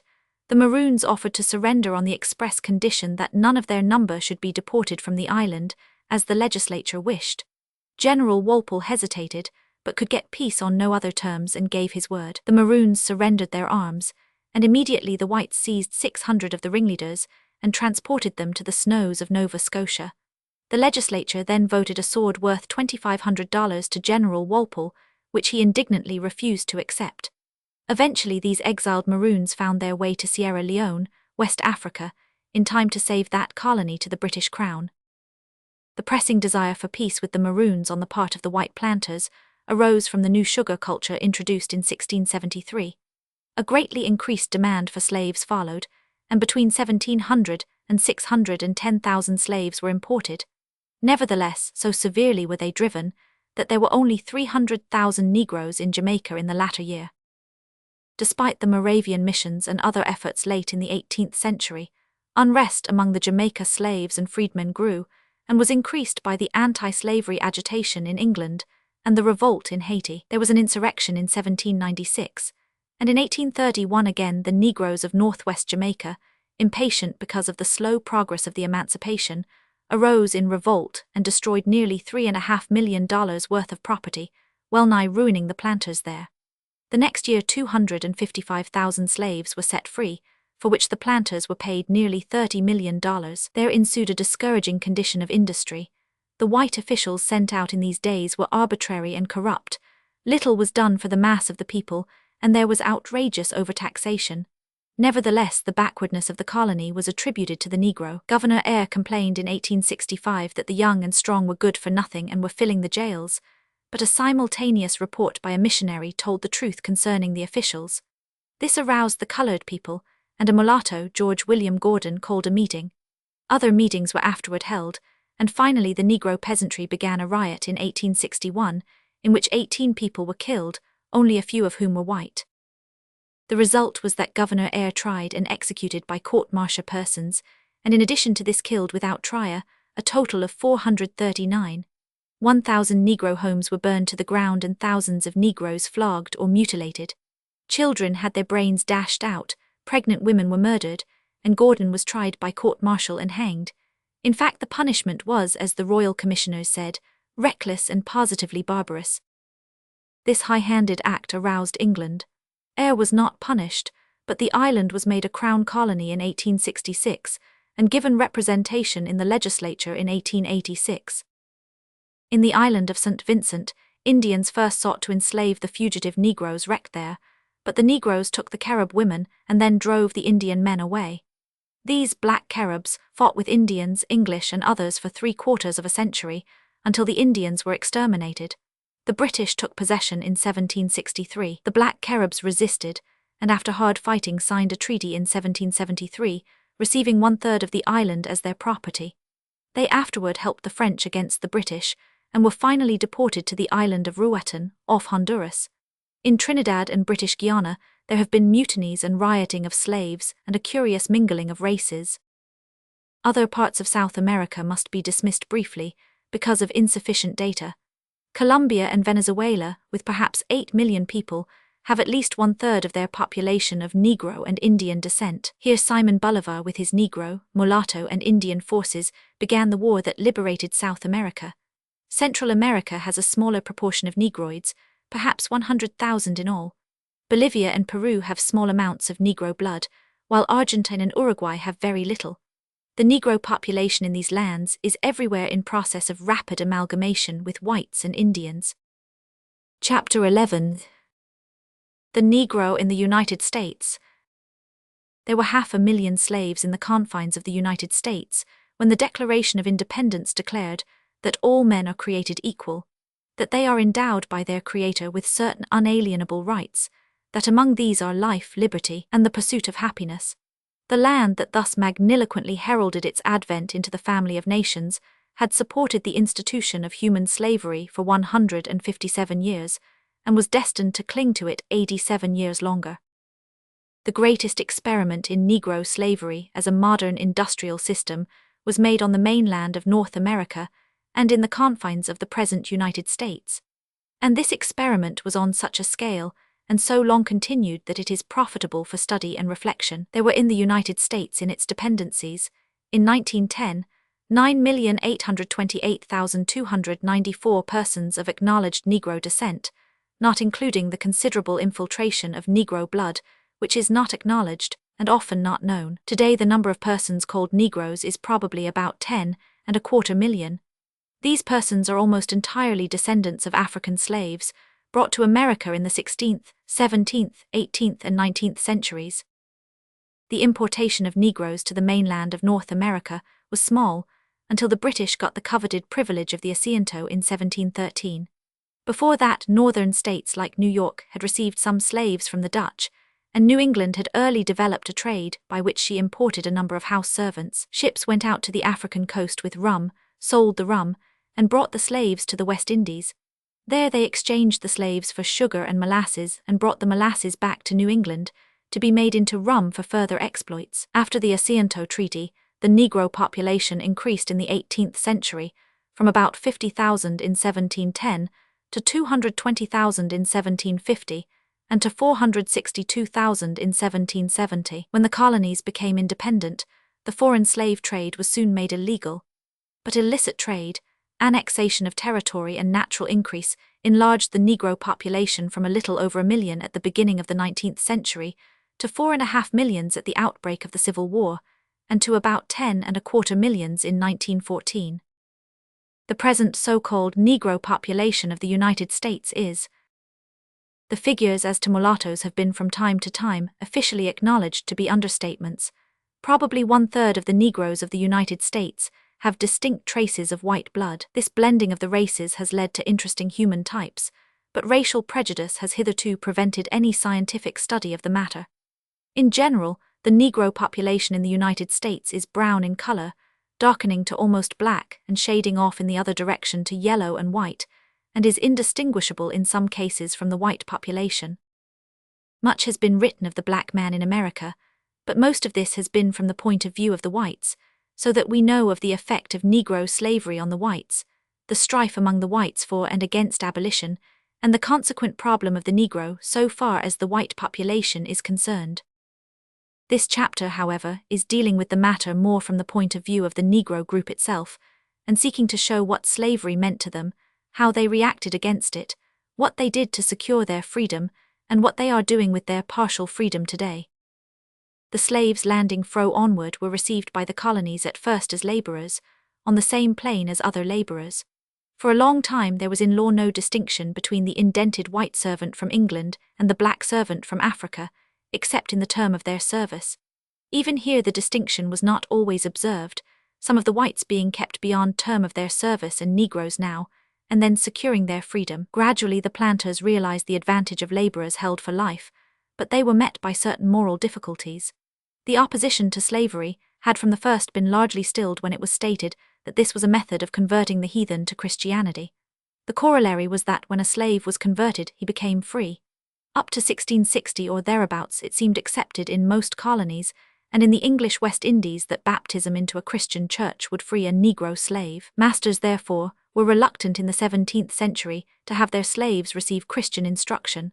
Massachusetts first apparently legislated on this matter by enacting in 1641 that slavery should be confined to captives in just wars, and such strangers as willingly sell themselves, or are sold to us, meaning by strangers apparently heathen, but saying nothing as to the effect of conversion. Connecticut adopted similar legislation in 1650, and Virginia declared in 1661 that Negroes are incapable of making satisfaction for time lost in running away by lengthening their time of services, thus implying that they were slaves for life. Maryland declared in 1663 that Negro slaves should serve durante vita, but it was not until that Virginia finally plucked up courage to attack the issue squarely and declared by law, "Baptism doth not alter the condition of the person as to his bondage or freedom, in order that diverse masters freed from this doubt may more carefully endeavor the propagation of Christianity." The transplanting of the Negro from his African clan life to the West Indian plantation was a social revolution. Marriage became geographical and transient, while women and girls were without protection. The private home as a self-protective, independent unit did not exist. That powerful institution, the polygamous African home, was almost completely destroyed, and in its place in America arose sexual promiscuity, a weak community life with common dwelling, meals, and child nurseries. The internal slave trade tended further to weaken natural ties. A small number of favored house servants and artisans were raised above this, had their private homes, came in contact with the culture of the master class, and assimilated much of American civilization. This was, however, exceptional. Broadly speaking, The greatest social effect of American slavery was to substitute for the polygamous Negro home a new polygamy less guarded, less effective, and less civilized. At first sight it would seem that slavery completely destroyed every vestige of spontaneous movement among the Negroes. This is not strictly true. The vast power of the priest in the African state is well known. His realm alone, the province of religion and medicine, remained largely unaffected by the plantation system. The Negro priest, therefore, early became an important figure on the plantation and found his function as the interpreter of the supernatural, the comforter of the sorrowing, and as the one who expressed, rudely but picturesquely, the longing and disappointment and resentment of a stolen people. From such beginnings arose and spread with marvelous rapidity the Negro Church, the first distinctively Negro American social institution. It was not at first by any means a Christian church, but a mere adaptation of those rites of fetish which in America is termed aube worship, or voodooism. Association and missionary effort soon gave these rites a veneer of Christianity, and gradually, after 2 centuries, the church became Christian, with a simple Calvinistic creed, but with many of the old customs still clinging to the services. It is this historic fact, that the Negro Church of today bases itself upon the sole surviving social institution of the African fatherland, that accounts for its extraordinary growth and vitality. The slave codes at first were really labor codes based on an attempt to re-establish in America the waning feudalism of Europe. The laborers were mainly black and were held for life. Above them came the artisans, free whites with a few blacks, and above them the master class. The feudalism called for the plantation system, and the plantation system as developed in America, and particularly in Virginia, was at first a feudal domain. On these plantations the master was practically supreme. The slave codes in early days were but moderately harsh, allowing punishment by the master, but restraining him in extreme cases and providing for care of the slaves and of the aged. With the power, however, solely in the hands of the master class, and with the master supreme on his own plantation, his power over the slave was practically what he wished it to be. In some cases the cruelty was as great as on the worst West Indian plantations. In other cases the rule was mild and paternal. Up through this American feudalism, the Negro began to rise. He learned in the 18th century the English language, he began to be identified with the Christian church, he mingled his blood to a considerable extent with the master class. The house servants particularly were favored, in some cases receiving education, and the number of free Negroes gradually increased.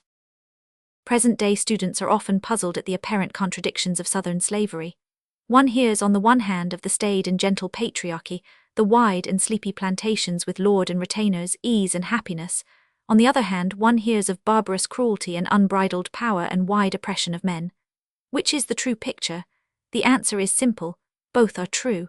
They are not opposite sides of the same shield, they are different shields. They are pictures, on the one hand, of house service in the great country seats and in the towns, and on the other hand of the field labourers who raised the great tobacco, rice and cotton crops. We have thus not only carelessly mixed pictures of what were really different kinds of slavery, but of that which represented different degrees in the development of the economic system. House service was the older feudal idea of personal retainership, developed in Virginia and Carolina in the 17th and 18th centuries. It had all the advantages and disadvantages of such a system, the advantage of the strong personal tie and disadvantage of unyielding caste distinctions, with the resultant immoralities. At its worst, however, it was a matter primarily of human relationships. Out of this older type of slavery in the northern South, there developed, during the 18th and 19th centuries, in the southern South, the type of slavery which corresponds to the modern factory system in its worst conceivable form. It represented production of a staple product on a large scale. Between the owner and laborer were interposed the overseer and the drivers. The slaves were whipped and driven to a mechanical task system. Wide territory was needed, so that at last absentee landlordship was common. It was this latter type of slavery that marked the Cotton Kingdom, and the extension of the area of this system southward and westward marked the aggressive world-conquering visions of the slave barons. On the other hand, it was the milder and far different Virginia house service, and the personal retainership of town life in which most white children grew up. It was this that impressed their imaginations, and which they have so vividly portrayed. The Negroes, however, knew the other side, for it was under the harsher, heartless driving of the fields that fully 9/10 of them lived. There early began to be some internal development and growth of self-consciousness among the Negroes. For instance, In New England towns, Negro governors were elected. This was partly an African custom transplanted, and partly an endeavor to put the regulation of the slaves into their own hands. Negroes voted in those days. For instance, in North Carolina, the Constitution extended the franchise to every freeman, and when Negroes were disfranchised in 1835, several hundred colored men were deprived of the vote. In fact, as Albert Bushnell Hart says, in the colonies, freed Negroes, like freed indentured white servants, acquired property, founded families, and came into the political community if they had the energy, thrift, and fortune to get the necessary property. The humanitarian movement of the 18th century was active toward Negroes because of the part which they played in the Revolutionary War. Negro regiments and companies were raised in Connecticut and Rhode Island, and a large number of Negroes were members of the Continental armies elsewhere. Individual Negroes distinguished themselves. It is estimated that 5,000 Negroes fought in the American armies. The mass of the Americans considered at the time of the adoption of the Constitution that Negro slavery was doomed. There soon came a series of laws emancipating slaves in the North. Vermont began in 1779, followed by judicial decision in Massachusetts in 1780 and gradual emancipation in Pennsylvania beginning the same year. Emancipation was accomplished in New Hampshire in 1783 and in Connecticut and Rhode Island in 1784. The momentous exclusion of slavery in the Northwest Territory took place in 1787, and gradual emancipation began in New York and New Jersey in 1799, and beneficial and insurance societies began to appear among colored people. Nearly every town of any size in Virginia in the early 18th century had Negro organizations for caring for the sick and burying the dead. As the number of free Negroes increased, particularly in the North, these financial societies began to be openly formed. One of the earliest was the Free African Society of Philadelphia. This eventually became the present African Methodist Church, which has today 500,000 members and over $11 million worth of property. Negroes began to be received into the white church bodies in separate congregations, and before 1807 there is the record of the formation of 8 such Negro churches. This brought forth leaders who were usually preachers in these churches. Richard Allen, the founder of the African Methodist Church, was one. Lot Carey, one of the founders of Liberia, was another. In the South there was John Chavis, who passed through a regular course of studies at what is now Washington and Lee University. He started a school for young white men in North Carolina and had among his pupils a United States Senator, sons of a Chief Justice of North Carolina, a governor of the state, and many others. He was a full-blooded Negro, but a Southern writer says that all accounts agree that John Chavis was a gentleman. He was received socially among the best whites and asked to table. In the War of 1812, 3,300 Negroes helped Jackson win the Battle of New Orleans, and numbers fought in New York State and in the Navy under Perry, Channing, and others. Phyllis Wheatley, a Negro girl, wrote poetry, and the mulatto Benjamin Banneker published one of the first American series of almanacs. In fine, it seemed in the early years of the 19th century that slavery in the United States would gradually disappear, and that the Negro would have, in time, a man's chance. A change came, however, between 1820 and it is directly traceable to the Industrial Revolution of the 19th century. Between 1738 and there had come a remarkable series of inventions which revolutionized the methods of making cloth. This series included the invention of the fly shuttle, the carding machine, the steam engine, and the power loom. The world began to look about for a cheaper and larger supply of fiber for weaving. It was found in the cotton plant, and the southern United States was especially adapted to its culture. The invention of the cotton gin removed the last difficulties. The South now had a crop which could be attended to by unskilled labor, and for which there was practically unlimited demand. There was land, and rich land, in plenty. The result was that the cotton crop in the United States increased from 0 bales in 1790 to 650,000 bales in 1820, to 2,500,000 bales in 1850, and to 4 million bales in 1860. In this growth one sees the economic foundation of the new slavery in the United States, which rose in the second decade of the 19th century. Manifestly, the fatal procrastination in dealing with slavery in the 18th century received in the 19th century its terrible reward. The change in the attitude toward slavery was manifest in various ways. The South no longer excused slavery, but began to defend it as an economic system. The enforcement of the slave trade laws became notoriously lax, and there was a tendency to make slave codes harsher. This led to retaliation on the part of the Negroes. There had not been in the United States before this many attempts at insurrection. The slaves were distributed over a wide territory, and before they became intelligent enough to cooperate, the chance of emancipation was held before them.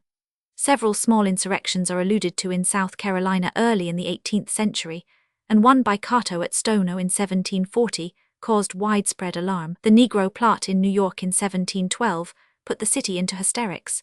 There was no further plotting on any scale until the Haitian Revolt, when Gabriel in Virginia made an abortive attempt. In 1822, a free Negro, Denmark Vesey, in South Carolina, failed in a well-laid plot, and 10 years after that, in 1831, Nat Turner led his insurrection in Virginia and killed 51 persons. The result of this insurrection was to crystallize tendencies toward harshness which the economic revolution was making advisable.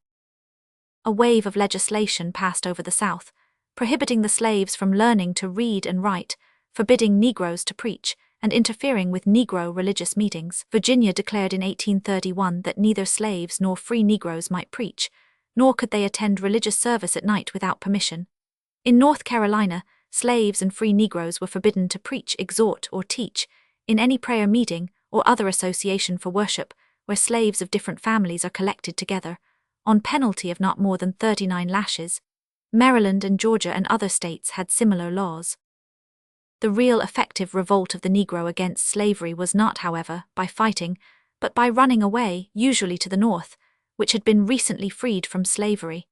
From the beginning of the 19th century, slaves began to escape in considerable numbers. 4 geographical paths were chiefly followed. One, leading southward, was the line of swamps along the coast from Norfolk, Virginia, to the northern border of Florida. This gave rise to the Negro element among the Indians in Florida and led to the 2 Seminole Wars of 1817, and these wars were really slave raids to make the Indians give up the Negro and half-breed slaves domiciled among them. The wars cost the United States $10 million and 2,000 lives. The Great Appalachian Range, with its abutting mountains, was the safest path northward. Through Tennessee and Kentucky and the heart of the Cumberland Mountains, using the limestone caverns, was the third route, and the valley of the Mississippi was the western tunnel. These runaways and the freedmen of the North soon began to form a group of people who sought to consider the problem of slavery and the destiny of the Negro in America. They passed through many psychological changes of attitude in the years fro to 1850. At first, in the early part of the 18th century, there was but one thought: revolt and revenge. The development of the latter half of the century brought an attitude of hope and adjustment, and emphasized the differences between the slave and the free Negro. The first part of the 19th century brought 2 movements. Among the free Negroes, an effort at self-development and protection through organization. Among slaves and recent fugitives, a distinct reversion to the older idea of revolt. As the new industrial slavery, following the rise of the Cotton Kingdom, began to press harder, a period of storm and stress ensued in the black world, and in 1829 came the first full-voiced, almost hysterical protest of a Negro against slavery and the color line in David Walker's appeal, which aroused Southern legislatures to action. The decade 1830-40 was a severe period of trial.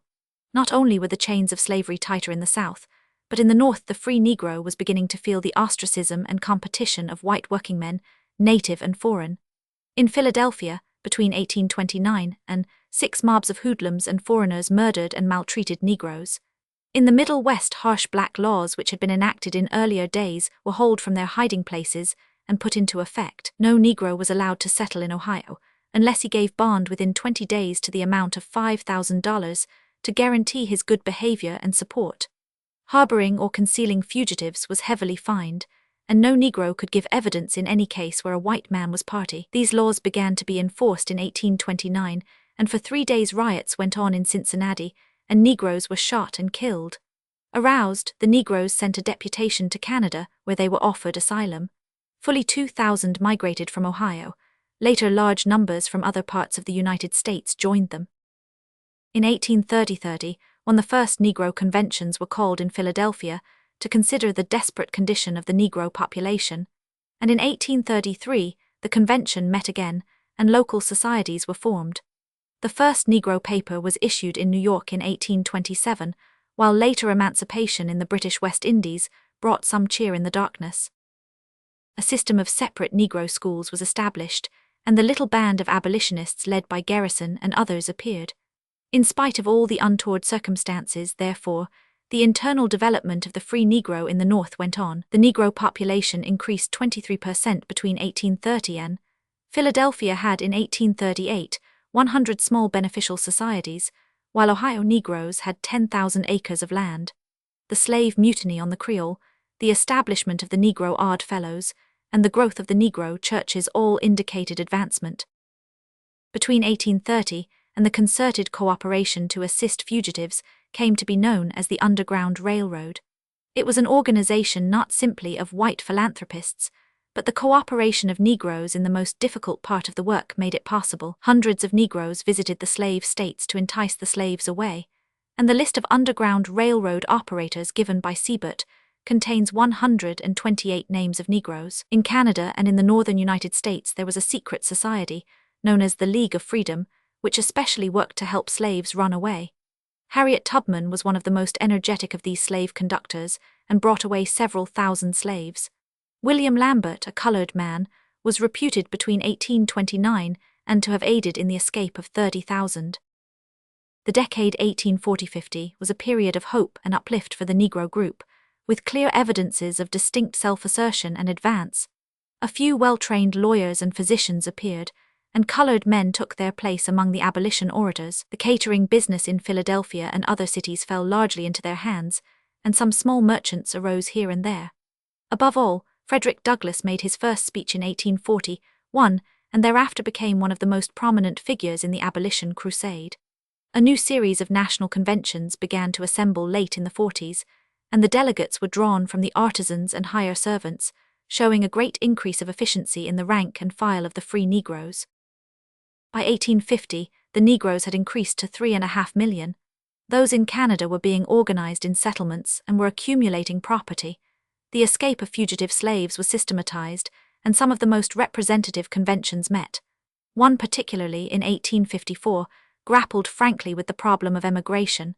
It looked as though it was going to be impossible for Negroes to remain in the United States and be free. As early as 1788, a Negro Union of Newport, Rhode Island, had proposed a general exodus to Africa. John and Paul Cuff, after petitioning for the right to vote in 1780, started in 1815 for Africa, organizing an expedition at their own expense which cost $4,000. Lot Carey organized the African Mission Society in 1813, and the first Negro college graduate went to Liberia in 1829 and became superintendent of public schools. The Colonization Society encouraged this migration, and the Negroes themselves had organized the Canadian exodus. The Rochester Negro Convention in 1853 pronounced against migration, but nevertheless emissaries were sent in various directions to see what inducements could be offered. One went to the Niger Valley, one to Central America, and one to Haiti. The Haitian trip was successful, and about 2,000 black emigrants eventually settled in Haiti. Delaney, who went to Africa, concluded a treaty with 8 kings offering inducements to Negroes, but nothing came of it. In 1853, Negroes like Purvis and Barbados helped in the formation of the American Anti-Slavery Society, and for a while colored men cooperated with John Brown and probably would have given him considerable help if they had thoroughly known his plans. As it was, 6 or 7 of his 22 followers were Negroes. Meantime, the slave power was impelled by the high price of slaves and the exhaustion of cotton land to make increased demands. Slavery was forced north of Mason and Dixon's Line in 1820. A new slave empire with thousands of slaves was annexed in 1850, and a fugitive slave law was passed which endangered the liberty of every free Negro. Finally, a determined attempt was made to force slavery into the Northwest in competition with free white labor, and less effective but powerful movements arose to annex more slave territory to the South and to reopen the African slave trade. It looked like a triumphal march for the slave barons, but each step cost more than the last. Missouri gave rise to the early abolitionist movement. Mexico and the fugitive slave law aroused deep opposition in the North, and Kansas developed an attack upon the free labor system, not simply of the North, but of the civilized world. The result was war, but the war was not against slavery. It was fought to protect free white laborers against the competition of slaves, and it was thought possible to do this by segregating slavery. The first thing that vexed the Northern armies on Southern soil during the war was the question of the disposition of the fugitive slaves, who immediately began to arrive in increasing numbers. Butler confiscated them, Fremont freed them, and Halleck caught and returned them, but their numbers swelled to such large proportions that the mere economic problem of their presence overshadowed everything else, especially after the Emancipation Proclamation. Lincoln was glad to have them come after once he realized their strength to the Confederacy. The Emancipation Proclamation was forced, not simply by the necessity of paralyzing industry in the South, but also by the necessity of employing Negro soldiers. During the first 2 years of the war, no one wanted Negro soldiers. It was declared to be a white man's war. General Hunter tried to raise a regiment in South Carolina, but the War Department disavowed the act. In Louisiana, the Negroes were anxious to enlist, but were held off. In the meantime, the war did not go as well as the North had hoped, and on the 26th of January, 1863, the Secretary of War authorized the governor of Massachusetts to raise 2 regiments of Negro troops. Frederick Douglass and others began the work with enthusiasm, and in the end 187,000 Negroes enlisted in the Northern armies, of whom 70,000 were killed and wounded. The conduct of these troops was exemplary. They were indispensable in camp duties and brave on the field, where they fought in 213 battles. General Banks wrote, "Their conduct was heroic. No troops could be more determined or more daring." The assault on Fort Wagner, led by 1,000 black soldiers under the white Colonel Shaw, is one of the greatest deeds of desperate bravery on record. On the other hand, the treatment of Negro soldiers when captured by the Confederates was barbarous. At Fort Pillow, after the surrender of the Federal troops, the colored regiment was indiscriminately butchered, and some of them were buried alive. Abraham Lincoln said, "The slightest knowledge of arithmetic will prove to any man that the rebel armies cannot be destroyed with democratic strategy. It would sacrifice all the white men of the North to do it." There are now in the service of the United States near 200,000 able-bodied colored men, most of them under arms, defending and acquiring Union territory. Abandon all the posts now garrisoned by black men, take 200,000 men from our side, and put them in the battlefield or cornfield against us, and we would be compelled to abandon the war in 3 weeks.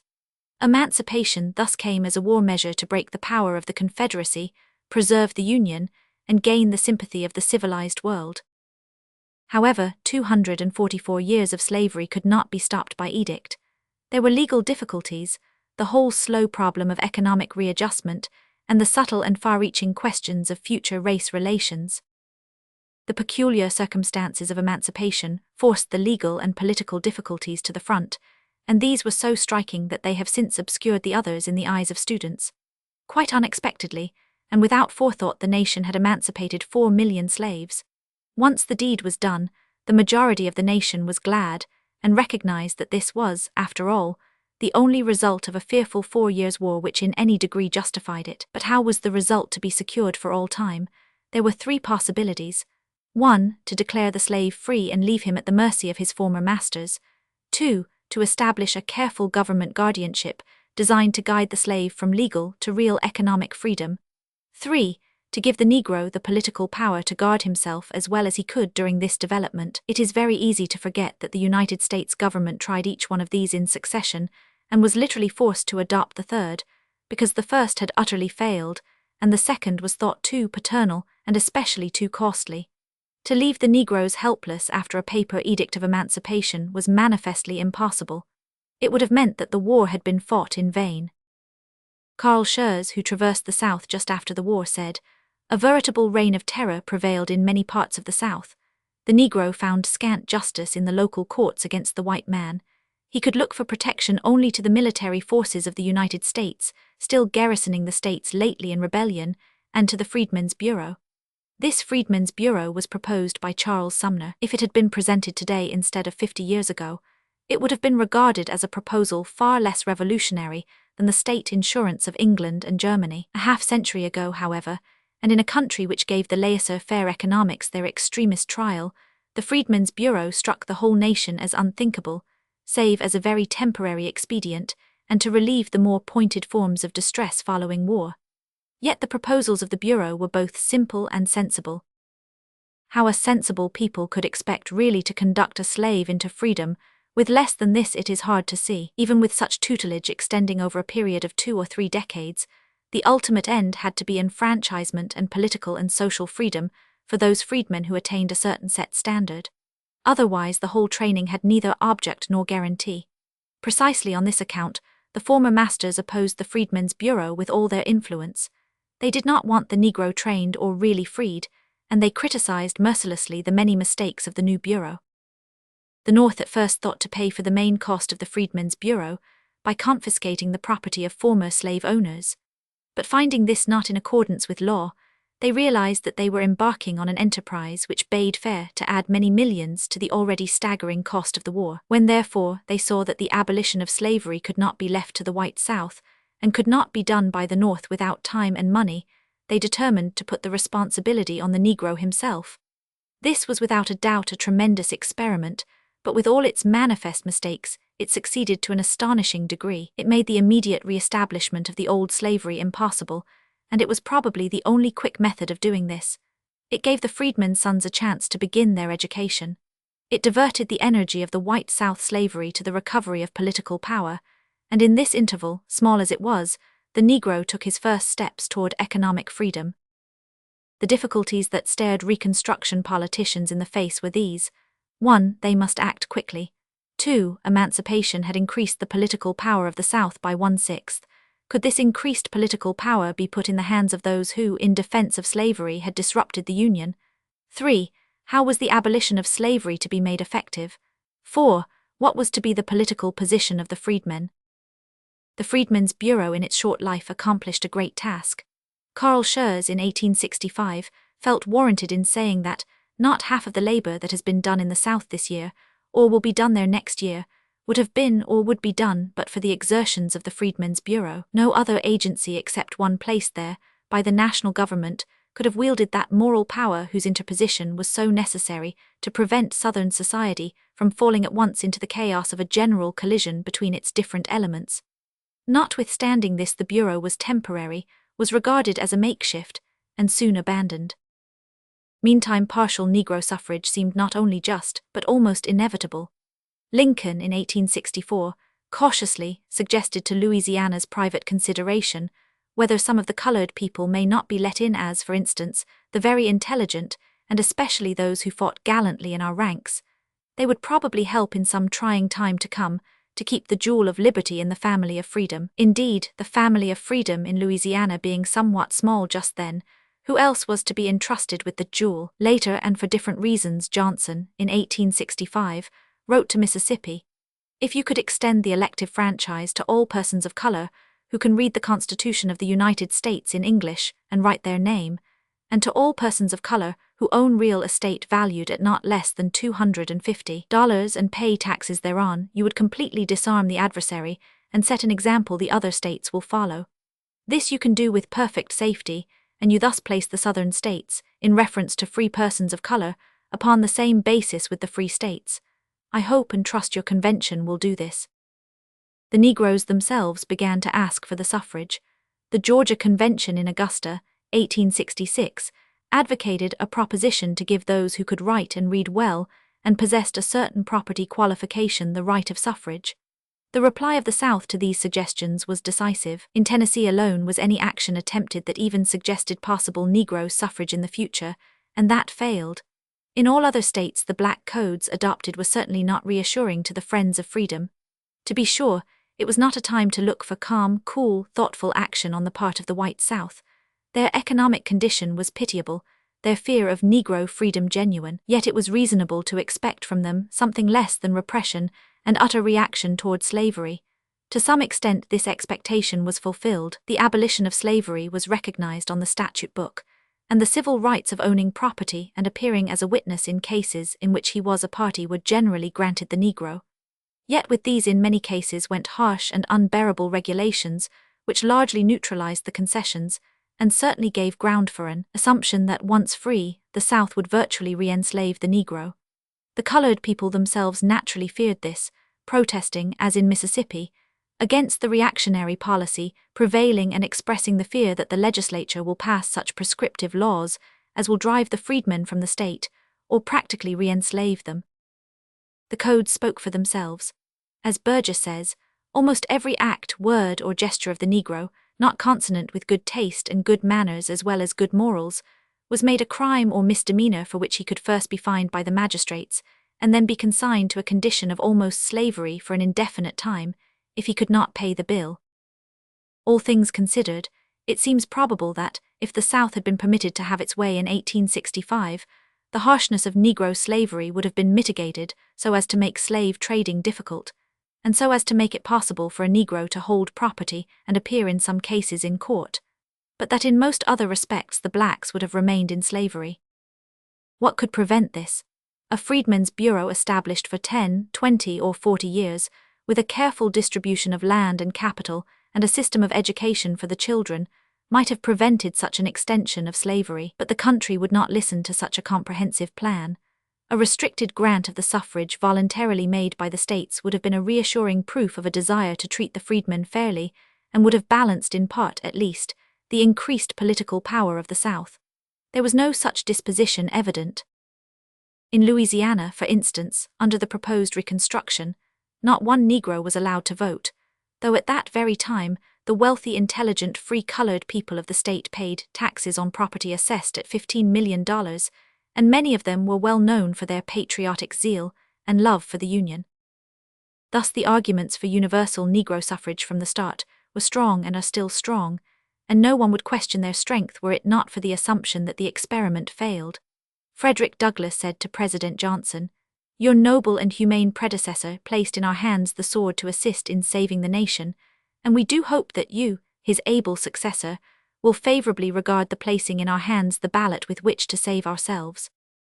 Carl Schurz wrote, "It is idle to say that it will be time to speak of Negro suffrage when the whole colored race will be educated, for the ballot may be necessary to him to secure his education."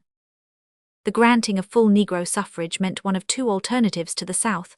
One, the uplift of the Negro for sheer self-preservation.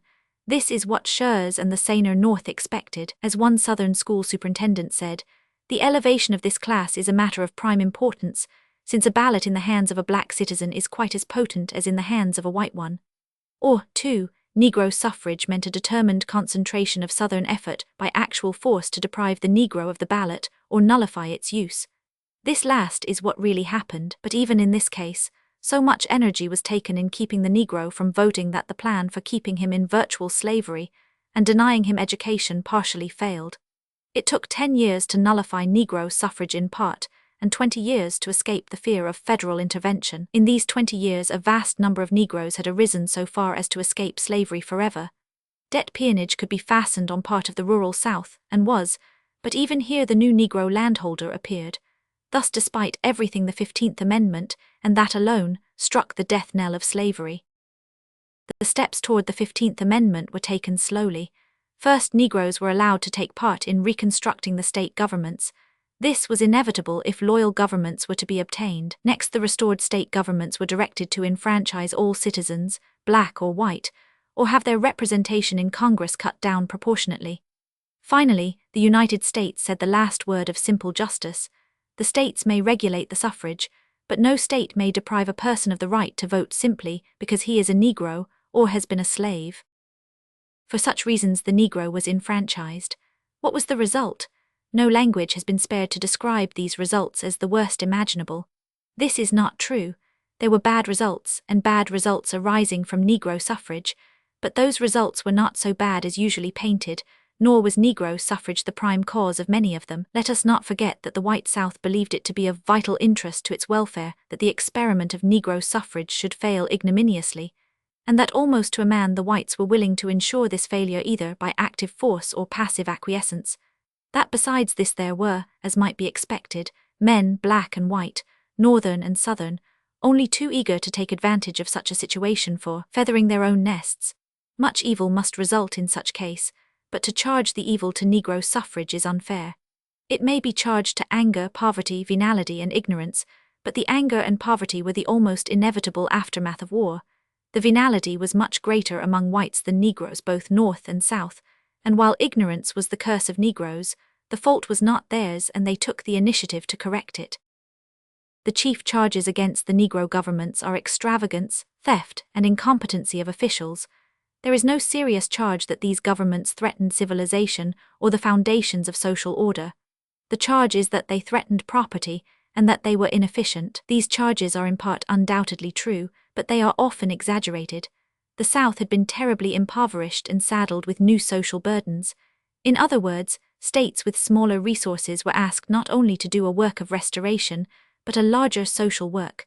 The property holders were aghast. They not only demurred, but, predicting ruin and revolution, they appealed to secret societies, to intimidation, force and murder. They refused to believe that these novices in government and their friends were aught but scamps and fools. Under the circumstances occurring directly after the war, the wisest statesmen would have been compelled to resort to increased taxation, and would have, in turn, been execrated as extravagant, dishonest, and incompetent. It is easy, therefore, to see what flaming and incredible stories of Reconstruction governments could gain wide currency and belief. In fact, the extravagance, although great, was not universal, and much of it was due to the extravagant spirit pervading the whole country in a day of inflated currency and speculation. That the Negroes, led by the astute thieves, became at first tools and received some small share of the spoils is true. But two considerations must be added. Much of the legislation which resulted in fraud was represented to the Negroes as good legislation, and thus their votes were secured by deliberate misrepresentation. Take, for instance, the land frauds of South Carolina. A wise Negro leader of that state, advocating the state purchase of farm lands, said, "One of the greatest of slavery bulwarks was the infernal plantation system, one man owning his 1,000, another his 20, another 50,000 acres of land. This is the only way by which we will break up that system, and I maintain that our freedom will be of no effect if we allow it to continue. What is the main cause of the prosperity of the North? It is because every man has his own farm and is free and independent. Let the lands of the South be similarly divided." From such arguments, the Negroes were induced to aid a scheme to buy land and distribute it. Yet a large part of $800,000 appropriated was wasted and went to the white landholders' pockets. The most inexcusable cheating of the Negroes took place through the Freedmen's Bank. This bank was incorporated by Congress in 1865 and had in its list of incorporators some of the greatest names in America, including Peter Cooper, William Cullen Bryan, and John Jay.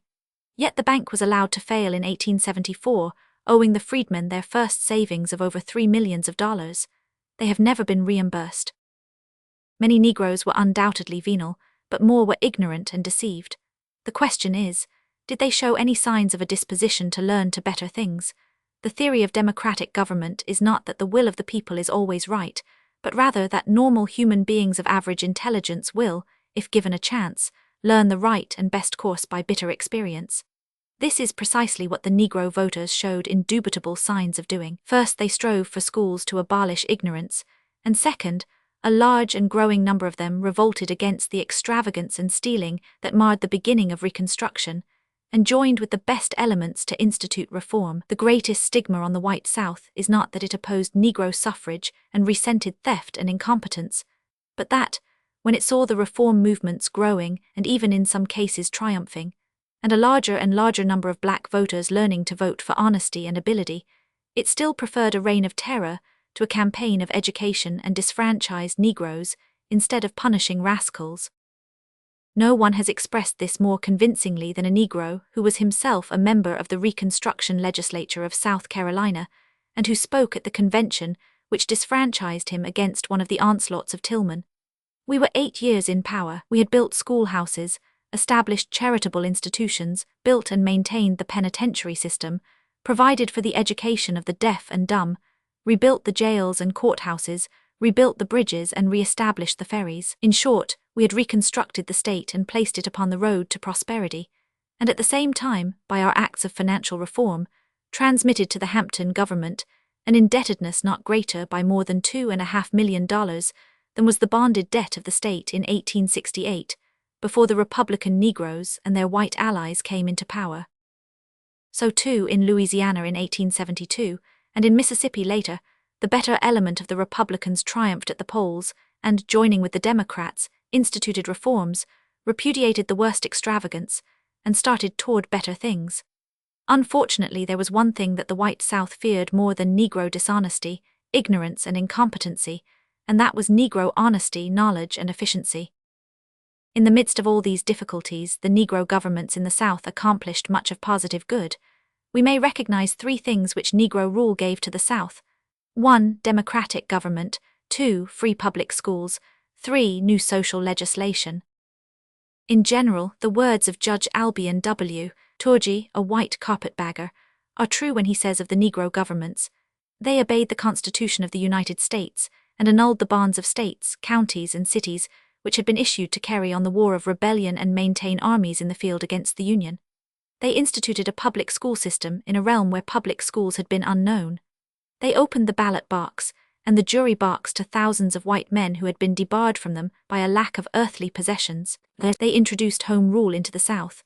They abolished the whipping post, the branding iron, the stocks, and other barbarous forms of punishment which had up to that time prevailed. They reduced capital felonies from about 20 to 2 or 3. In an age of extravagance, they were extravagant in the sums appropriated for public works. In all of that time, no man's rights of persons were invaded under the forms of law. Every Democrat's life, home, fireside, and business were safe. No man obstructed any white man's way to the ballot box, interfered with his freedom of speech, or boycotted him on account of his political faith. A thorough study of the legislation accompanying these constitutions and its changes since shows the comparatively small amount of change in law and government which the overthrow of Negro rule brought about.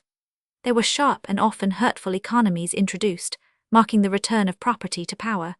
There was a sweeping change of officials, but the main body of Reconstruction legislation stood. The Reconstruction democracy brought forth new leaders and definitely overthrew the old Southern aristocracy. Among these new men were Negroes of worth and ability.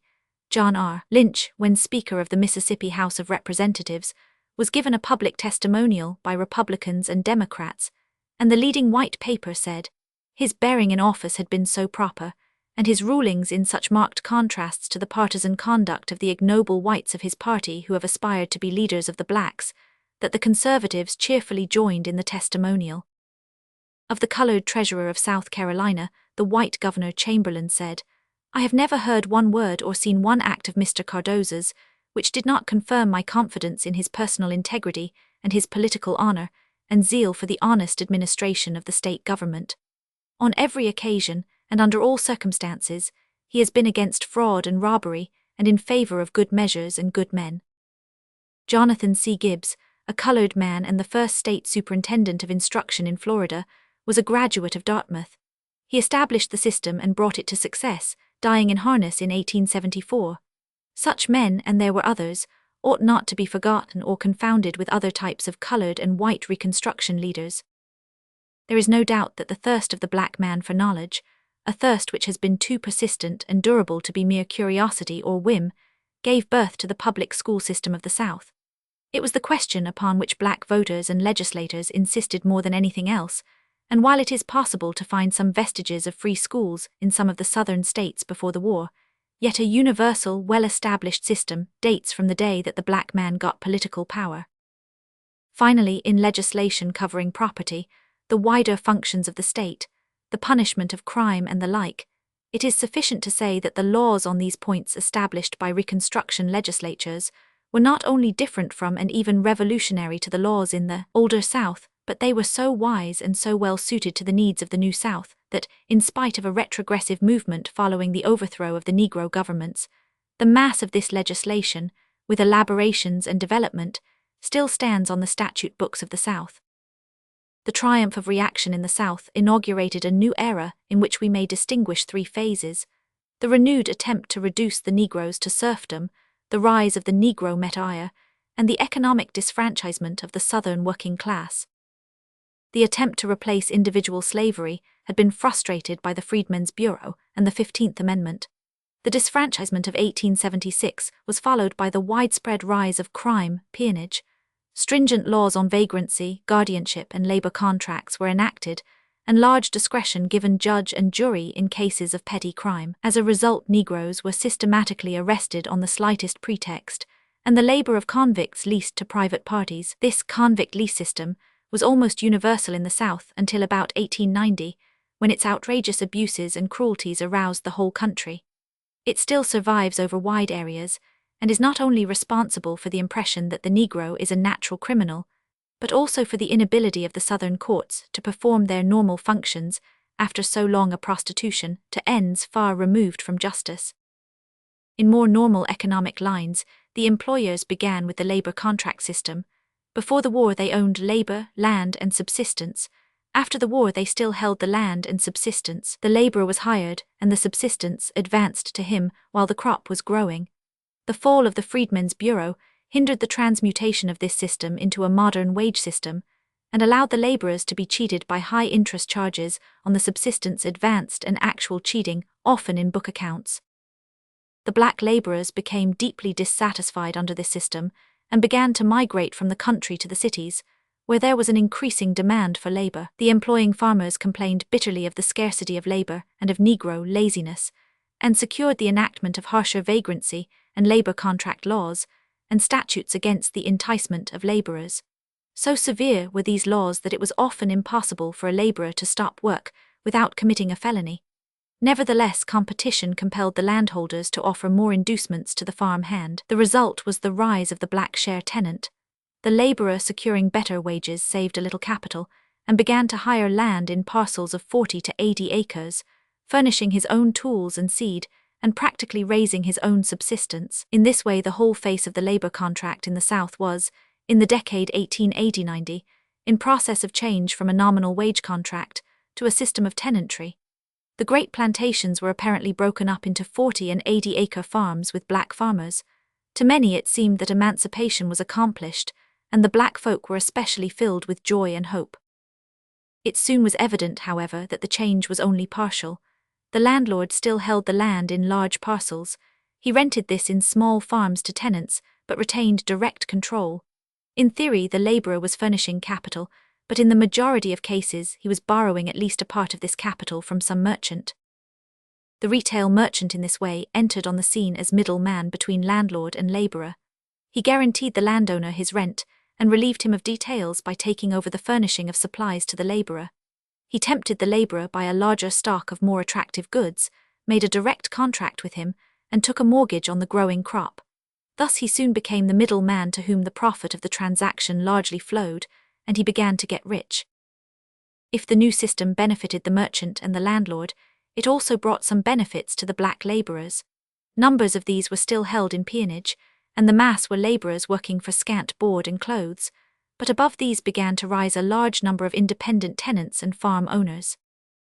In 1890, therefore, the South was faced by this question: are we willing to allow the Negro to advance as a free worker, peasant farmer, metier, and small capitalist, with only such handicaps as naturally impede the poor and ignorant, or is it necessary to erect further artificial barriers to restrain the advance of the Negroes? The answer was clear and unmistakable. The advance of the freedmen had been too rapid, and the South feared it. Every effort must be made to keep the Negro in his place as a servile caste. To this end, the South strove to make the disfranchisement of the Negroes effective and final. Up to this time, disfranchisement was illegal and based on intimidation. The new laws passed between 1890 and sought on their face to base the right to vote on property and education in such a way as to exclude poor and illiterate Negroes and admit all whites. In fact, they could be administered so as to exclude nearly all Negroes. To this was added a series of laws designed publicly to humiliate and stigmatize Negro blood, as, for example, separate railway cars, separate seats in street cars, and the like. These things were added to the separation in schools and churches, and the denial of redress to seduced colored women, which had long been the custom in the South. All these new enactments meant not simply separation, but subordination, caste, humiliation, and flagrant injustice. To all this was added a series of labor laws making the exploitation of Negro labor more secure. All this legislation had to be accomplished in the face of the labor movement throughout the world, and particularly in the South, where it was beginning to enter among the white workers. This was accomplished easily, however, by an appeal to race prejudice. No method of inflaming the darkest passions of men was unused. The lynching mob was given its glut of blood, and egged on by purposely exaggerated and often wholly invented tales of crime, on the part of perhaps the most peaceful and sweet-tempered race the world has ever known. Under the flame of this outward noise went the more subtle and dangerous work. The election laws passed in the states where 3/4 of the Negroes live were so ingeniously framed that a black university graduate could be prevented from voting, and the most ignorant white hoodlum could be admitted to the polls. Labor laws were so arranged that imprisonment for debt was possible, and leaving an employer could be made a penitentiary offense.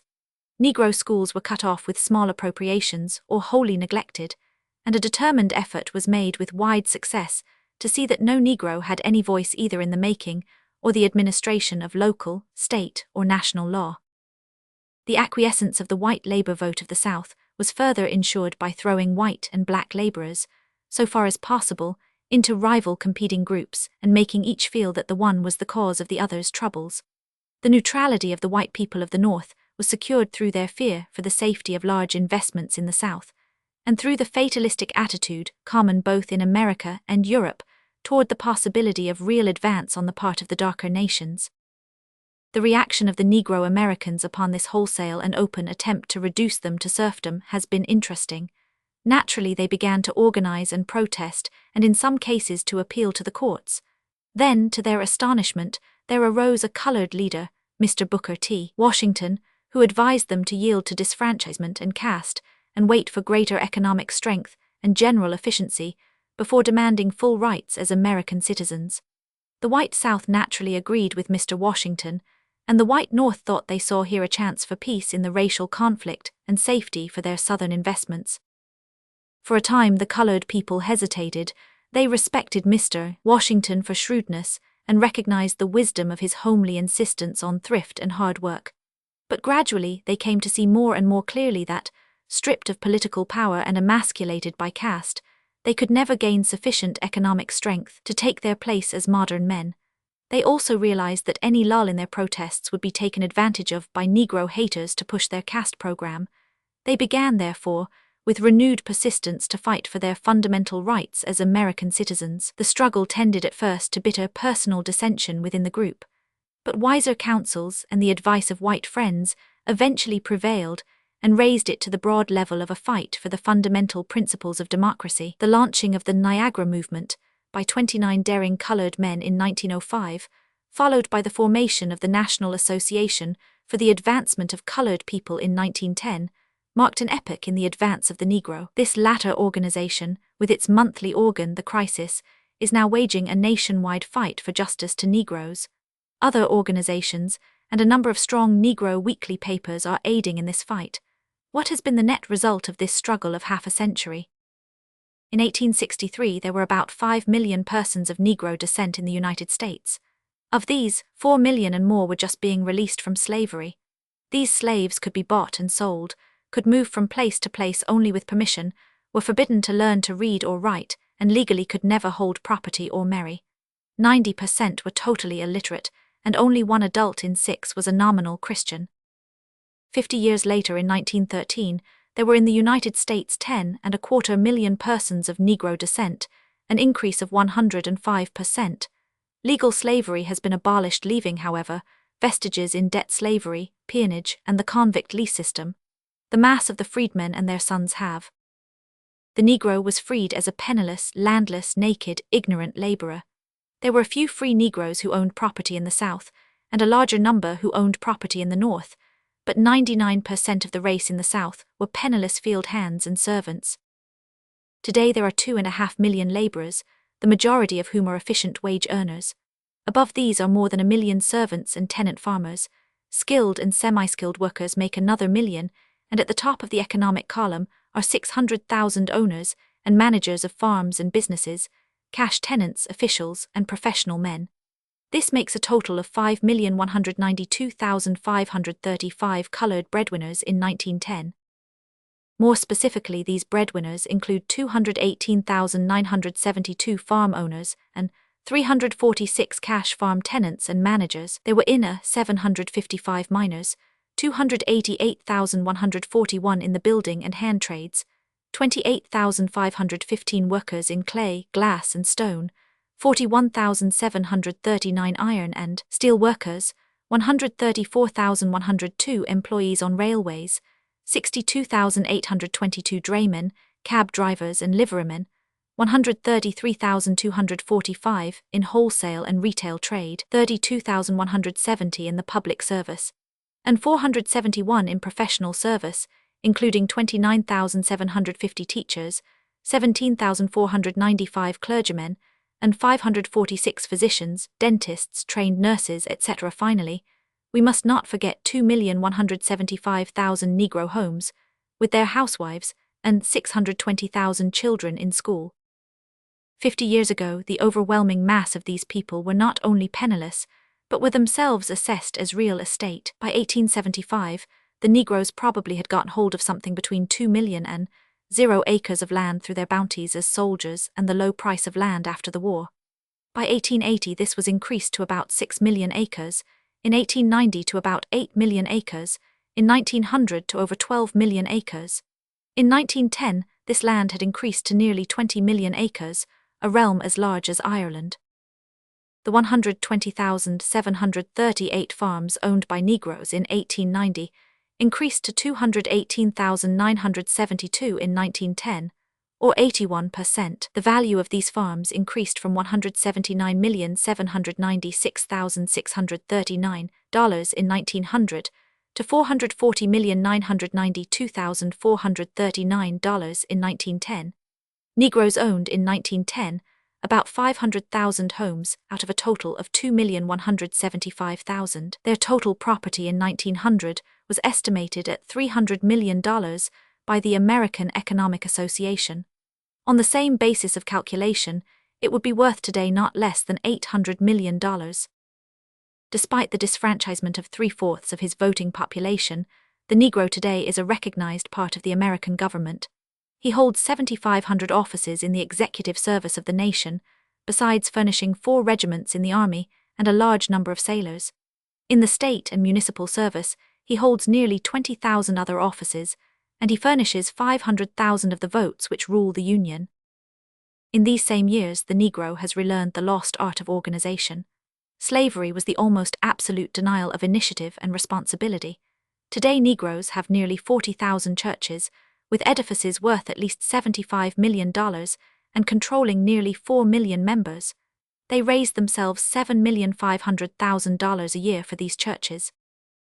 There are 200 private schools and colleges managed and almost entirely supported by Negroes, and these and other public and private Negro schools have received in 40 years $45 million of Negro money in taxes and donations. $5 million a year are raised by Negro secret and beneficial societies, which hold at least $6 million in real estate. Negroes support wholly or in part over 100 old folks' homes and orphanages, 30 hospitals and cemeteries. Their organized commercial life is extending rapidly and includes over 22,000 small retail businesses and banks. Above and beyond this material growth has gone the spiritual uplift of a great human race. From contempt and amusement, they have passed to the pity, perplexity, and fear on the part of their neighbors, while within their own souls they have arisen from apathy and timid complaint to open protest and more manly self-assertion. Where 9/10 of them could not read or write in 1860, today over 2/3 can. They have 300 papers and periodicals, and their voice and expression are compelling attention. Already in poetry, literature, music, and painting, the work of Americans of Negro descent has gained notable recognition. Instead of being led and defended by others, as in the past, American Negroes are gaining their own leaders, their own voices, their own ideals. Self-realization is thus coming slowly but surely to another of the world's great races, and they are today girding themselves to fight in the van of progress, not simply for their own rights as men, but for the ideals of the greater world in which they live, the emancipation of women, universal peace, democratic government, the socialization of wealth, and human brotherhood. 1850, mulattoes form 2% of the total Negro population. 1860, mulattoes form 2% of the total Negro population. 1870, mulattoes form % of the total Negro population. 1890, mulattoes form 2% of the total Negro population. 1910, mulattoes form 9% of the total Negro population. Or in actual numbers, 1850, 405,751 mulattoes. 1860, 588,352 mulattoes. 1870, 585,601 mulattoes. 1890, 1,132,060 mulattoes. 1910, 2,050,686 mulattoes. Chapter 12. The Negro Problems. It is impossible to separate the population of the world accurately by race, since that is no scientific criterion by which to divide races. If we divide the world, however, roughly into African Negroes and Negroids, European whites and Asiatic and American brown and yellow peoples, we have approximately 150 million Negroes, 500 million whites, and 0 yellow and brown peoples. Of the 150 million Negroes, 121 million live in Africa, 27 million in the New World, and 0 in Asia. What is to be the future relation of the Negro race to the rest of the world? The visitor from Altruria might see here no peculiar problem. He would expect the Negro race to develop along the lines of other human races. In Africa, his economic and political development would restore and eventually outrun the ancient glories of Egypt, Ethiopia, and Yoruba.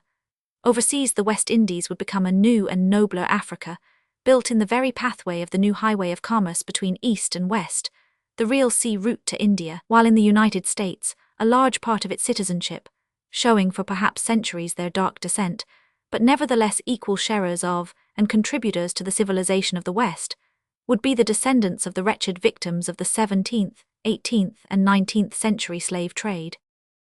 This natural assumption of a stranger finds, however, lodging in the minds of few present-day thinkers. On the contrary, such an outcome is usually dismissed summarily. Most persons have accepted that tacit but clear modern philosophy, which assigns to the white race alone the hegemony of the world and assumes that other races, and particularly the Negro race, will either be content to serve the interests of the whites or die out before their all-conquering march. This philosophy is the child of the African slave trade and of the expansion of Europe during the 19th century. The Negro slave trade was the first step in modern world commerce, followed by the modern theory of colonial expansion. Slaves as an article of commerce were shipped as long as the traffic paid. When the Americas had enough black laborers for their immediate demand, the moral action of the 18th century had a chance to make its faint voice heard.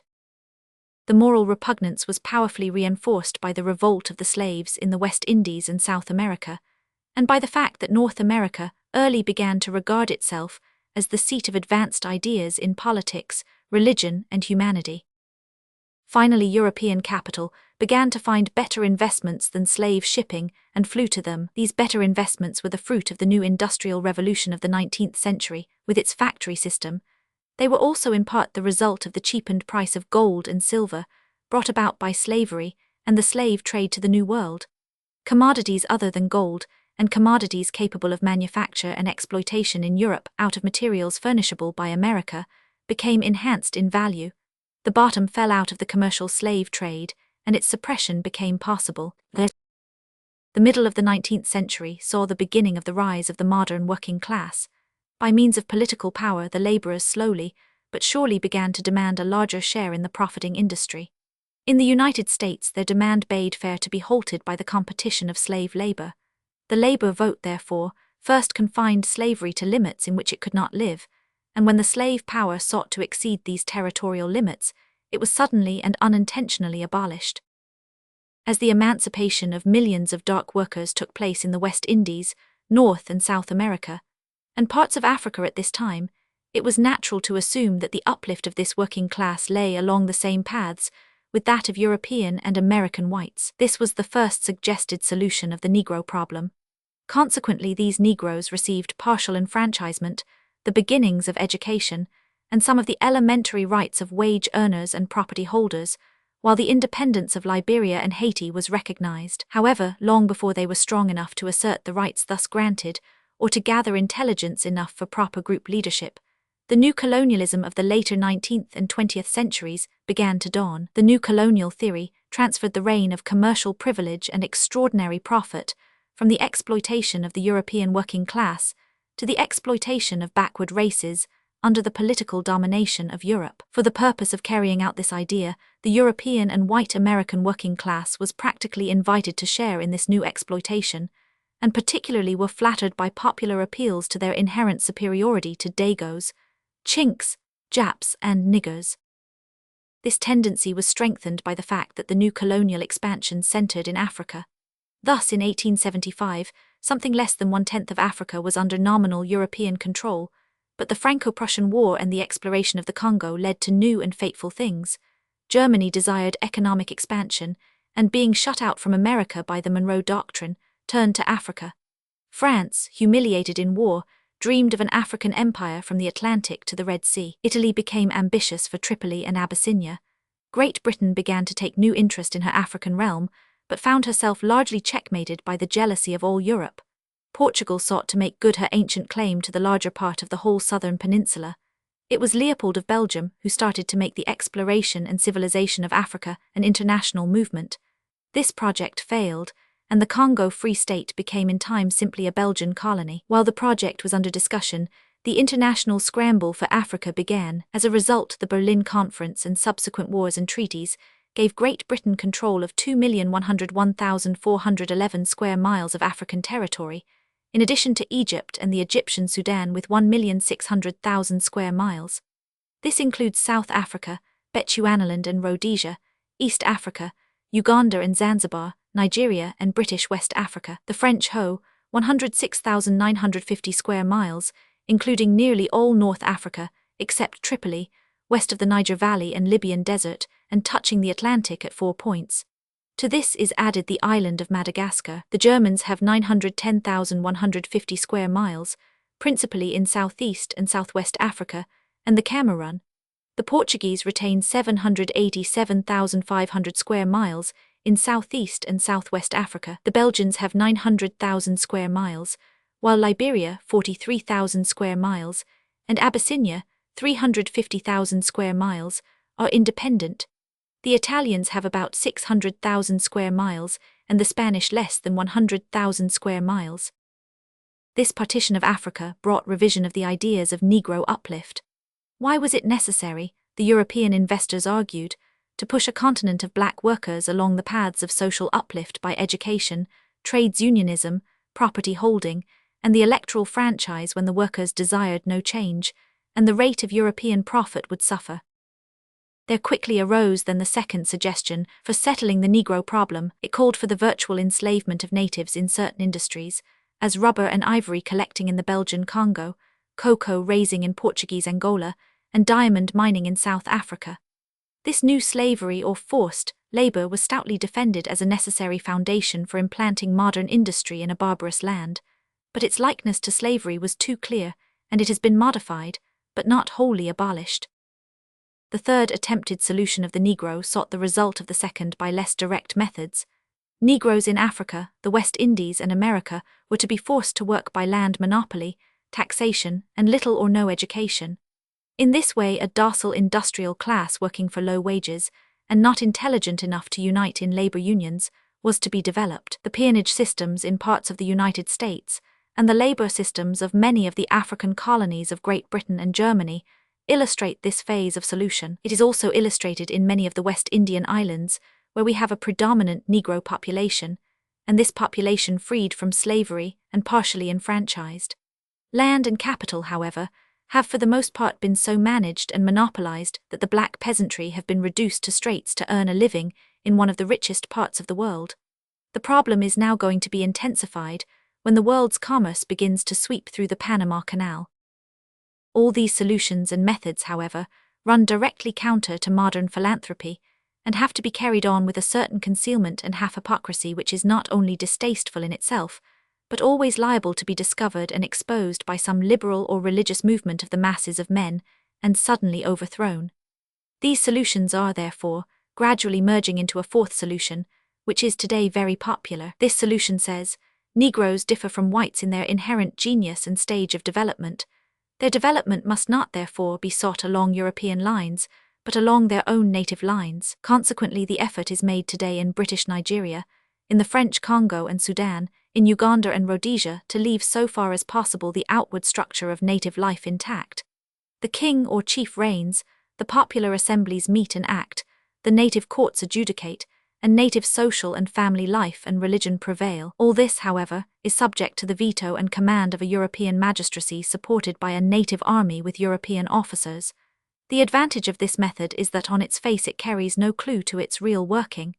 Indeed, it can always point to certain undoubted advantages, the abolition of the slave trade, the suppression of war and feud, the encouragement of peaceful industry. On the other hand, back of practically all these experiments stands the economic motive, the determination to use the organization, the land and the people, not for their own benefit, but for the benefit of white Europe. For this reason education is seldom encouraged, modern religious ideas are carefully limited, sound political development is sternly frowned upon, and industry is degraded and changed to the demands of European markets. The most ruthless class of white mercantile exploiters is allowed large liberty, if not a free hand, and protected by a concerted attempt to deify white men as such in the eyes of the native and in their own imagination. White missionary societies are spending perhaps as much as $5 million a year in Africa and accomplishing much good. But at the same time, white merchants are sending at least $20 million worth of European liquor into Africa each year, and the debauchery of the almost unrestricted rum traffic goes far to neutralize missionary effort. Distribution of Negro blood, ancient and modern. Distribution of Negro blood, ancient and modern. Under this last mentioned solution of the Negro problems, we may put the attempts at the segregation of Negroes and mulattoes in the United States, and to some extent in the West Indies. Ostensibly, this is separation of the races in society, civil rights, etc.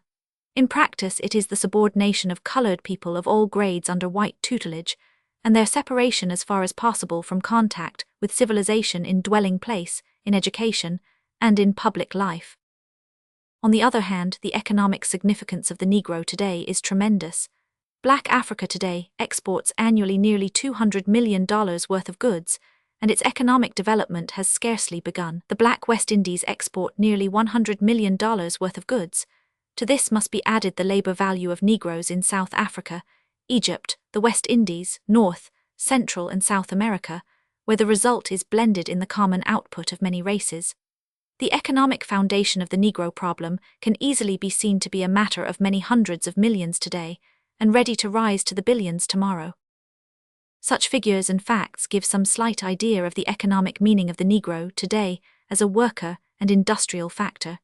Tropical Africa and its peoples are being brought more irrevocably every year into the vortex of the economic influences that sway the Western world.